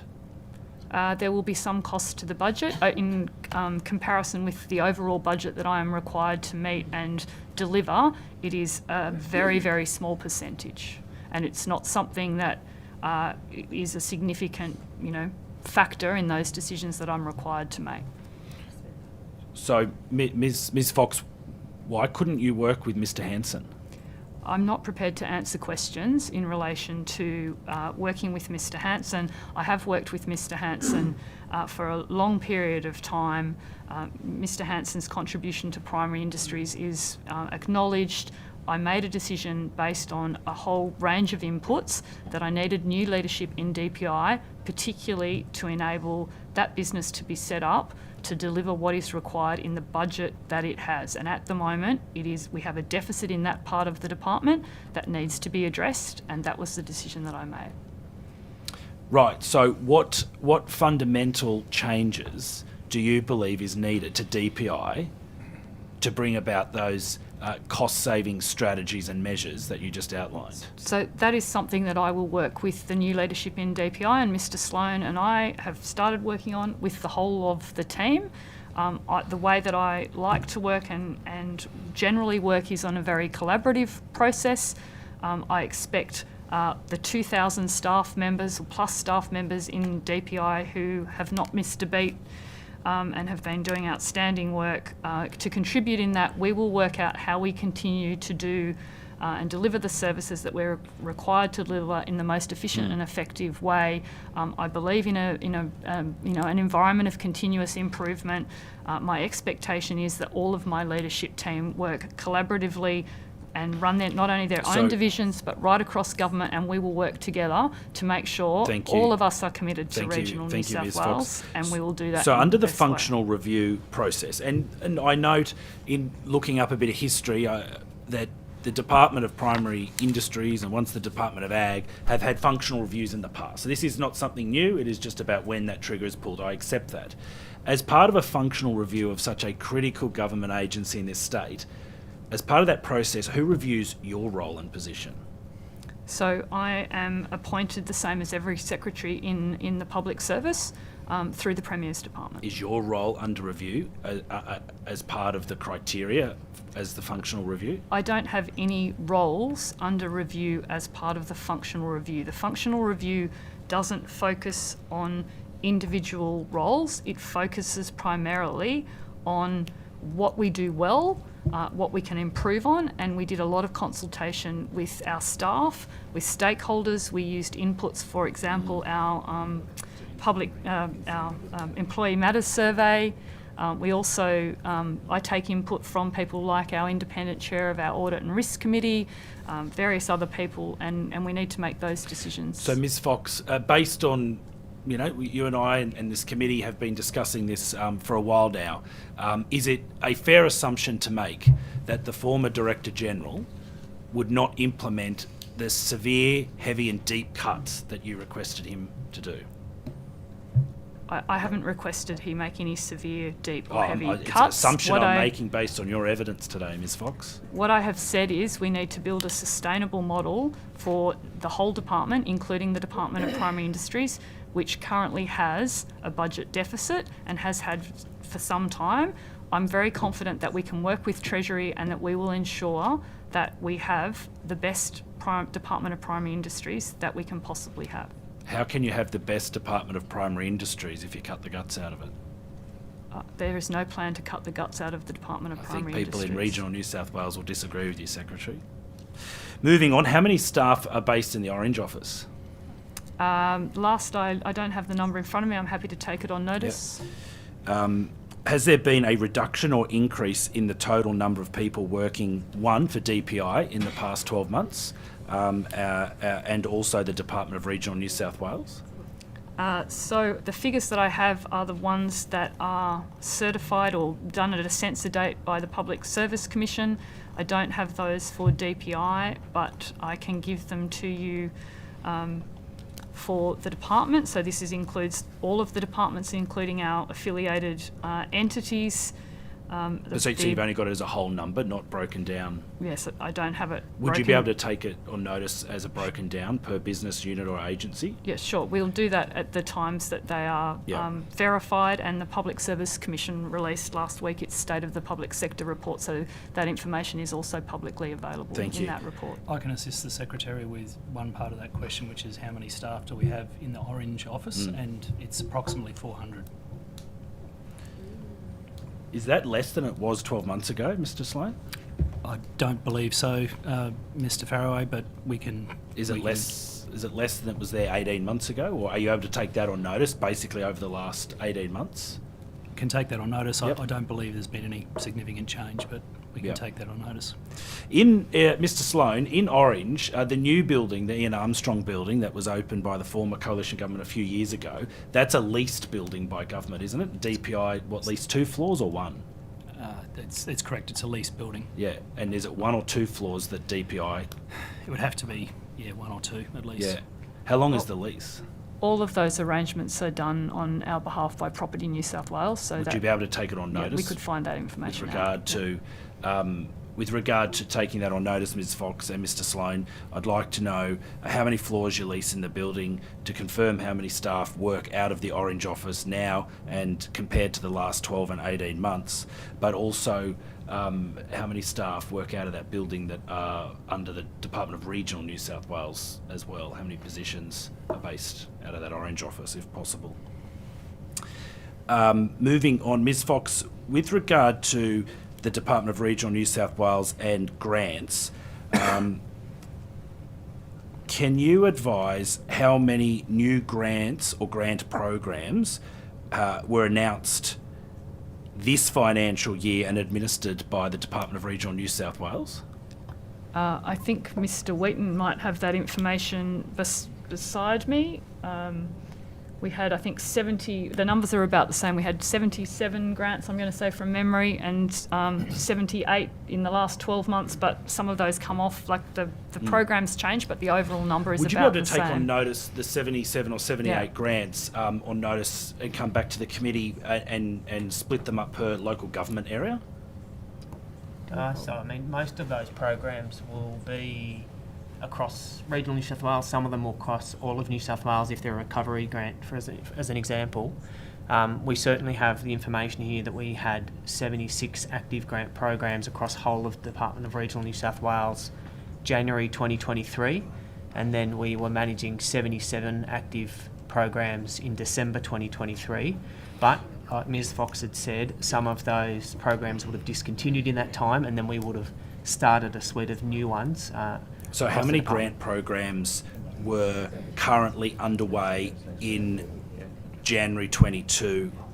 Do you have that information? January 22? Yes. No, I only have it for January 2023. Okay. Can you, on notice, Mr. Wheaton, are you able to advise the committee on notice how many? Obviously, you've declared, you've in evidence told us how many grant programs, January 23 and December 23, correct? Correct. Can you break it down? That's the programs, but how many grants are part of those programs by local government area? And can you compare that back for the previous 12 months? The same criteria. So you're talking about active grants that have been grants that were issued and administered by the Department of Regional New South Wales. Yeah, that will be. So we're talking about Stronger Country Communities Fund. We're talking about resources for regions, anything that was administered by the department. Sure. Just to clarify as well, that 76 that were active in January 2023, that is across our whole department. So that covers off the Rural Assistance Authority grants. It would cover across any grants that are managed by LLS and other areas, and including then the Growth Fund programs that you're talking about. We certainly will be able to collate all of that data. Yep, okay. Thank you, Mr. Wheaton. I do appreciate that. Mr. Sloan, with regard to the research stations, the 28, are you able, you may be able to provide this, but it's quite a long answer, so if you need to take it on notice, I'm more than happy, but can you supply the committee with a listing of the staffing levels across the 28 research stations in the current financial year and versus the previous financial year? Now, and I accept they may change for those 2 years depending on their programs that they were rolling out. I can certainly give you a number of staff that we have currently at those sites. To give you a comparison to last year, I'd have to take that on notice, and so I do have some numbers I can provide to you now. Well, I'd like it per research station, so maybe it's better if you do take them on notice because there's 28 research stations. So I don't know if you want to be spelling them all out, maybe a bit later in the day if we've got time, but I'm happy for you to take that on notice and maybe come back to the committee. I've got some information on them as of now, but to compare them to previous years, I'd need to take that on notice. That's fine. More than happy with that. More than happy with that. Do you want to go? Secretary, I just wanted to come back to you. Obviously, it's a really big job what you do. It's one of the biggest departments, and you obviously your job is to do what the government requests you guys to do, which makes your jobs really hard and really great, I can imagine, and I know that as well.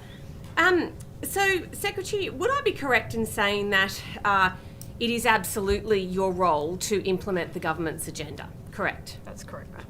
So, Secretary, if you were placed in a position where you knew that you were directed to pursue an agenda, and let's say, for example, that is to really restructure and change something like the Department of Primary Industries, if you had a senior staff member within that department who was not willing to do that, it would be your job to make sure that that person was moved on. Is that correct? I think so I think there's a conflation of some issues there, Mrs. Taylor. So my job is very clear in the legislation in relation to my employer responsibilities. So staffing at any level is my responsibility. So I can't be directed by a minister in that regard. What a government can do is ask me to consider, am I appropriately set up to deliver the government's agenda, all of those things, which I do, and I'm required to do anyway. So I think that's a different question So from... therefore, to redirect, Secretary, Yeah. if you were given instructions as to what needs to be done, and there was a person within your staff that you knew was not on board with any of that agenda, it would be your responsibility to make sure they were no longer in that role anymore. That's not correct. Well, then how is there any other explanation for what's happened here? So, Ms Taylor, Section 41 allows senior executives, and we all know that, to be terminated at any point in time for any or no reason. And thank you, Secretary. I do understand that, and I really respect your answer, and I respect your role immensely. But I just put to you, Secretary, that we have fleshed this out during the day, and it's become increasingly obvious what has happened here, because you've talked about budgets, you've talked about... I'm getting to my question. There's a clear aspersion being placed on a third party here. There's a clear implication that is being put that Mr Hanson, who was a public servant, would not do his job. I think that is unfounded. It's more than that. It's unfair in circumstances where the Secretary has repeatedly said that she will not go into the reasons. It's very unfair to cast that imputation on him. To the point of order, just in the light of the clicking clock, is that there is no standing order that says that I cannot be questioning the line of questioning that I am. So I'd like to continue to do so. And if not, point out the standing order. At all under the standing order to cast aspersions on third parties, as I understand. I'm not casting aspersions. You are. You're saying that he wouldn't do his job. You are directly suggesting that. And there's no basis for it. Really unfair to Mr Hanson, I would suggest, to have all of this... No right of reply. Yeah, so We procedurally shouldn't have been unfair. sacked.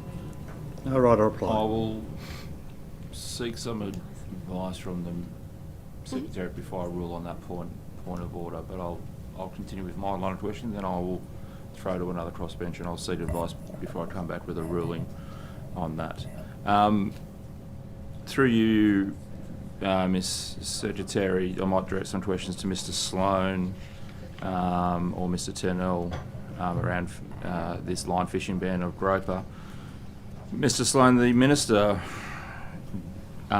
skirted around my question around whether she would actually provide the advice that she sought or received from the department on this issue. Can you answer some questions regarding this advice to ban line fishing and groper? Who actually within the department provided that advice? Where did it come from? Thank you, Chair. The advice that goes to the Minister on matters from the department always comes through the Director General and through the Head of Fisheries. So on this matter, it was myself and Mr Turnell, and obviously there are other people involved in formulating that advice. The Minister... Who else was involved in formulating that advice? I don't need specific names, but titles or positions or sources of information? For example, we have... happy for you to take the full details on notice if that's easier. I'm happy to answer it at a broad level and see if that's satisfactory, Chair. But we've got research staff and we've got fisheries management staff, we've got communication staff. Usually when there's a decision that needs to be communicated but is also, involves whatever scientific or biological information we have, it involves those staff as well. So in this case, it would have involved research staff, management staff, as well as communication staff. Well, we heard this morning that there was no scientific basis or no stock assessment. I imagine a majority of it has come from a communication point of view. How do we sell this message to the community? To help shed some light on that, Chair, I would like to provide some information if you've got the time for me to do so, just to provide some of those details. And I think, so first of all, I mentioned earlier today that in 2021-22, the last recreational survey that we did, There were 387 groper estimated to be caught by recreational fishers. Less than one a day. Actually, most of those get returned, so there were 164 to be estimated to be retained. So that's evidence that it's not a key target species. So it's a species that does get caught, but it's not a key target species. It also indicates you're not having a great impact on any stocks, isn't that right? That would be a fair assumption. Yeah. There's no take for this species, which is an eastern blue groper in Victoria, Tasmania, and the species that exist in South Australia and West Australia is actually a western blue groper, so it looks the same, but it's a separate stock. Different lifespan as well. Yeah. We do baited remote underwater video surveys, and we've done those. At about somewhere between 350 and 500 sites inside marine park sanctuary zones and outside marine park sanctuary zones. And there's also an underwater visual census that's undertaken by the Reef Life Survey, and that's been going since 1996. And those two survey methods have shown that the numbers of blue groper are relatively stable and unchanged over that time. What both of those lines of evidence do show is that groper is actually not a highly prevalent species in those ecosystems. Maori wrasse is actually, and crimson banded wrasse are actually more prevalent. So it is possible that some divers that are seeing them are confusing those species, but that's just to say that the numbers of wrasse of groper on these reefs that are being surveyed has not been increasing, and to one of the comments earlier that they were in numbers that were causing problems for other species, the diet that groper have is largely invertebrates, so they eat urchins, they eat lobster, they eat crabs, abalone. It's more about their territorial nature in pushing other fish out rather than eating the same fish. Correct. Snapper. I just want to get to some other parts of this advice. Did the Environment Minister or her department provide any input into this decision, directly to you or directly to the Minister, to your knowledge? No, certainly not to fisheries staff, and to my knowledge, not to anybody else.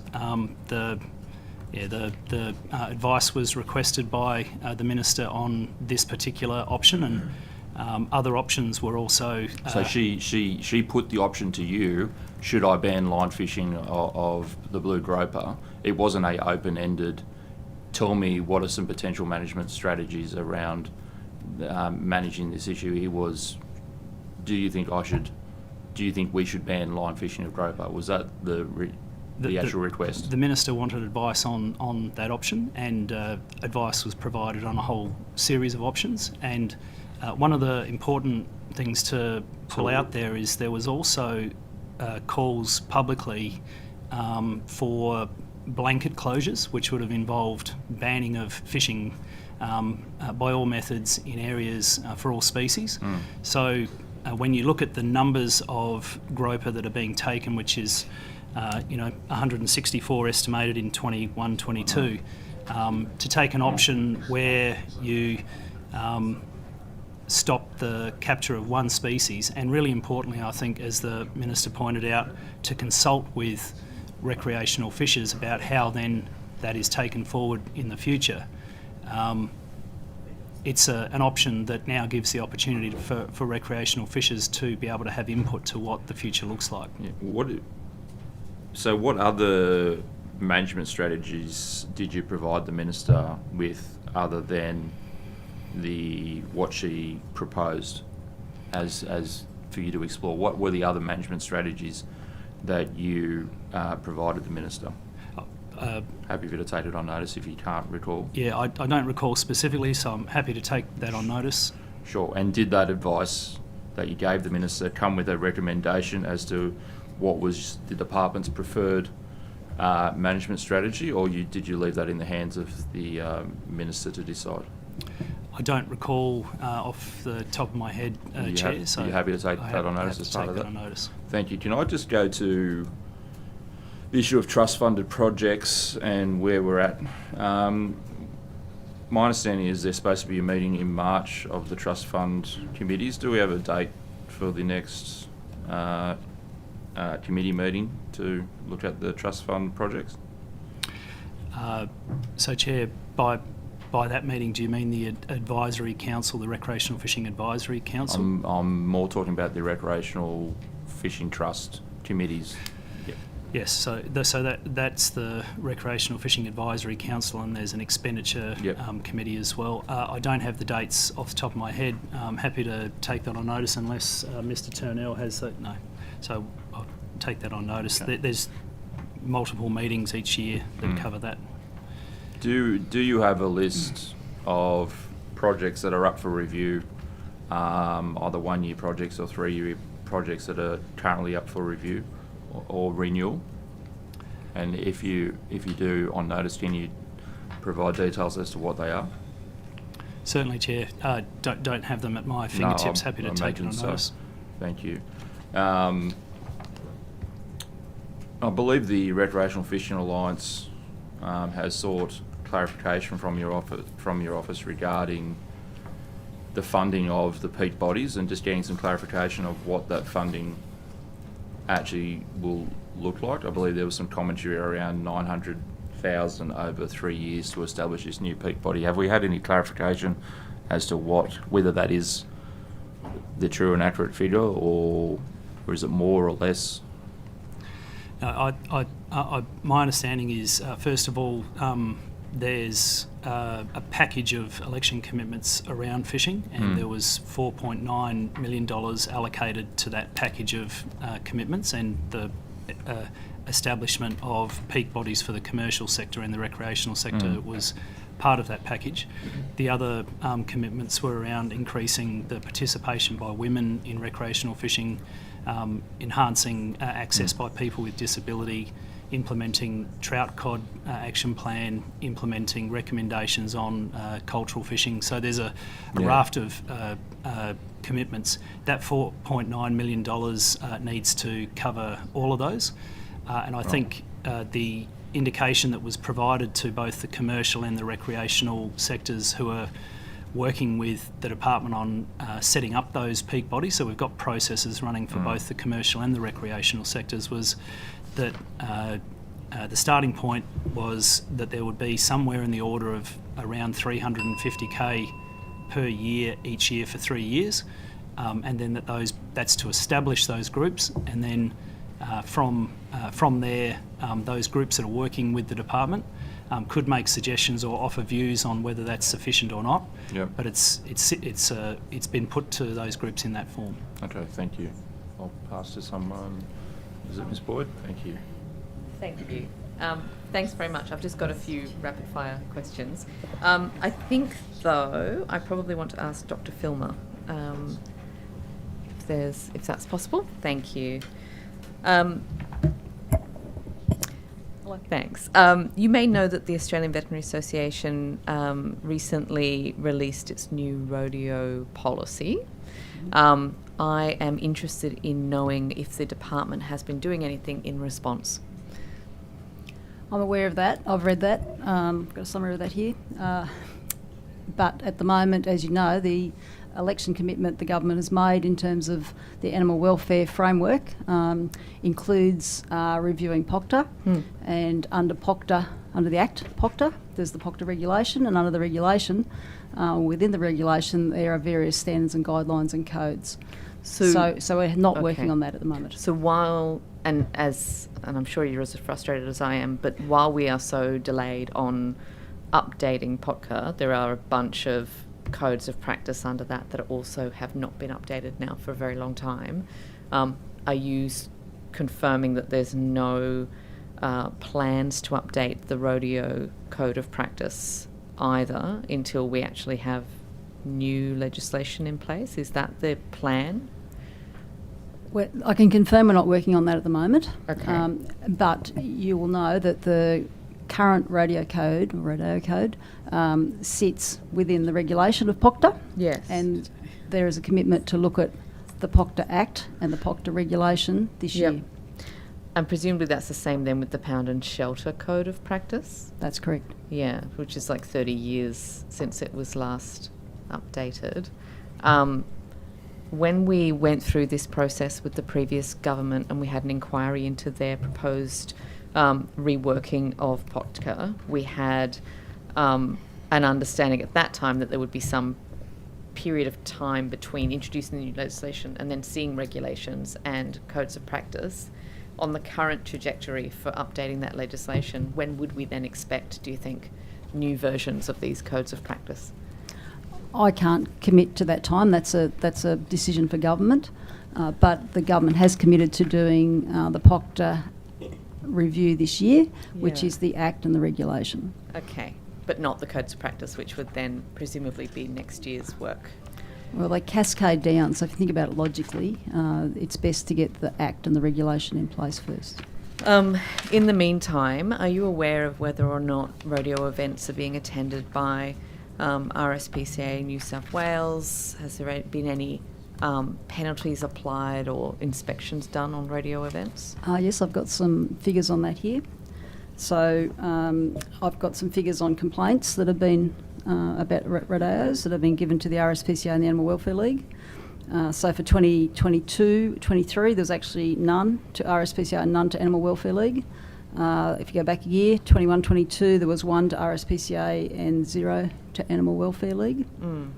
There's been routine inspections carried out by the enforcement agencies. So Animal Welfare League's not undertaken any, but RSPCA did 1 in 22-23. 1. And they did 7 in 21-22. Okay. I've got some prosecutions and PINs information here. Yeah. So for 22-23, Animal Welfare League had 0, and RSPCA had 2 in 22-23. Yeah. And 0 in 21-22. So that's prosecutions, PINs, or official warnings. Okay. Is there anything, and apologies for not knowing the answer myself, but is there anything that the department can do in terms of instructing or encouraging these agencies to go out more often and now look at, given the recent concerns and the sort of growing concerns around rodeos, is that within the Minister's discretion? I undertake regular interactions with both of the enforcement agencies, Yeah. and if we get information that there's a rising risk in a particular area, then we do certainly liaise with both Animal Welfare League and RSPCA. So we do have formal quarterly meetings with them, but I talk to the chief inspectors of those agencies very regularly. So if there's anything that seems to be increasing, if there's a lot of interest, if we're getting correspondence, if there's any indication that there's something changing or that something needs a higher focus, then we certainly do have those conversations with the enforcement agencies. I think it's more about a new awareness. There's been video footage of animal cruelty at those events. This is what sparked the AVA's new policy. In that context, will you be discussing with them, discussing with the RSPCA and the AWL, having a more proactive response to regulating rodeos? I think you need to go back a step. If people are taking footage or you've seen things that indicate that there's cruelty or possible cruelty offences occurring, what I am encouraging you or anybody to do that has that information is to go to the enforcement agencies and make a formal complaint so that it can be investigated. It is public, but I will ensure that it's sent directly to you. Maybe that's the easiest way. But okay, I'll hand over to my colleague. Oh, thank you. Great.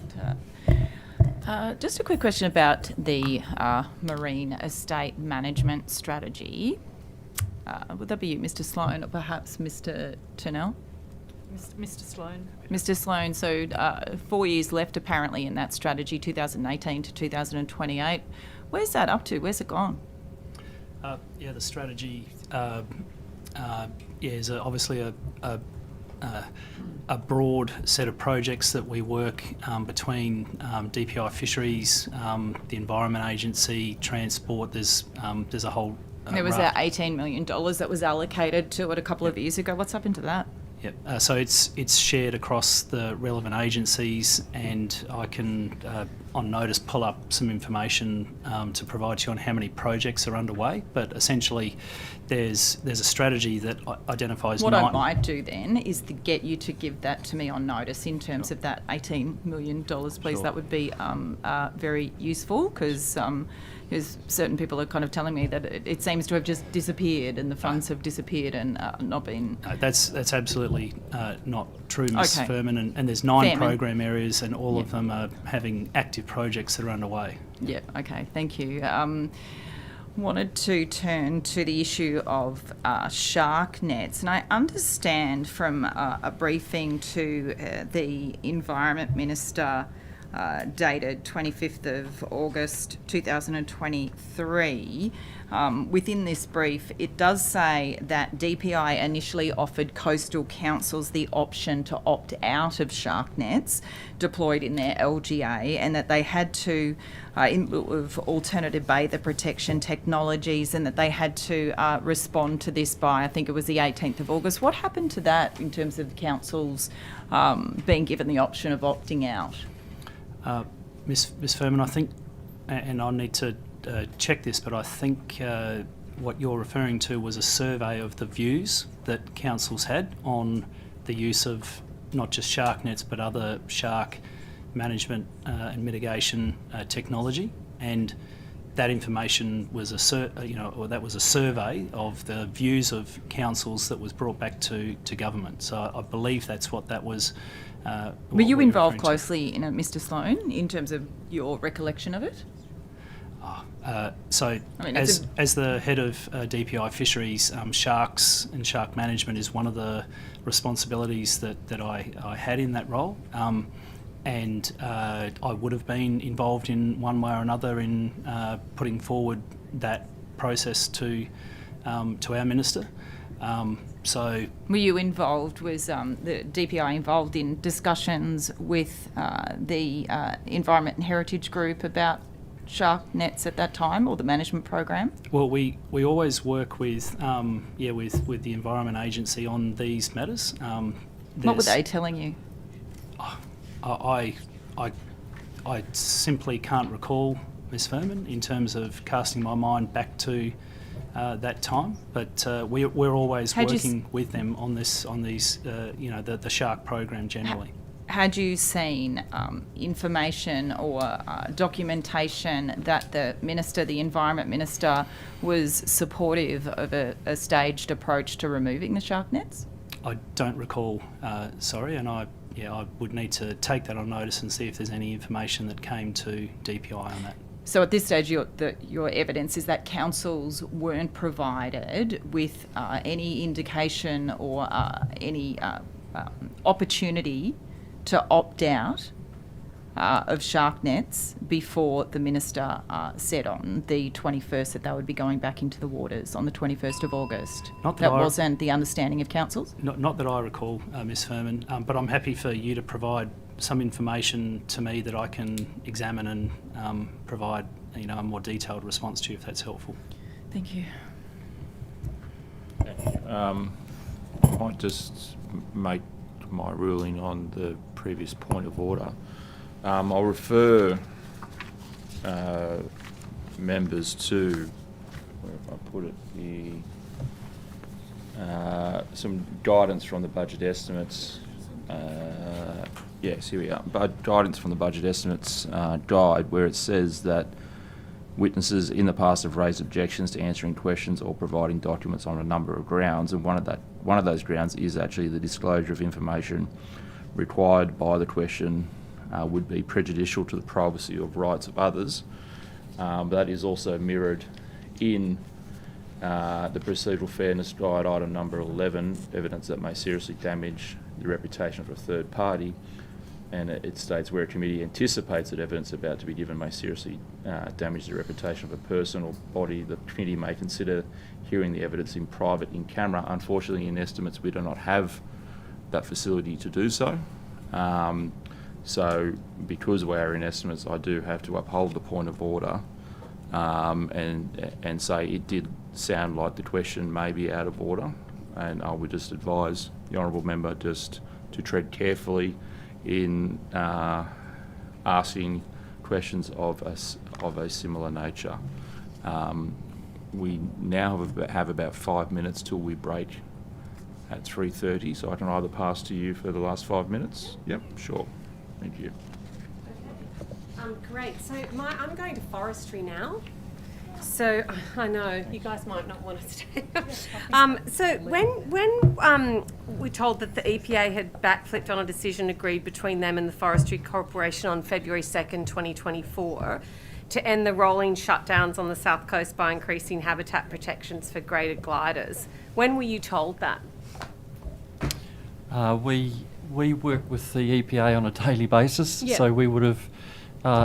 We are certainly in contact with the Office of the EPA on a daily basis, so we would have been advised pretty much very much on at that moment. So on February 2nd, you were. That was a advised. Friday.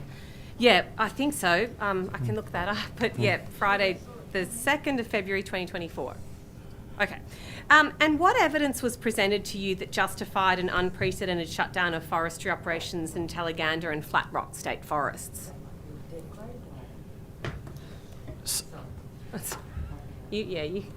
Sorry, what was your question again, please? Sorry. So I'll just repeat it. What evidence was presented to you that justified an unprecedented shutdown of forestry operations in Talaganda and Flat Rock state forests? So we were advised of some concerns around the pre-survey information pre-harvest, and so we constructively worked with the EPA to more fully understand their concerns, and we also undertook work to increase our tree surveys, and we sought advice from the EPA whilst we were doing that. Okay, so that's the evidence for the record that you're saying you received. There was an allegation that we weren't doing surveys. Okay, great. Which in fact we were. All right. So I'm sorry, and I could be completely wrong, so correct me, but you just said that there was an allegation that you weren't doing surveys and you were, and was that the reason, the evidence that was presented to you to justify the shutdown? That's when we undertook a voluntary stand down. So we want to work with the regulator. We want to assist the regulator. Understood. We took the voluntary step to stand down to more fully understand the matter. Okay, so you took and sorry, because it's not my area, I'm just going here. So you took a voluntary decision to shut down what was going on with an Chair. Point of order, Chair. The questioning is actually going to a matter that is currently a legal matter. There's a prosecution on foot. I'm just concerned about the territory that the committee might be treading into at the moment. I just wish I'd done a law degree to you two that keep pulling out this stuff. I've got parliamentary really enjoying the Chair. I was enjoying the fruit outside. I never mentioned a name. You did. It's cut. Yeah. And Careful, boys. It's currently a criminal prosecution investigation.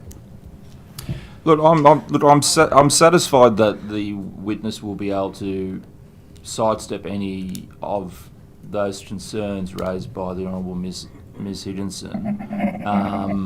I do note that there is significant public commentary about the reasons behind the stop work orders and the actual legitimacy of the accusation of a dead greater glider and the cause of death, which has now been ruled conclusively that it wasn't caused by forestry. So I'm satisfied that the witness will be able to sidestep any concerns.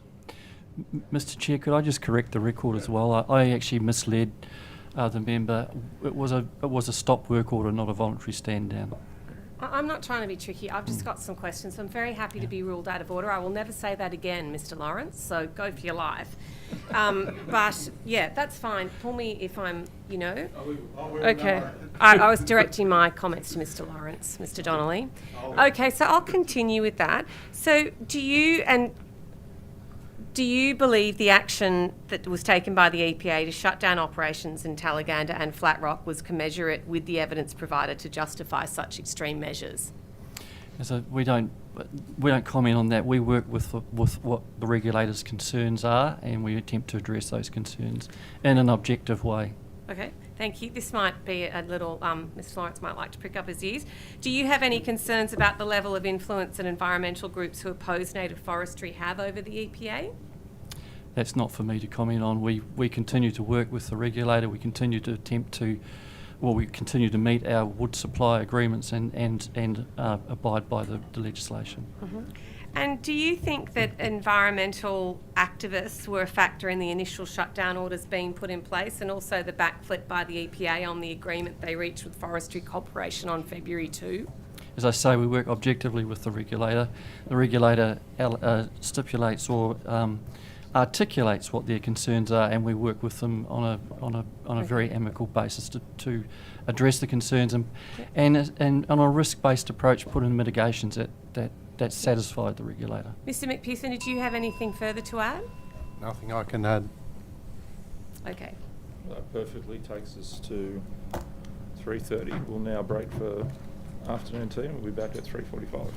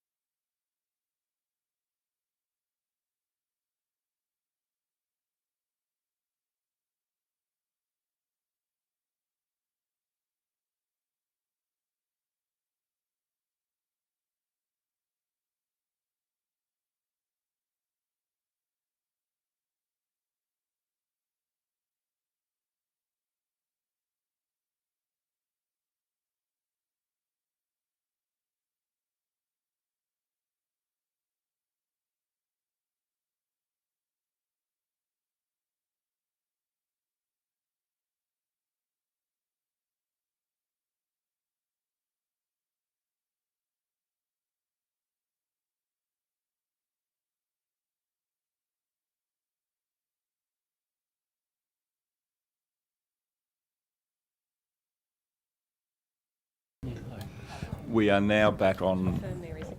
We are now back online. I will just return to the opposition for the remainder of the 15 minutes of her questioning. Yep. Thank you very much, Mr. Chair. I'm going back to forestry. Hello. Sorry, Mr. Dixon. Yeah, I'm going back to you, Mr. Dixon and Mr. McPherson. So, in a media release on February 9, the EPA said, "We have been consulting with stakeholders and considering their feedback to ensure we find the most appropriate way to address concerns while achieving long-term protections for this endangered species." This would indicate some level of pressure from activists, wouldn't it? That would be a question for the EPA. So you behave now. Okay. Have you seen... So that's a matter for the EPA, that's what you're saying? Mm-hmm. Right, okay. Have you seen the proposed assessment area for the Great Koala National Park? We are assisting the government committee that's is undertaking that investigation. Right, okay, so you have seen the proposed assessment? We're working with the committee. It's a difficult time at the moment to really establish entirely what the park looks like, but we're comfortable with the current situation in terms of working and providing advice. Mr. Dixon, I'm really not trying to be difficult, but my question is, have you seen the proposed assessment area for the Great Koala National Park? I haven't seen it. Yep, okay. So are you aware of how the decision was made to set out boundaries of that assessment area? No, I'm not aware of that. Okay. Secretary, can I repeat the question to you, please? Have you seen the proposed assessment area for the Great Koala National Park? Yes, I participated in a meeting and I believe the area was on a map at the first meeting that I went to. Mm-hmm. And how was the decision made to set out the boundaries of that assessment area?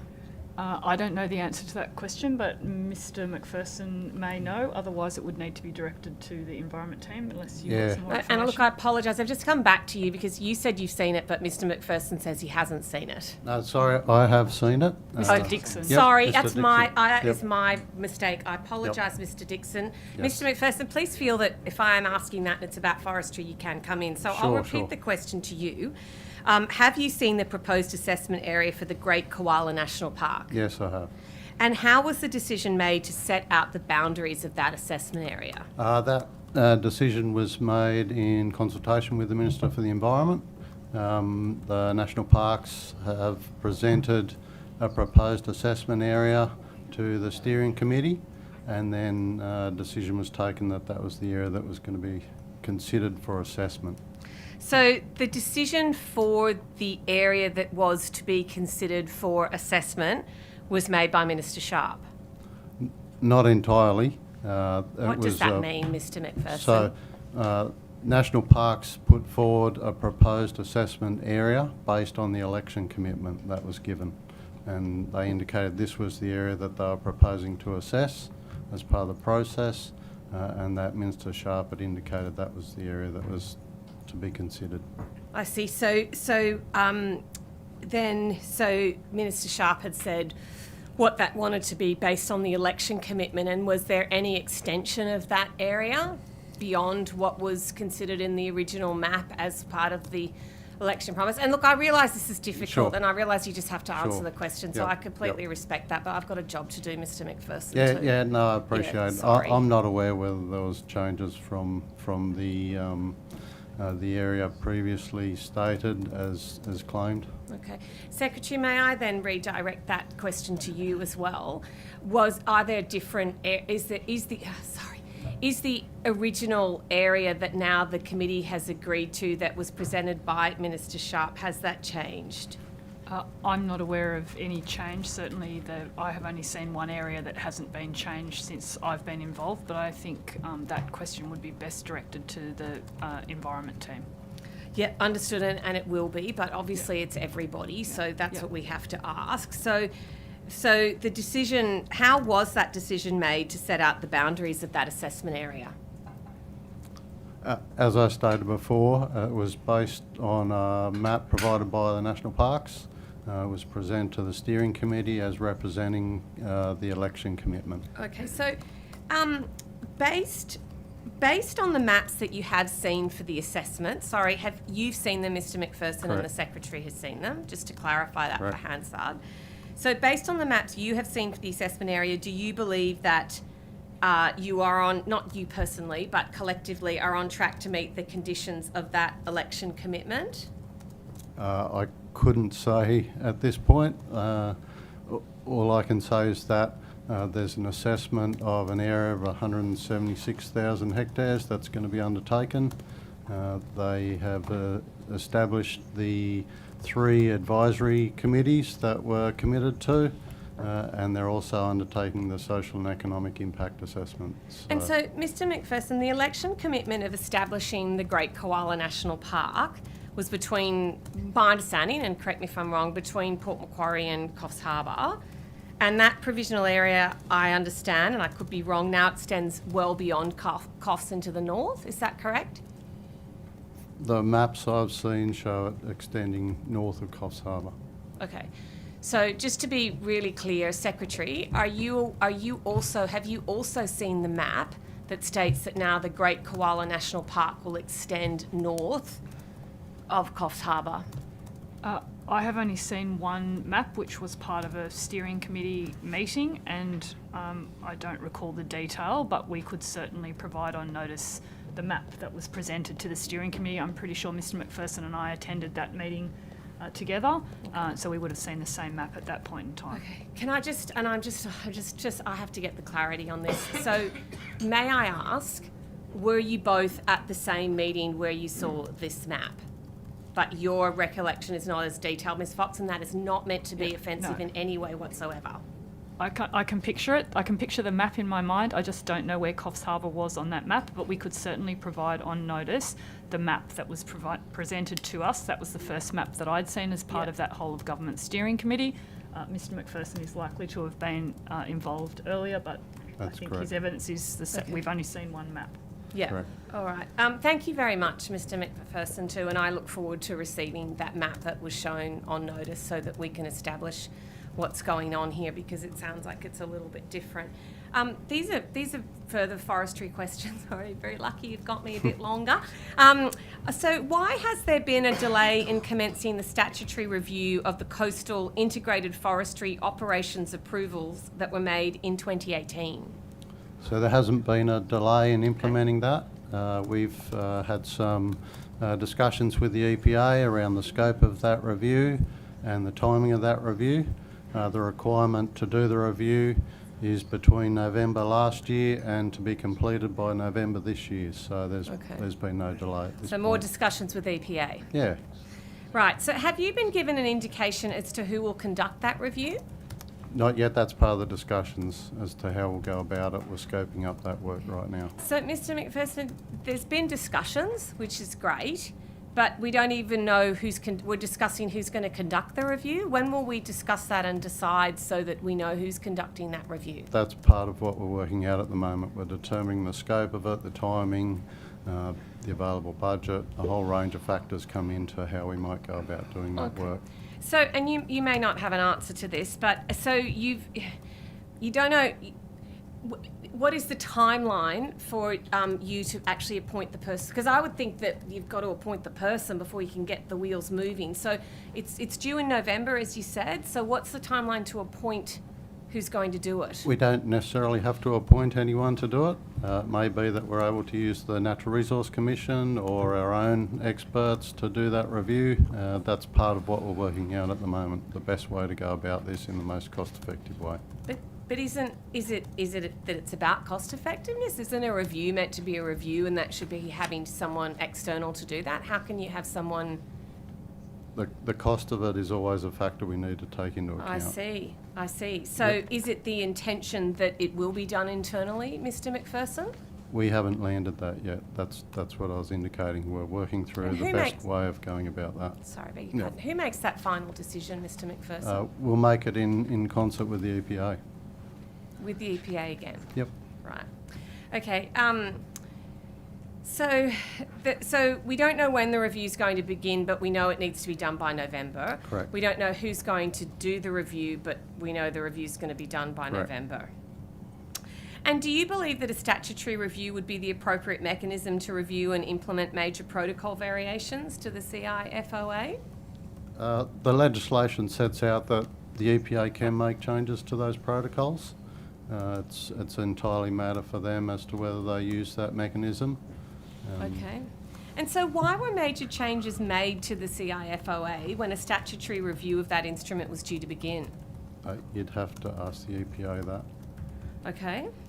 And if urgent changes are required to the CIFOA, as the EPA evidently believe there are, why has that review not started as a matter of priority? So, as I explained, we've been working through what the scope of that review will look like.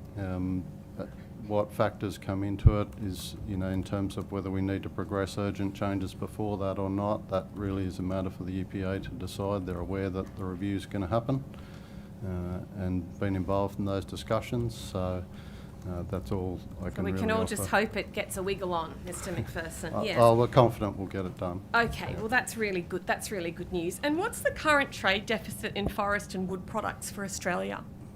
I'd have to take that on notice. Okay, I no can worries. come back Can to you take that on notice? Sure. And you might want to take this one too. How much have imports of hardwood products from Brazil to Australia increased by in the last 12 months? Yeah, definitely have to take that on notice. Would you know, and it's absolutely fair enough if you don't, but would you know if there has been a steady increase in that? Just as a ballpark, or? No, I couldn't tell you. I've got some information on timber exports, but not on imports. Because the information that I have, Mr. McPherson, is that we haven't seen a percentage change like this from any other country in the last decade. It's a 260% increase in 12 months, according to the ABARES data. Does that sound like right out of the ballpark for you? Are you surprised by that? Are you not surprised by that? No, I'm not surprised. Okay. It's pretty concerning when what they do to the orangutans in Brazil. Anyway, what is the driver behind the rapid increase in imported hardwood? I know I surprised you, Sue, don't I?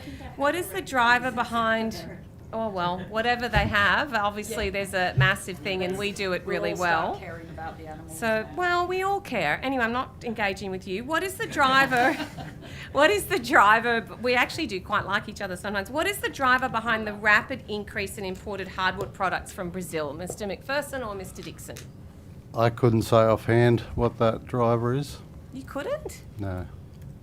But do you want to give it a whirl? That could be related to currency rates. All sorts of factors could come into Do you think why it could be people related import and attributed more. to the end of native forestry in Victoria? And it's a supply and demand issue? Yeah, I couldn't say. as I Mr. said. Dixon, Yep. this is your specialty area, is it not? No, it's not. Right. I couldn't answer that question. So could you maybe both take that question on notice for me? Yeah, absolutely. Yeah, because I mean that is Yep. really significant. A 260% increase in importing hardwood. Yep, that's probably a question you could put to the Commonwealth, who have a closer I know, eye but on I import can't. and I need to export. put it to you. So, okay, all right. You want to? Yeah. Okay, we've got only a short period of time left. Ms. Fox, I want to ask about the Regional Development Trust Fund. With that fund, the board has now been appointed, correct? Correct. How many people are on the board? I attended the board meeting recently. Somebody might be able to help me out. I could probably name them off the top of my head, but I haven't got the number all right. in front of me. It's 6 or 7. Okay. I'm an ex officio member on that board. Okay. 7. 7, yep. Thank you. This is an interim board appointed by the Minister, correct? That's correct. How long is that board in place for? For 12 months. 12 From months? the terms of appointment which were made at the end of December. Are those individuals that are on that interim trust board, the fund board, are they going to be invited at the end the opportunity to reapply? My understanding is that the process will be completely open and that anybody would be able to make an application.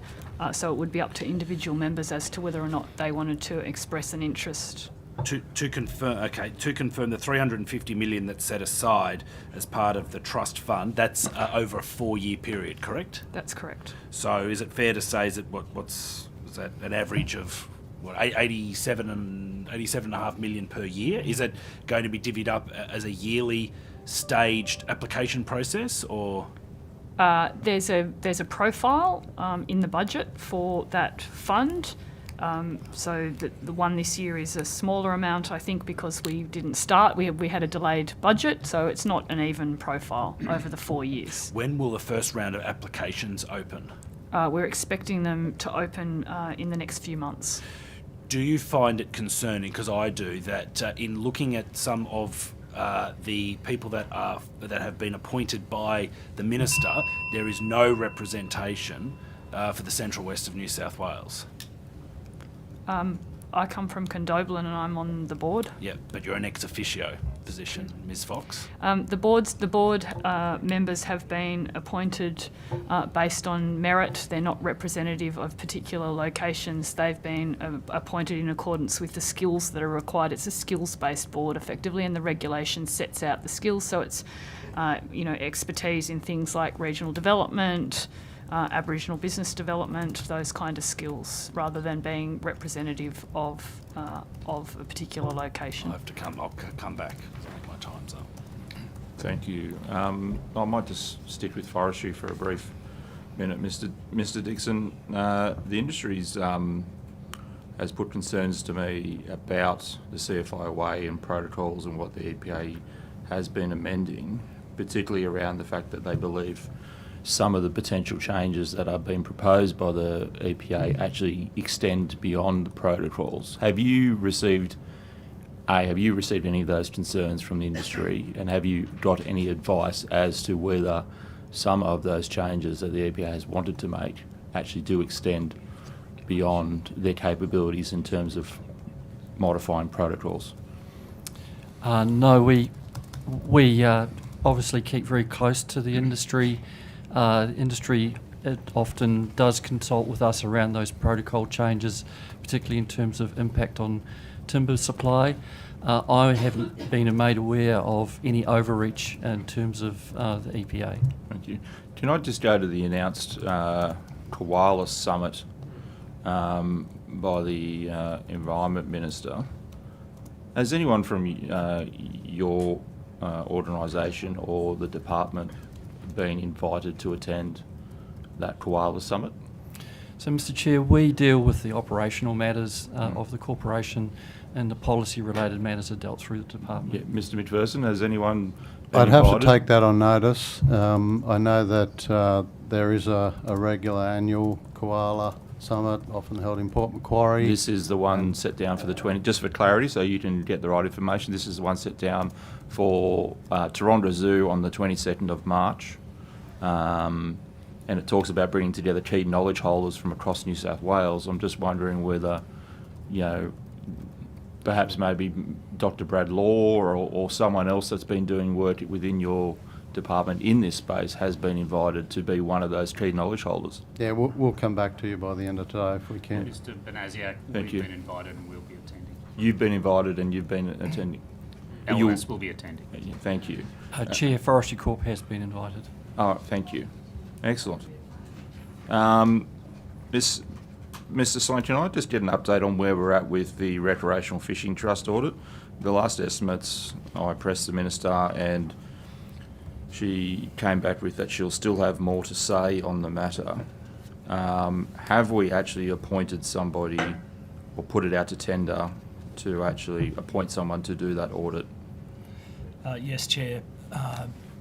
O'Connor Marsden, an independent audit firm, was appointed to do the audit, and my understanding is that they have completed an audit, and whether they have finalised their report and provided it yet, I'm not 100% sure of, but it's certainly very close. Okay, and what type, because there's an audit and there's an audit, what type of audit was it?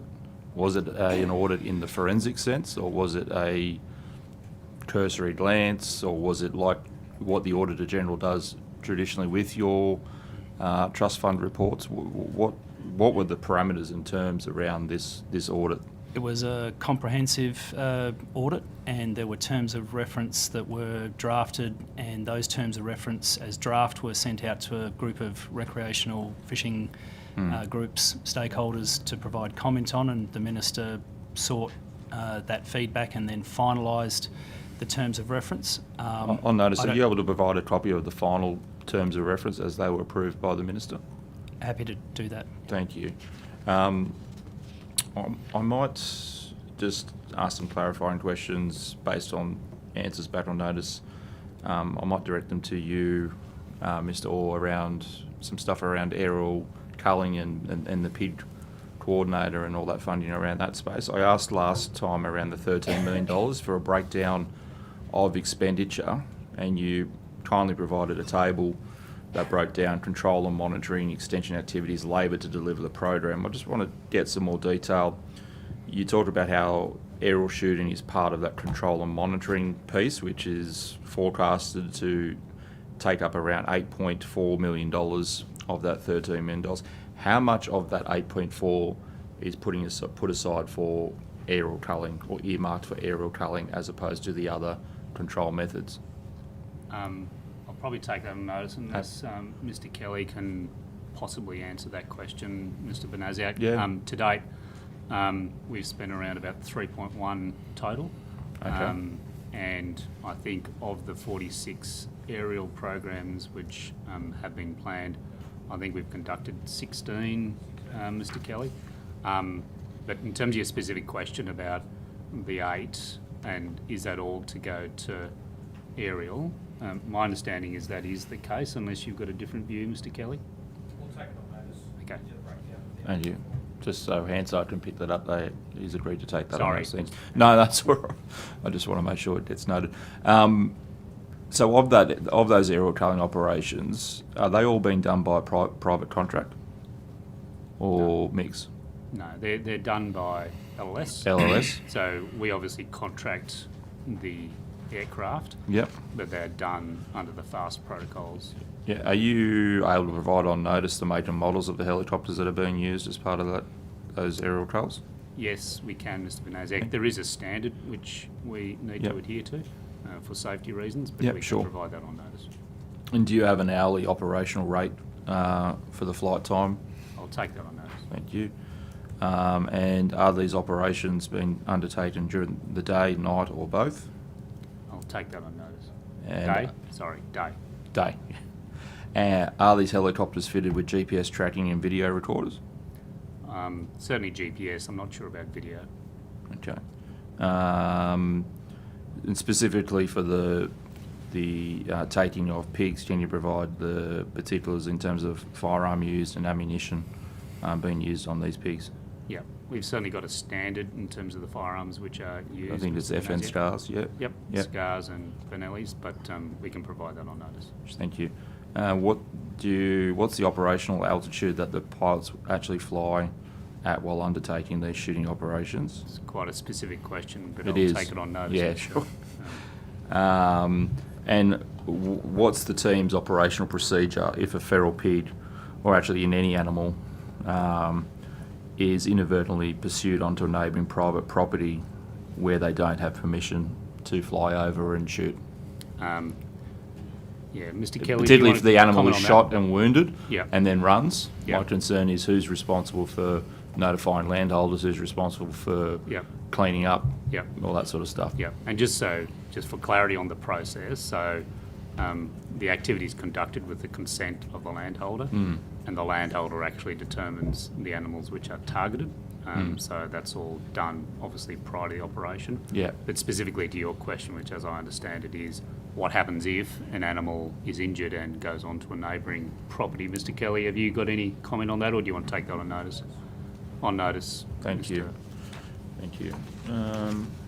Mr. Chair, just in Yes. response to your question, our Nick Millam and Dr. Brad Law have both been invited to the Koala Summit. Okay, excellent. Excellent, that's great. Mr. Sloan, can I just in the last minute or so go to trout stocking? You were aware of the recent resignation of the Monero Acclimatisation Society President, Mr. Stephen Samuels. Were you aware that he resigned, and in that resignation he cited the decision to change where trout were stocked in certain areas in the Monero area, and the lack of consultation around that process, and essentially almost the blindsiding of that process by the department. Are you aware of that resignation letter that was circulating quite heavily around social media? Chair, I was aware that Steve Samuels had stepped down, but I wasn't aware of that particular issue related to his resignation. But I am aware of the fact that there have been issues discussed around the potential impacts of trout stocking on some of the particularly native species, but particularly small-bodied native species. And my understanding is that those stockings are still occurring for trout. They've just been relocated in those river streams to nearby locations where they would have less impact. But you're aware that there's some school of thought that some of that fear of their impact on some of these native species is unfounded, given that some of the trout and some of these species, particularly the Delaxis species, have actually coexisted for decades without any noticeable impact. Can you point to any studies that actually would provide clarity as to what this perceived threat impact is? Obviously, we know there's redfin and carp. We know they're quite I guess, impactful on these species, but there's a school of thought out there that trout aren't as, I guess, detrimental, given that they've coexisted. So if you, on notice, point to any studies. Chair, happy to pull out any reports that we can to enlighten the committee on that subject, but can I just say that we support, a trout fishery, and we also support the work that we need to do to protect our native small-bodied species as well. So they can both coexist, I agree. It's pleasing to hear you say that, given the contribution that trout fishing makes to that area for the economy. Thank you. I'm assuming I'm going with Ms Hurst. Throw them back. I just wanted to continue my conversation with Dr. Tracy in regards to the exhibited animals. As I said, one of the questions on notice from the previous budget estimates said that there'd been 11 facilities audited in the 12 months prior to that estimates hearing. I wanted to ask you, do you know if those audits were announced or unannounced? I'm not aware. Kim, do you? Those audits are mostly announced. Mostly announced. Can I get you to take on notice to see if they were all announced? Or? Yes, I can take that on notice. Thank you. Does the DPI conduct an audit in response to every complaint it receives about a facility, or is it the case that some complaints may not necessarily be followed up with an audit or inspection by the department? All complaints are followed up. All complaints. And is there a timeline that needs to be done by? I don't know that there's a number, but like any complaint system, there's usually a risk base to it. So if it's a complaint about something that's urgent, it would get prioritised, as opposed to something that was less important or more trivial, then that mightn't be prioritised as quickly. So I don't think there's a number that I can give you for that. Okay, thank you. And I've got some questions which I suspect might need to be taken on notice because they're quite specific. I was wondering, in the same 12-month period of the 11 audits, how many complaints were received in that same period, and also how many of those were audited, and also how many audits took place that had no complaint prior and were just part of a general auditing process. So is that okay to take those on notice? So if there's information you've got, so I'm happy just to clarify the period of time, you're talking about within the last financial year or since the end of the last financial year? No, so there was so on the questions on notice that I received from the last estimates hearing, I was advised that in the last 12 months there had been 11 audits. So whatever that period was from those questions on notice from the October estimates hearings, that's notified that there was 11 audits in that time period. The same time period for the... I've got the data here for 22-23 and then from and then for the 23-24 period, if you like, so I can give those to you. So for 22-23, as I said earlier, the audits were 6, the inspections were 73, and the complaints were 12. 12 complaints? 12 complaints, yep. So with that in mind, so does that mean that there was no audits that occurred due to a general auditing process? It only occurred when there was a complaint made? I think we'd have to take that on I think we better notice. take that on notice. I think we might get ourselves Into it, yeah. confused otherwise. Yeah, thank you. Dr. Tracy, before you talked about having to prioritise the work and it was based on sort of risk-based compliance approach, can you just give me a bit more information about that? Is that specifically in regards to the audits of exhibited animals, or is that, the DPI being sort of stretched with resources in regards to other spaces where things needed to be prioritised? Yeah, so we have a compliance team that does a lot of work across a range of areas. So there is prioritisation that needs to happen about that. There's also a focus on risk. So there is a big priority around animal welfare, around exhibitors, and within that area, we need to prioritise what are going to be the higher risk ones that we need to address, and where can we do a lighter touch or lower frequency audit while still maintaining high standards of animal welfare. So that's the kind of approach that we do, but yeah, that applies right across what we do in biosecurity, food safety, animal welfare. I think, Ms Hurst, that would be consistent with any compliance regime that we run in any area, that we use a risk-based approach, and certainly we would ensure that we've got the right resources based on the level of risk that we're assessing and adjust that over time. Yeah, and so that's good practice too, because it means that you can scale up activity compliance effort when we really need to do that, or when risks are increasing. And with that sort of idea of the risks, obviously if there's a complaint and it's quite an urgent complaint, I can understand why that would be flagged as a higher risk. But are other factors involved in that as well in regards to the species of animal or the numbers of animals, or is it mostly based around complaints or previous concerns and PINs and things like that? So complaints are one factor, but we do look at, is there a history of non-compliance with one particular business that we need to focus in on? It's about sort of putting your compliance effort where you get the best return. So rather than doing the standard audit everyone in a standard frequency, you're actually able to adjust that according to those that are always compliant may get a reduced sort of requirement to go back and follow up and investigate, and those that have some compliance concerns will work with those businesses to get them up to speed, and then the frequency in those areas may increase. So it's about prioritising the effort for the outcome. With that in mind, does that mean that if a facility's kind of flagged as fairly low risk, that there's a potential that they could never be audited? No, there's always as part of the program, we do need to keep track of all businesses. It just means that they're audited less frequently.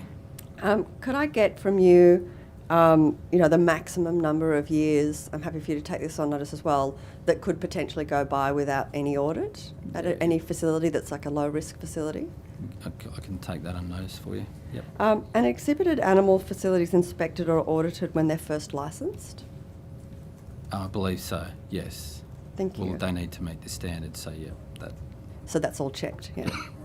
At the last estimates, I asked about wildlife trafficking and how the DPI ensures exhibited animal facilities are not taking animals illegally from the wild. And the answer to the question on notice stated that there are systems in place, authority holders to report on animal holdings to the department, and verification of reported data can be undertaken during the routine inspection schedule.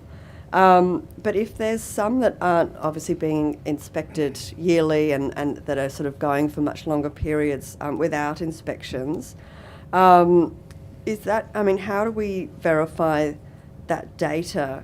It sounds like it could be quite easy for somebody to potentially have illegally caught animals, and the DPI might not be aware of that for a period of time. So there's good systems in place there, but I might ask if Dr. Filmer can add anything extra. A little bit.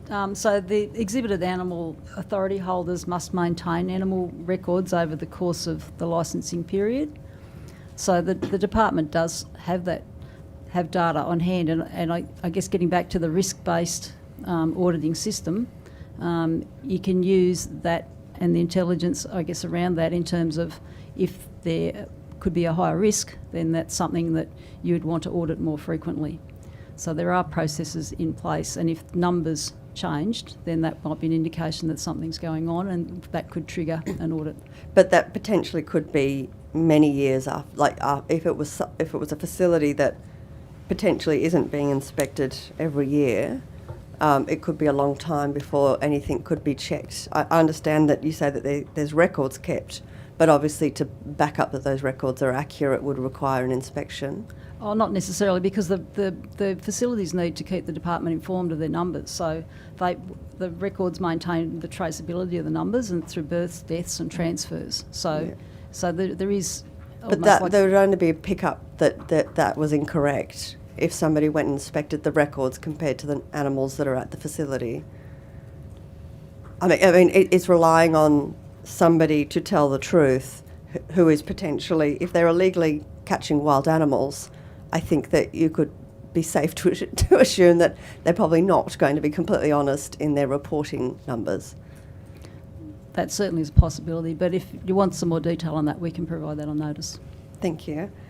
On one of the questions on notice, you said that 2 facilities were given an E rating in the last 12 months. On notice, can you please advise which 2 facilities these were, and also the reasons why they were given an E rating, unless you've got that to hand? Is that from the last budget estimate session? Yes. I'll have to take that on notice. Yeah, thank you. In the last estimates hearing, I also asked about the DPI's new requirement around exhibiting animal facilities having an approved breeding plan. And I was told that as part of the question on notice, that a justifiable purpose for breeding an animal under the licence condition would include things like a species for conservation purposes. Central Coast Zoo has been breeding animals like meerkats, black swans, brush-tailed possums, none of which are threatened or endangered. I'm just wondering why that breeding's been allowed to occur, and what the justifiable purposes were provided that satisfied the department. We don't have that detail. We'll need to take that on notice. Thank you. I'll just throw back to the opposition. Thank you, Mr. Chair. My first question is to Mr. Sloan. You may need to take this on notice, but you're aware of renewable energy zones, obviously, yes, throughout regional New South Wales. My question is, how often is DPI approached by either the IPC, planning department or local government to ask for your input on developments and the rating of agricultural land, or the significance or output of agricultural areas where these large-scale industrial developments are proposed? I'd have to take it on notice to see how often we're engaged on those issues. I don't have that sort of information at hand, but so I can take that on notice and provide that information. The area of land use conflict, particularly around renewable energy, is one of the areas that has been flagged for future work by the Agriculture Commissioner, and so I expect that that issue will get taken up at some level through that role when it's established. Can I specifically raise a recent example, which is a Glenmire solar development, or a solar development at Glenmire on the outskirts of Bathurst, where in the IPC's finding, they had approached DPI and asked for their opinion or input to the challenge that where that development was placed was in some of the best cropping area within that local government area. So on notice, would you be able to provide any further information just around that inquiry and the reasoning behind DPI's position that it took when approached? Can I just jump in, Mr. Farraway? Ms. Lorimer Ward's come all the way from Orange today, and I suspect she may know the answer, maybe not to that one, but certainly the way DPI is involved in the renewable energy zones. Ward has got something, that's good. I can't answer that one specifically, but we do get invited to comment on all developments, and things that we take into consideration as to whether the development is proposed on biophysically strategic agricultural land, And if that's the case, then we always try and work with the developer to minimise the impact on agriculture. Can they modify the development? Can they look at coexistence?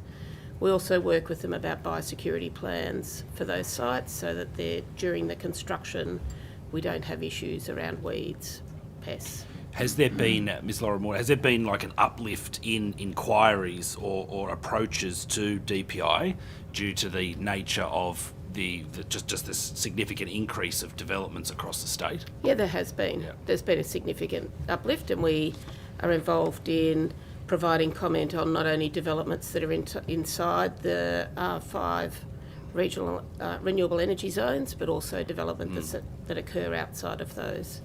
On notice, if possible, would you be able to come back to the committee and advise how many approaches or how many inquiries the department's had in the 23 and 24 calendar years? We can. Yep. Yep. Thank you.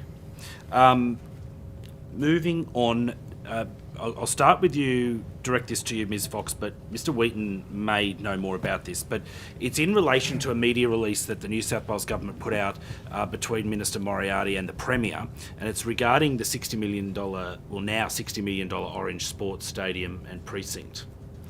So I'd like to know a little bit more about why the New South Wales Government have gotten involved and why has the Minister and Premier completely flipped the rollout of that project?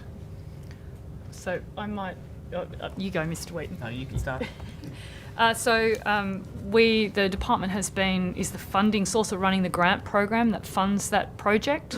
My understanding is that there was some concerns about that project, particularly in regard to budget and whether or not the project could be built for the amount of money that had been funded, and we have a funding agreement, and that is why certainly the department was involved in a health check on that project. And Mr. Wheaton can probably give you much more information if you've got any specific questions. I'll continue with the question. So, who is responsible for the delivery of that project? Is it Orange City Council or the Department of Regional New South Wales? Yep. So, the role that we have played in that project hasn't changed. Much like the thousands of other projects that we manage under a funding deed, the funding deed for that project is with Orange City Council. They have engaged Public Works, New South Wales Public Works, to be the project manager. There is a suite of projects around the state that we have a project control group that is established that has the proponent and Public Works, our teams on the ground and other key stakeholders to support the delivery of those projects. And there would, I'm not sure of the number, but there would be 30 or 40 of those PCGs established around the state, and there is one that has been set up since the inception or the allocation of funding, or certainly the additional allocation of funding following the original $25 million commitment. So just to pull up there, Mr. Wheaton, and just to confirm, original commitment by then Premier Berejiklian was $25 million. Correct. There was a new or additional commitment prior to the state election that was funded through the Department of Regional New South Wales for, $34 million? Correct. So bringing it up to, $59.5 million. Is the cost to deliver that project now over that $59.5 million?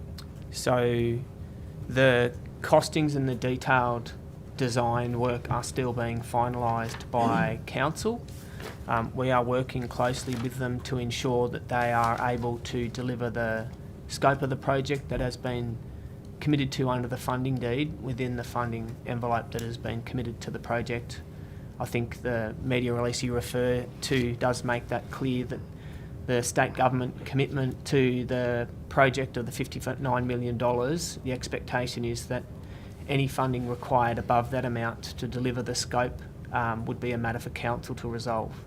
Okay, so the New South Wales Government have made it very clear, if you're in what you're saying, Mr. Wheaton, that the direction from the Minister and Premier is that that's it, that's the bucket of money, it needs to be delivered within that scope. Who made the decision? Because this article says that Premier reveals shock switch for Orange's $60 million sporting precinct. New South Wales Premier Chris Minns has confirmed a change to the rollout of the precinct. So was it government's decision, because obviously they're the financier, it's taxpayers' money, it's a grant, to switch the development and the rollout, or was it council? No, so council, in working with our team and in consultation with the local member, has been looking at ways of which that project might be delivered in a staged, sequenced way, and that there's been, through the project control group, various different options that have been considered about how that project could be delivered. I think that the media release sets out that then the works that will get underway initially will be for the 8 multi-purpose fields and associated car park lighting for that part, followed then by the rectangular playing field and the stadium, with the final stage then to be the athletics. So is it more component. cost effective to build a stadium than it is an athletics precinct and tracks? I'm not quite sure. But the government under the department you're in, Mr. Wheaton, they've flipped the rollout of this, so one could only assume that it is more cost effective to deliver a stadium, is it? Then I don't understand what you're saying about flipped the rollout. Well, it's very, very clear. Premier reveals shock switch for Orange's 60 million precinct. In a statement released on Friday morning, the Premier's office revealed the rectangular sporting stadium will be built before the athletics track on the Huntley Road side of the precinct. As of November 2023, the timeline for the project still included the athletics track being built before the main stadium, which is on the Forest Road side of the Bloomfield site. I live in this region. I know this project well. The clear intent from Council and the Department of Regional New South Wales has always been that the athletics infrastructure and outfields were built first, and that the stadium would be built in the third and final stage. So we would have to take on notice the exact project plan that has been in place to deliver the full complex, but like I said, we have undertaken close work with Council as part of the project control group to ensure that the full complex and the scope that has been agreed to be delivered by Council can be delivered within the budget. And so the sequencing of how that is rolled out, we know that the tender has been issued or should have been issued by Council for those works around the multi-purpose playing fields in the middle, and that Council are still finalising the design work for the final components. With regard to your department, and Ms Fox, if you have anything to add as well, that's fine, but there is criticism here of former governments and really, to be frank, Ms Fox, your agency, that it's 5 years to deliver this project. What were the concerns coming from Orange Council about the delays? They have openly said in the media that they've openly said that there was obviously a health check and there was an infrastructure review, but fundamentally, what were the concerns that were raised from that council with the department about the rollout? So I'm not quite sure that then the health check being that there was concerns from Council. I think that then there was concerns through the project control group that there was cost pressures on that project and delivery pressures that needed to be worked through, and the health check looked at a number of different aspects of the project, including the project governance and the role of the project control group as part of that. And with Council, and Council are the proponent of this project all the way through our work with them. We have required, naturally with such a large investment, for certain thresholds of evidence and due diligence that is made. Originally, when that commitment was made that you mentioned by the former Premier, there wasn't even a site selected for the project. So albeit that it has been around the 5 years to deliver it, the project itself of that scale wasn't particularly well developed at the time that there was a commitment of funds made, and we have worked through as a partnership with Council since that time to move forward. The other thing I would say in terms of the sequencing of the infrastructure and what you referred to as the flip on it is that then the community... It's what's been reported. No, I accept that. Is that then the community feedback, and especially through the local member, has been that then the priority for the community on the basis of the engagement has been the delivery of the rectangular field over the athletics track. So just to go back to the first part of your evidence in that answer, Mr Wheaton and Ms Fox, if you wish to add anything, that's fine. In the event that the stadium is built and they have exhausted the total $59.5 million that has been allocated to this project from the New South Wales government, committed to under the former coalition government, but now being honoured by this government, which is a rarity. But nevertheless, once they run out of those funds, that's it. That's the arrangement. That's it. So any additional funding would need to be borne by council. That's the arrangement under the current funding deed, and I would probably add that this is not the only infrastructure project in New South Wales at the moment that is under cost pressure. We see that in many of our state government and state government funded projects. Thank you, Mr. Wheaton and Ms. Fox. Ms. Fox, you may be able to help with this question. I posed to the Minister this morning an MOU with Wines New South Wales. Now, some of the Department of Regional New South Wales' best work has been delivered under that department when it was established, about having a concierge service assisting businesses in the regions and industries with helping and supporting them to sell their product, to sell their state, the regions, to global markets. Are you aware of a potential MOU with that industry group? I was aware. I've had a discussion this week with the team about that MOU, and I think Ms. Lorimer Ward, if she's still sitting there, might be able to tell us where that's up to. So my understanding is that the Minister did write to the other portfolio ministers regarding the MOU and the items that were allocated to that portfolio.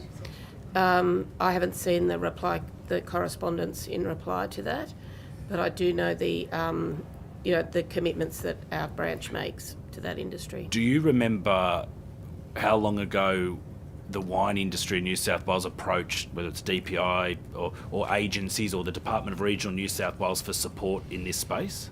I don't have the exact dates, but I have attended a meeting with the wine industry, with the Minister's office. Yeah.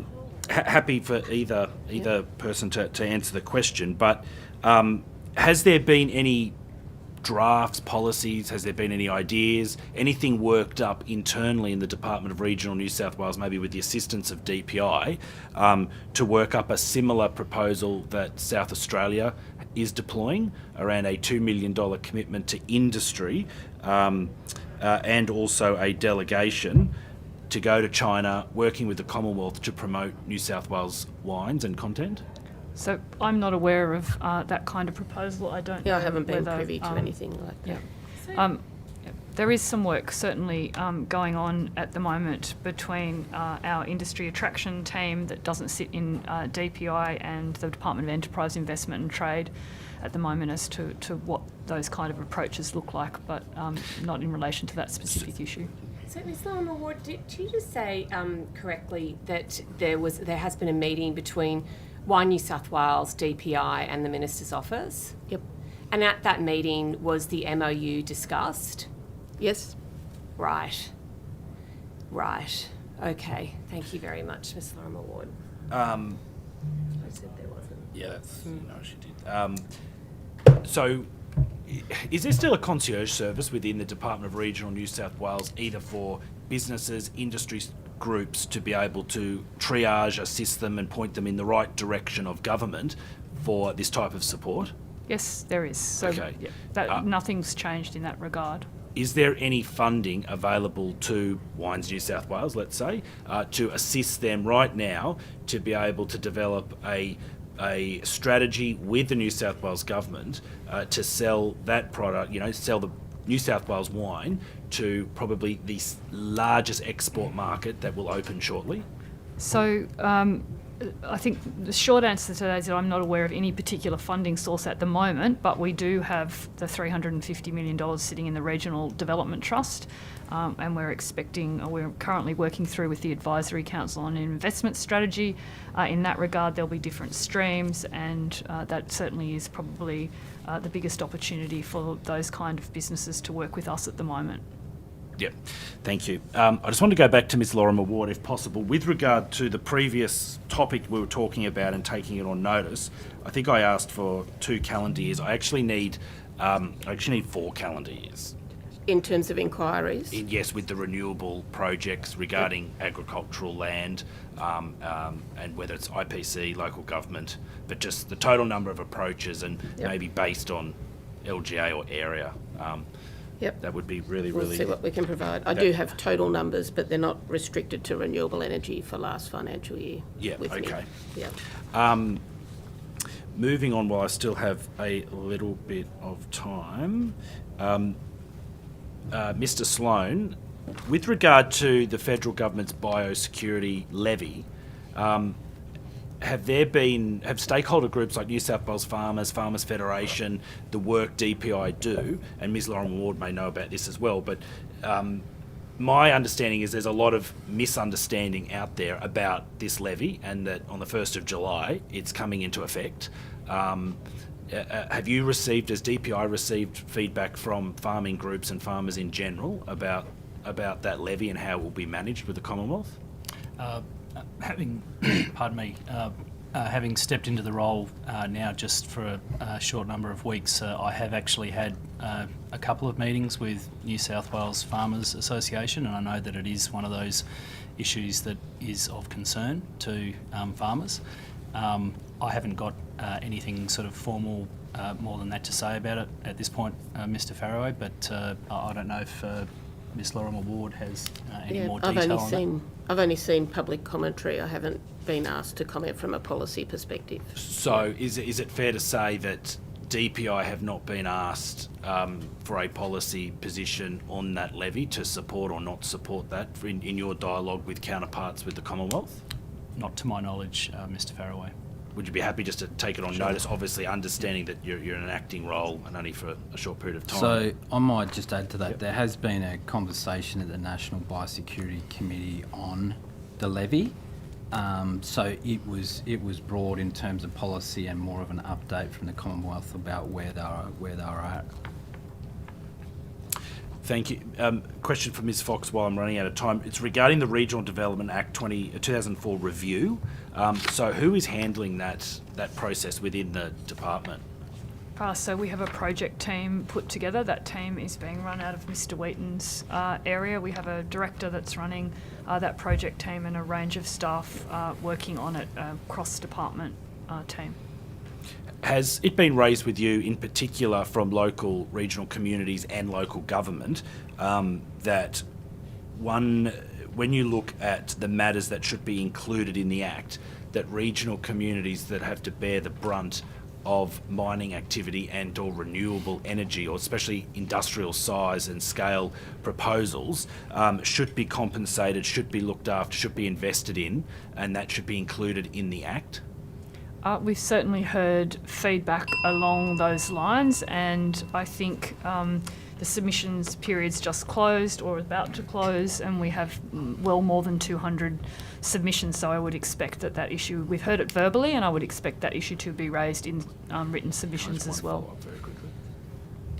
Thank you. That's right, I'll ask on I might just start before I pass on to our colleagues. Mr. Sloan, I just want to draw your attention to some questions that were asked by fishermen around icoals, in particular Swan Lake. Your department did respond, but did take up to 12 months to answer those questions. Can you explain why there was such a delay in answering those questions?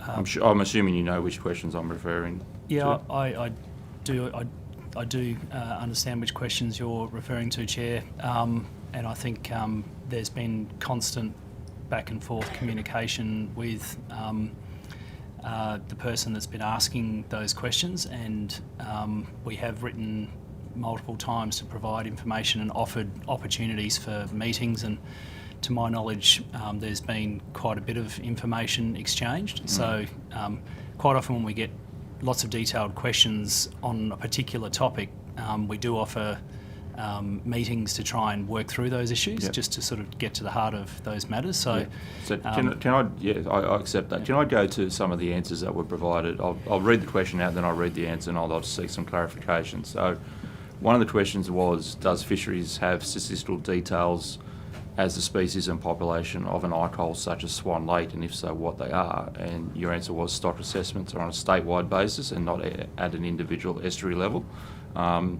Accepting that, another question was put as to what could be the reason why the recreational catch is so poor in Swan Lake.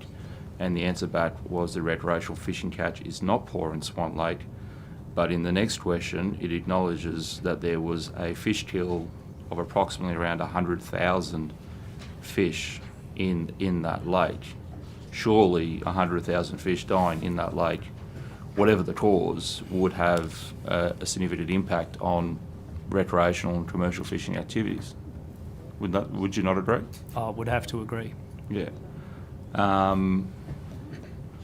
So I'm just struggling to correlate that second answer with that, with that third answer around the fish kill. What was the answer? How was that answer derived from in terms of the recreational fishing catch not being poor in Swan Lake? Yeah, to be honest, Chair, I'm not across that level of detail. Is Mr. Turnell Mr. possibly... Turnell may be able to shed some light on that situation, one thing I would say, just as a general comment, is particularly ICOLs, but all of those sort of estuarine environments do have variability from one year to the next and over sort of decadal periods. So it's not surprising. And my concern is because it's an ICOL and it's not always open to the ocean, you have reduced spawning potentiality, generally reduced recruitment potentially because it's not always open. So when you have a significant fish kill, I'm concerned that it would have a significant impact on recreational and commercial fishing. Mr. Turnell, do you have any?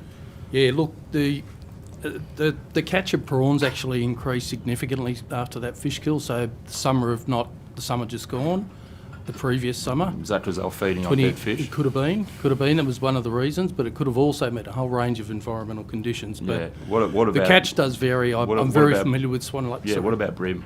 Bream? How did coming bream? back? Yeah, coming back. Yeah, I'm very familiar with Swan Lake. So, have you got any data points to? Not I'm doubting, but do you have any data points to back up the anecdotal? Anecdotal. Yep. Is that just from what the recreational fishing? Local knowledge. Yep. Okay. Okay. Thank you for that. Just doing a bit of mop up here, Mr. Orr. Last time in estimates, I asked around the question around the Cat D issue and just the process in terms of firearms registry requesting information of you about whether someone's part of a authorised campaign or not. Yep. And you came back and said that LLS has received 10 requests since September 27, 2023 from firearms registry to confirm whether a Category D applicant is part of an authorised campaign. Not seeking specifics of names of people that you didn't acknowledge were or were not. I just, out of that 10, how many did you confirm were part of an authorised campaign? Are you able to provide that on now that? 14. I don't think the number's 7. So there was 14? I think the total's now 14. I Yep. think the number's 7. And you confirmed that there was 7? Correct. Did you want to take that on notice to I'll clarify? confirm, but Yep. that's my understanding. Yeah, thank you. And Mr. Benaziak, can I just respond to some of the issues you raised before in terms of helicopters? Yeah, sure. You got a minute? So I'll try and deal with this swiftly. Yeah. So the helicopters typically Squirrel B3 or Bell Jet Ranger, and they must be turbine aircraft. The hourly rate, Jet Ranger 1,900 to 2,000, and the Squirrel 2,100 to 3,000. The operation is during daylight hours. GPS tracking, there's no video. Firearms, the FN Scar H's and Benelli M4s. You asked about the flight, and it cannot be above 500 feet. Yep. And the procedure, if an animal is shot or injured, the priority is the welfare. So we would go over onto the neighbouring property and euthanise the animal, and then we'd also inform the property owner that that has actually happened. But generally in the planning, we try and stay away from boundaries. How does that sit with CASA requirements? CASA? Yeah, as in the people that govern people flying around in planes and helicopters. How does that procedure, where you just fly over someone's property you don't have permission to fly over, No, we don't dispatch have the permission to animal. shoot on, so it's a shooting issue. So the owner hasn't provided permission to shoot, but if we've got a welfare issue with an animal, that takes priority, and then we notify the landowner. So that gives you the exemption to fly over people's property at that altitude? That's our priority, the welfare of the animal, and then we notify. I don't think this happens very often, and as I said before... No, but I know it happens. I know it's been happening in other states. Yeah. And there's been raised concerns around how that intersects with CASA requirements at flying at a certain height over someone's property. You don't actually have permission to fly over at that height because you're not actually conducting an operation on that property. I mean, I'll confirm on notice, Mr. Yeah, it's a bit of a bit of a complex legal. And you can understand the priority in terms of the welfare. Yeah, look, 100%. I'm just concerned how you navigate. Yep. That. Mr. Banaziak, you asked me a question previously too about groper penalty notices. Yes. There's been 95 penalty infringement notices issued that relate to groper over the last 5 years, and there's been 6 prosecutions. Okay, thank you. Mr. Sloan, while I've got you, just another question that's come to my knowledge. On your Facebook page 4 hours ago, there was a post regarding fishing on ferry wharves, and it lists out a set of rules, and there is one rule that's causing some concern for fishermen about a maximum of 6 people can fish at any one wharf, at any one time. Is that a rule insisted upon by fisheries, or is that a rule insisted upon by the Transport for New South Wales and Maritime? It's a rule that I personally haven't heard of before, and a lot of fishermen are feeling perplexed by that rule. I might see if Mr. Turnell can shed any light on that one for us, but what I can say is we obviously don't own the wharves. No. They're owned by Transport, and we do have issues from time to time about fishers and activities, interactions with with ferries and other users, and there's an education program and a compliance program that we have in place to make sure that we can maintain access to fishers on those. Can you just take on notice whether this is a fisheries rule, or is Mr. Turnell, you're shaking your head. Can I take that as Hansard saying that is not a fisheries rule? It's a transport requirement. Come back quickly. First I've heard of it, so I doubt it's one of ours. Yeah, okay. So how do you think this sits with the most recent $78 million Camo Ferry Wharf, which is now being touted as this great fishery or access for fishermen, and potentially only 6 people can use it? Does that sound like an efficient expenditure of money for fishing access? Let us take it on notice, Chair, and we'll provide you with some clarity on that one. Yeah, thank you. That's probably going to do me. I will now looking for... You think it's allowing me to ask one question as a follow-up? Yeah, 4 sure. seconds. Hey, 1, 2, 3, 4. It's to Ms. Lorimer Ward. It's just to confirm regarding the Wine New South Wales MOU and the meeting that the department was included in. There's 2 dates in the minister's disclosures, one being June 27 and the other April 26. Did the department attend both those meetings with the industry group? I'll have to take that on notice, but we do tend to attend most meetings with the industry groups. And the MOU was discussed at those meetings with the department officials? At least at one of those, Yep. yeah. And are you able to supply any minutes from the department for that meeting We don't to the tend committee? Yeah, we don't tend to have minutes, but yep. Any notes or anything that was discussed at the meeting that you're able to supply the committee? I'll have to check, but there are meeting briefs prepared in advance of meetings. Right. But I'll have to find out. Okay. Thank you. Thank you, Ms. Lorimer Ward. Thank you.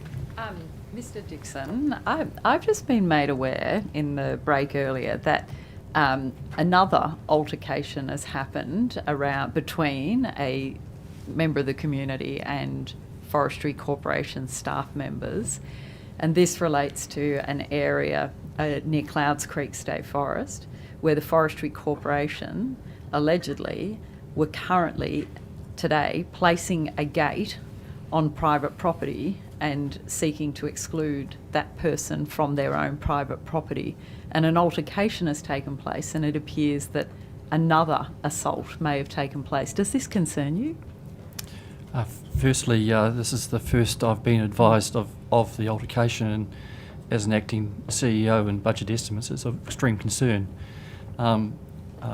My concern is for the wellbeing and the safety of all parties involved, and I'll be seeking an early briefing on this matter the moment I get out of this room. I assume the New South Wales Police have been involved. They have.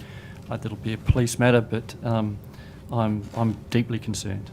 And I have to put on the record that we don't condone altercations either within the workplace or outside the workplace. And Mr. Dixon, I would just put to you now that I saw a short piece of video footage, and it's really, really, really concerning.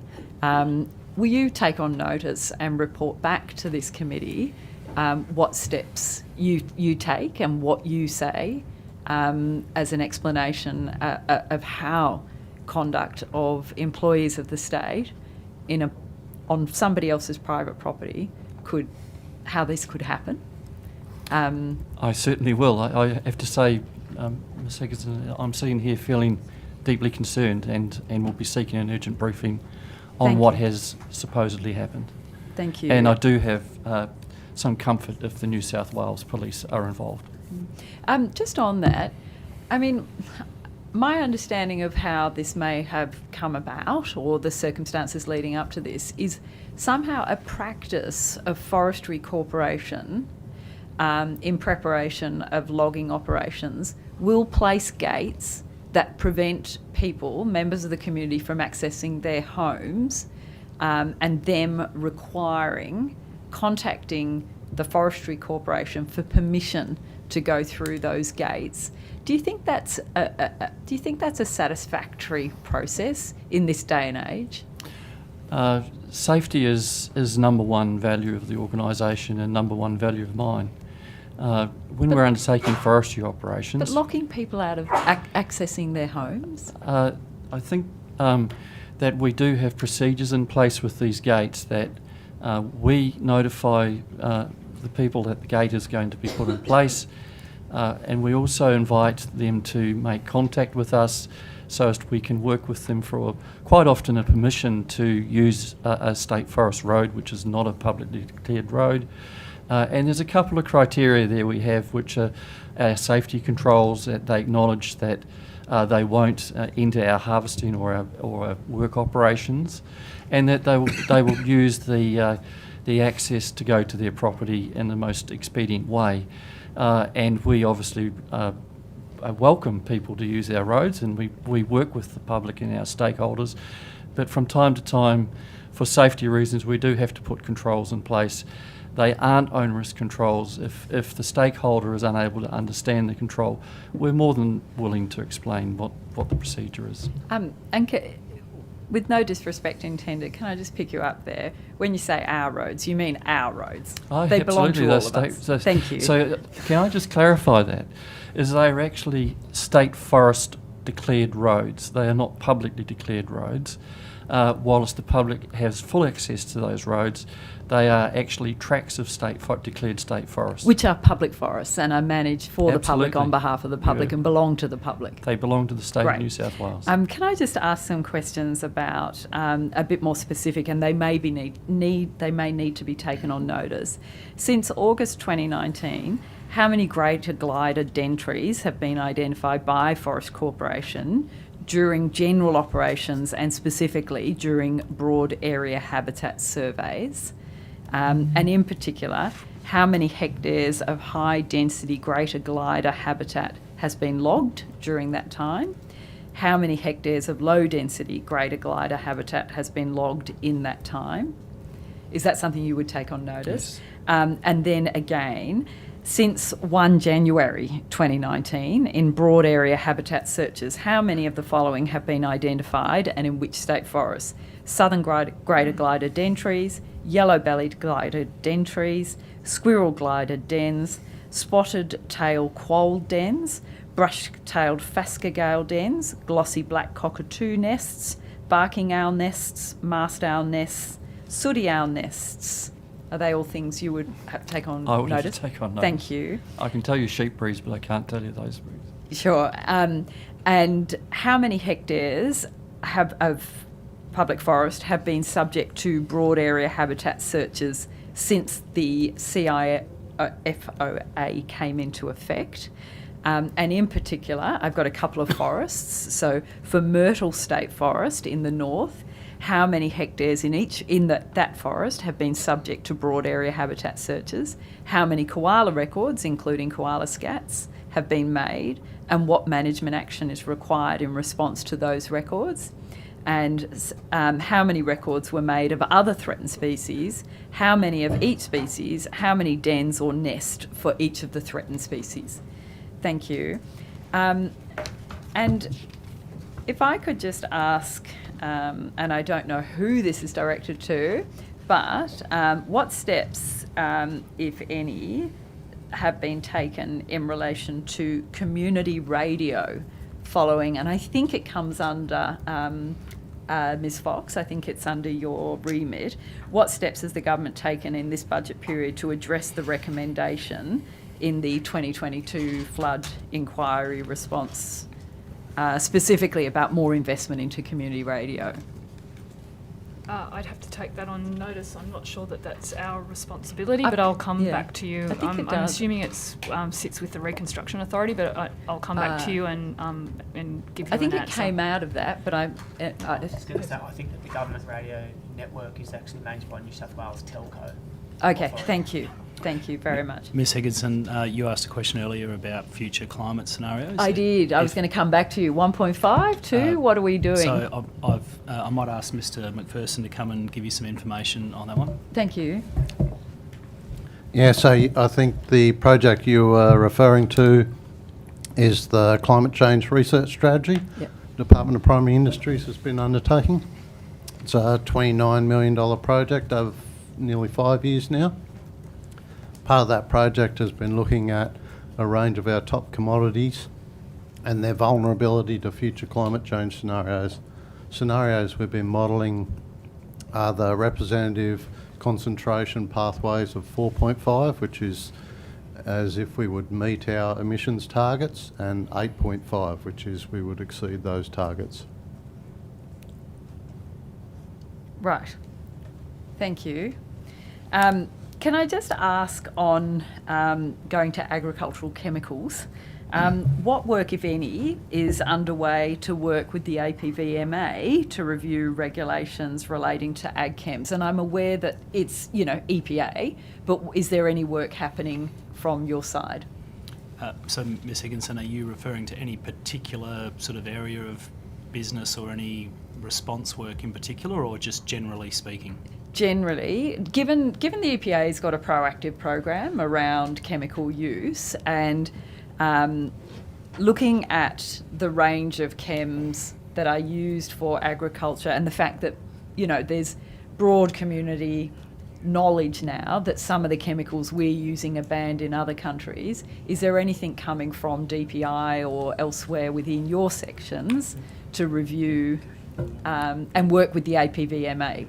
I might just see if Mr Tracy or Ms Laura Moore, yeah, I think. so I can answer that. So we do have staff that work in with APVMA on reviews, and they happen all the time in terms of permits issued and advice on permits. But as far as I know, there's no comprehensive reviews that DPI has been involved in. So just so I can understand, is your involvement when the APVMA is reviewing something and then you will be asked to engage in that? There's nothing coming proactively from your end of things to the APVMA? Yeah, that's right. So we have that technical expertise and some of that experience within DPI that offers advice on Thank you. And I've got two really, really quick ones in 5 seconds. One is about, are you aware of the Richmond River study by SCU that identified the 174 pesticides in the Richmond River? Are you aware of that? I am study? aware of that study. Yeah. And are you doing anything to look at that? And particularly, one of the things that I understand was mentioned was about the loss of chemical use data in the floods. Are we looking at that to try and rectify that going into the future, a register, something? So there's a number of issues around that, some that we're working with other parts of the agency on, but particularly about understanding what floodplain agriculture looks like going forward and the need for storing of chemicals, those risks of contamination. But in an ongoing way, we've been doing work through the Marine Estate Management Strategy on a project we call Clean Coastal Catchments, which is about trying to build those buffers between agriculture and those industries. And also we've got a lot of work where we partner with industry looking at integrated pest management strategies. So how do we actually decrease the use of pesticides within these farming systems? And that's been really successful work about how do we work with the ecology within those production systems more effectively to reduce pesticide use. And how do people get involved? Sorry, I know my time's well and truly up. Yeah. Well, opposition, you have 5 minutes, and then Ms Hurst will have 5 minutes. I did. I'm so generous. Oh, can I get it back? Oh, can keep going. So, how? So, Well, how about we go with Ms Hurst, and then we'll go back to you. Could I get more than 3 minutes? Yeah. Thank you. Thank you. Just got 2 more questions. I noticed that. Yeah, the clock has disappeared.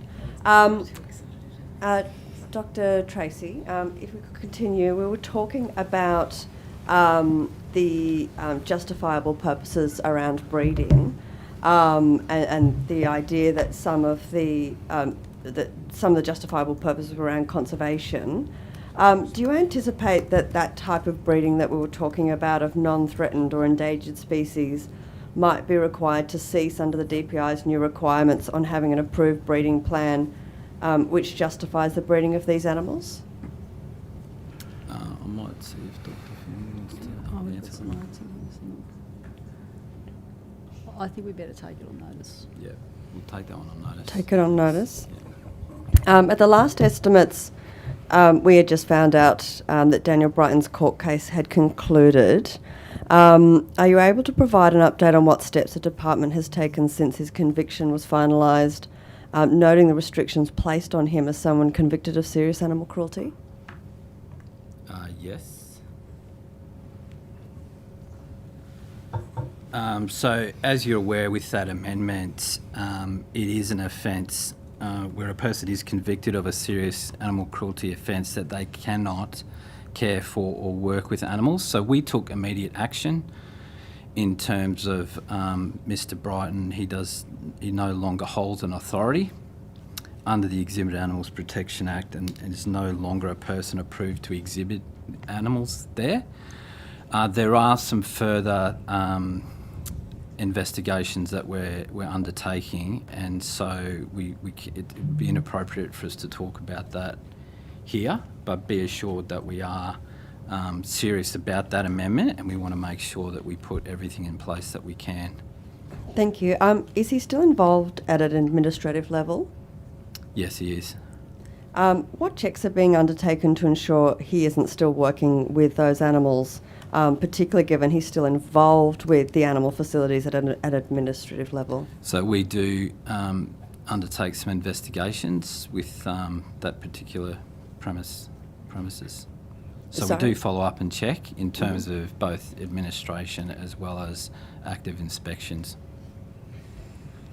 Thank you. And when you said that there were some further investigations taking place, which you can't sort of talk about, do you have any idea about when that might conclude? They've just commenced, so yeah, it's going to take a little while. Okay, thank you. Thanks. I've got some questions, I think, for Ms Fox in regards to the Veramite response. I know that the former Director General, Scott Hansen, had admitted publicly that there should have been more focus on ensuring traceability of hives in New South Wales prior to the Veramite outbreak. I'm wondering what's being done to implement that traceability moving forward. I might hand over to Dr. Tracy on that issue. Thank you. So it is a priority that traceability is an important part of all of the things that we do in biosecurity. That speed in which we can trace and track is a critical component. So we do have now a transition and management plan that's been worked up with industry that has a big focus on education. It is about industry ownership and support for industry going forward as they transition. So that could include some additional work around some of the traceability work for Varroa going forward. And as you say, that there's been this, the new control order has come into effect just recently. So what are the key changes that are being made under this new management strategy, and how long do you expect that new control order to be in place? Is this something that will expire in 12 months, or do you expect that a new order will be in place fairly soon? Yeah, so the last changes to the control order were really trying to reduce much less onerous for beekeepers, allowing movements across New South Wales, but had ongoing requirements for beekeepers moving out of the management zone to the suppression zone. So that's that high risk zone that we're worried about. So there's a priority there about slowing the spread of Varroa mite. So there are some requirements to test hives prior to movement and to fill out movement conditions. And in terms of the less onerous, the queen bees are allowed to move, and it's a much more along the line of a transition plan for Varroa mite. Thank you. All right, just one rapid fire from Mr. Faraway, and then Miss Higginson. Yeah, Ms. Fox, can you advise when will the process open for applications for the new Director General role? I don't have a date yet. I need to work with the Public Service Commission on that process, and there'll be a mobility process that all those roles are required to undertake, but I don't have a firm time at this point. Right, and just very, very quickly, was Mr. Hanson given an opportunity to be put on the public sector mobility list? Yes, he was. Thank you. Has the department undertaken any work in relation to spray drift in the Narromine-Trangie area? I think we might take that on notice. Thank you. Given and if so, has today. there been any work beyond education campaigns, and has the department been in contact with the EPA in relation to the spray drift, and has the department approached any organic agriculturalist about the impact that the spray drift may be having on their products? Are you happy to take that on notice? Yeah, so I can answer that. So we have attended a meeting with producers from the Narromine-Trangie region about spray drift with EPA, and we participated in a discussion with them. And as you mentioned, we've done a lot of work around education and training in that area. And Ms. Higginson, we've also done some work with the EPA on the spray drift question, and we'll come back to you on exactly what that's been. Thank you very much. Just going back to something I mentioned earlier about blast and rice and the northern rivers, would somebody please take on notice and provide a response to the committee about what is the history of knowledge the government has in relation to blast in the northern rivers area, please? Yes, we can do that. Thank you. And then, we're going great.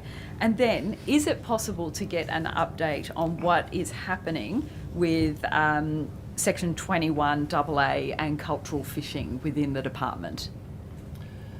Ms. Higginson, that was one of the, I think, election commitments of the government to implement a regulation for cultural fishing, and there's been work through advisory councils to prepare a draft regulation, and that's awaiting government consideration. So if that proceeds along the pathway that is expected, then at some point that will come out for a community consultation process. So is that regulation that you're referring to, is that new? Is that a kind of updated, and it's your work is done and you've kind of passed that on? Is that where we're up to? It would be a new regulation for cultural fishing. Okay. Thank you. Just going back to the, in the 20 seconds, just going back to what happened in the Northern Rivers during the flood and all of that, as I understand it, data lost that farmers held in terms of the chemical use that they had. Is it something that the department is considering about keeping a database, like a point in time, something that farmers and agriculturalists can feed into for better systems of understanding? Interesting question, and we'll take it on notice. Thank you. All right, thank you. Well, that concludes questions from opposition and crossbench. I'm just looking at the government now to ask. Just through you to Mr. Wheaton. Mr. Wheaton, there was a line of questioning from my colleague, Honourable Sam Farraway, about a development in Orange, a not insignificant major development. And throughout the course of questioning, my colleague was using the word flipping. I lost actually count how many times you used the word flipping. I think it might have been a colloquial use of the word, I'm not sure. But I was concerned at the end, that in fact he put the issue of flipping to you and you said yes. Now you may not recall that, and you may want to check the Hansard. If you do recall it now and you'd like to do so, would you like to confirm that you either agree or don't agree with the proposition of put to you, or would you like to take it on notice? Sure. Well, I can clarify. I think that I took the inference that Mr. Farrell was saying around the flipping of the project delivery and how that was happening, and the arrangement between council and the department. That has stayed the same in terms of the governance structure and under the deed. But in terms of the sequencing is what I'm referencing to, and I would agree that then that has flipped, like you have said. The original plan of which how that project had been sequenced had been in a certain manner, and then the rectangle field would be delivered in the project sequencing before the athletics facility. I'm absolutely comfortable that then those arrangements with council and the way they're delivering the project has changed from what we had originally planned for the project. That's fine, as long as that's the way I put it. And just for the record, Central Western Daily, the 17th of February, Premier reveals shock switch for Orange's 60 million sports precinct rollout. So it's your own government's media release. just for context. got the issue of flipping and which flipping we're talking about. So I appreciate you being able to clarify. Thank you. I appreciate the other questions? No, that's it. Through the chair, just to some additional information from the morning session, Mrs. Taylor had asked a question about the Yagle traditional owner, Aboriginal Corporation, and a grant that they'd received under the Bushfire Local Economic Recovery Fund. So I can confirm the Department of staff have worked with the organisation since July 2013 to obtain the information required to make the milestone payment. 2023? You said 13. Sorry, 2023, to get the required information to make milestone payment for under the grant. I'm advised that the funding deed variation has now been approved to facilitate the next payment, which should be approved and paid in a swift manner. With regards to withholding payments under the Bushfire Local Economic Recovery Fund, I think that the long story short, with this program, it's about a $500 million package worth of funding that was set up to assist the economic, environment, social recovery following the fires in that cruel summer of 2019-20. Many of those projects are delivered by community organisations under the disaster recovery principles that are set by the Commonwealth. Community-led recovery is very important. Many projects around the state, not exclusively to that program, are having significant delivery challenges. We don't withhold milestone payments unless there is clear evidence that then the deliverables haven't been done. So you can still provide that in writing as to when that was reconciled, if that happened for today. the Yagle Aboriginal Corporation. Yeah, as the questions. Thank you very much, Can do. Mr. Wheaton. All right, thank you. Well, that's a great segue into everyone's favourite segment, which is turning your homework early. So if there is any other homework that wants to be turned in early and saving your time, Mr. Dixon, and I think Mr. Sloan, and then Ms. Lorimer Ward as well has her hand up. Mr. Dixon. Thank you, Mr. Chair. Ms. Higginson asked me about the return cycle in our native forest harvesting and as to whether there was a minimum. I indicated or answered there isn't. There actually is a minimum, and we've published that. And what is that? Okay, thank you. Yeah. I'll find it. It's published. Mr. Sloan.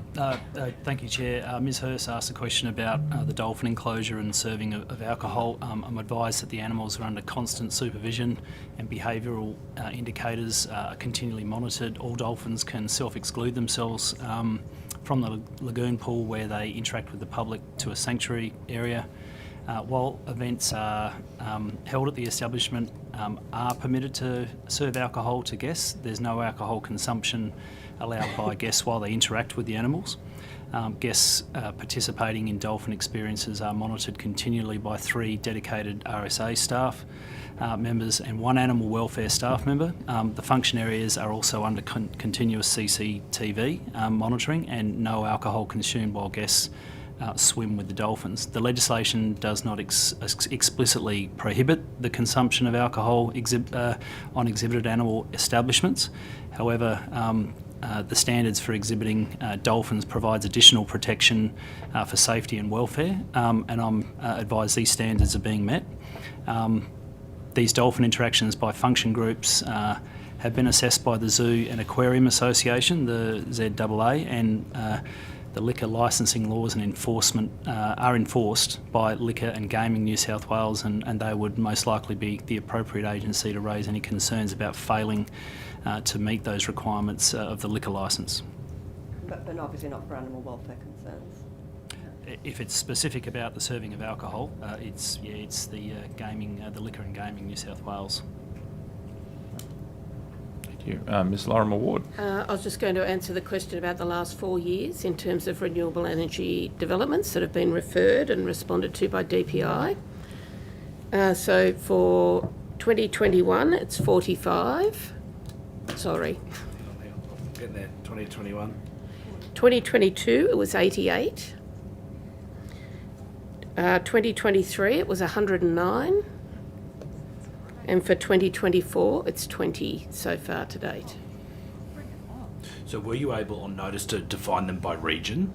We can, Okay, yep. thank you. Thank you. And Chair, also on that question about the limits on wharves, that rule or law is a Transport for New South Wales law, and it's the Ports and Administration Act 1995. Okay, thank you very much for that. Chair, I've got one more issue that wasn't raised, but I expect it to be raised today, which was our appearance online at the last hearing, and I wanted to make sure that we placed on record our apologies to the committee for any difficulty or offence that caused. No, thank you at all.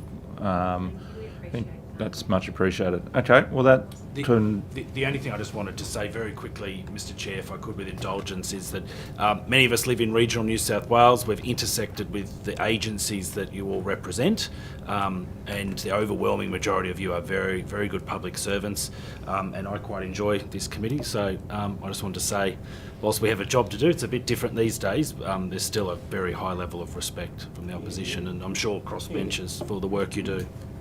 Thank you. Well, on that positive note, we'll conclude before we descend into more hostilities. You have taken some questions on notice. You will be contacted by the Secretary in terms of what they are and timeframes to get them back to us. But thank you very much for your time. We'll now close the hearing, and I'll just advise that the committee stay behind because there's a couple of things we need to resolve around documents. But we'll do that once the hearing room's cleared.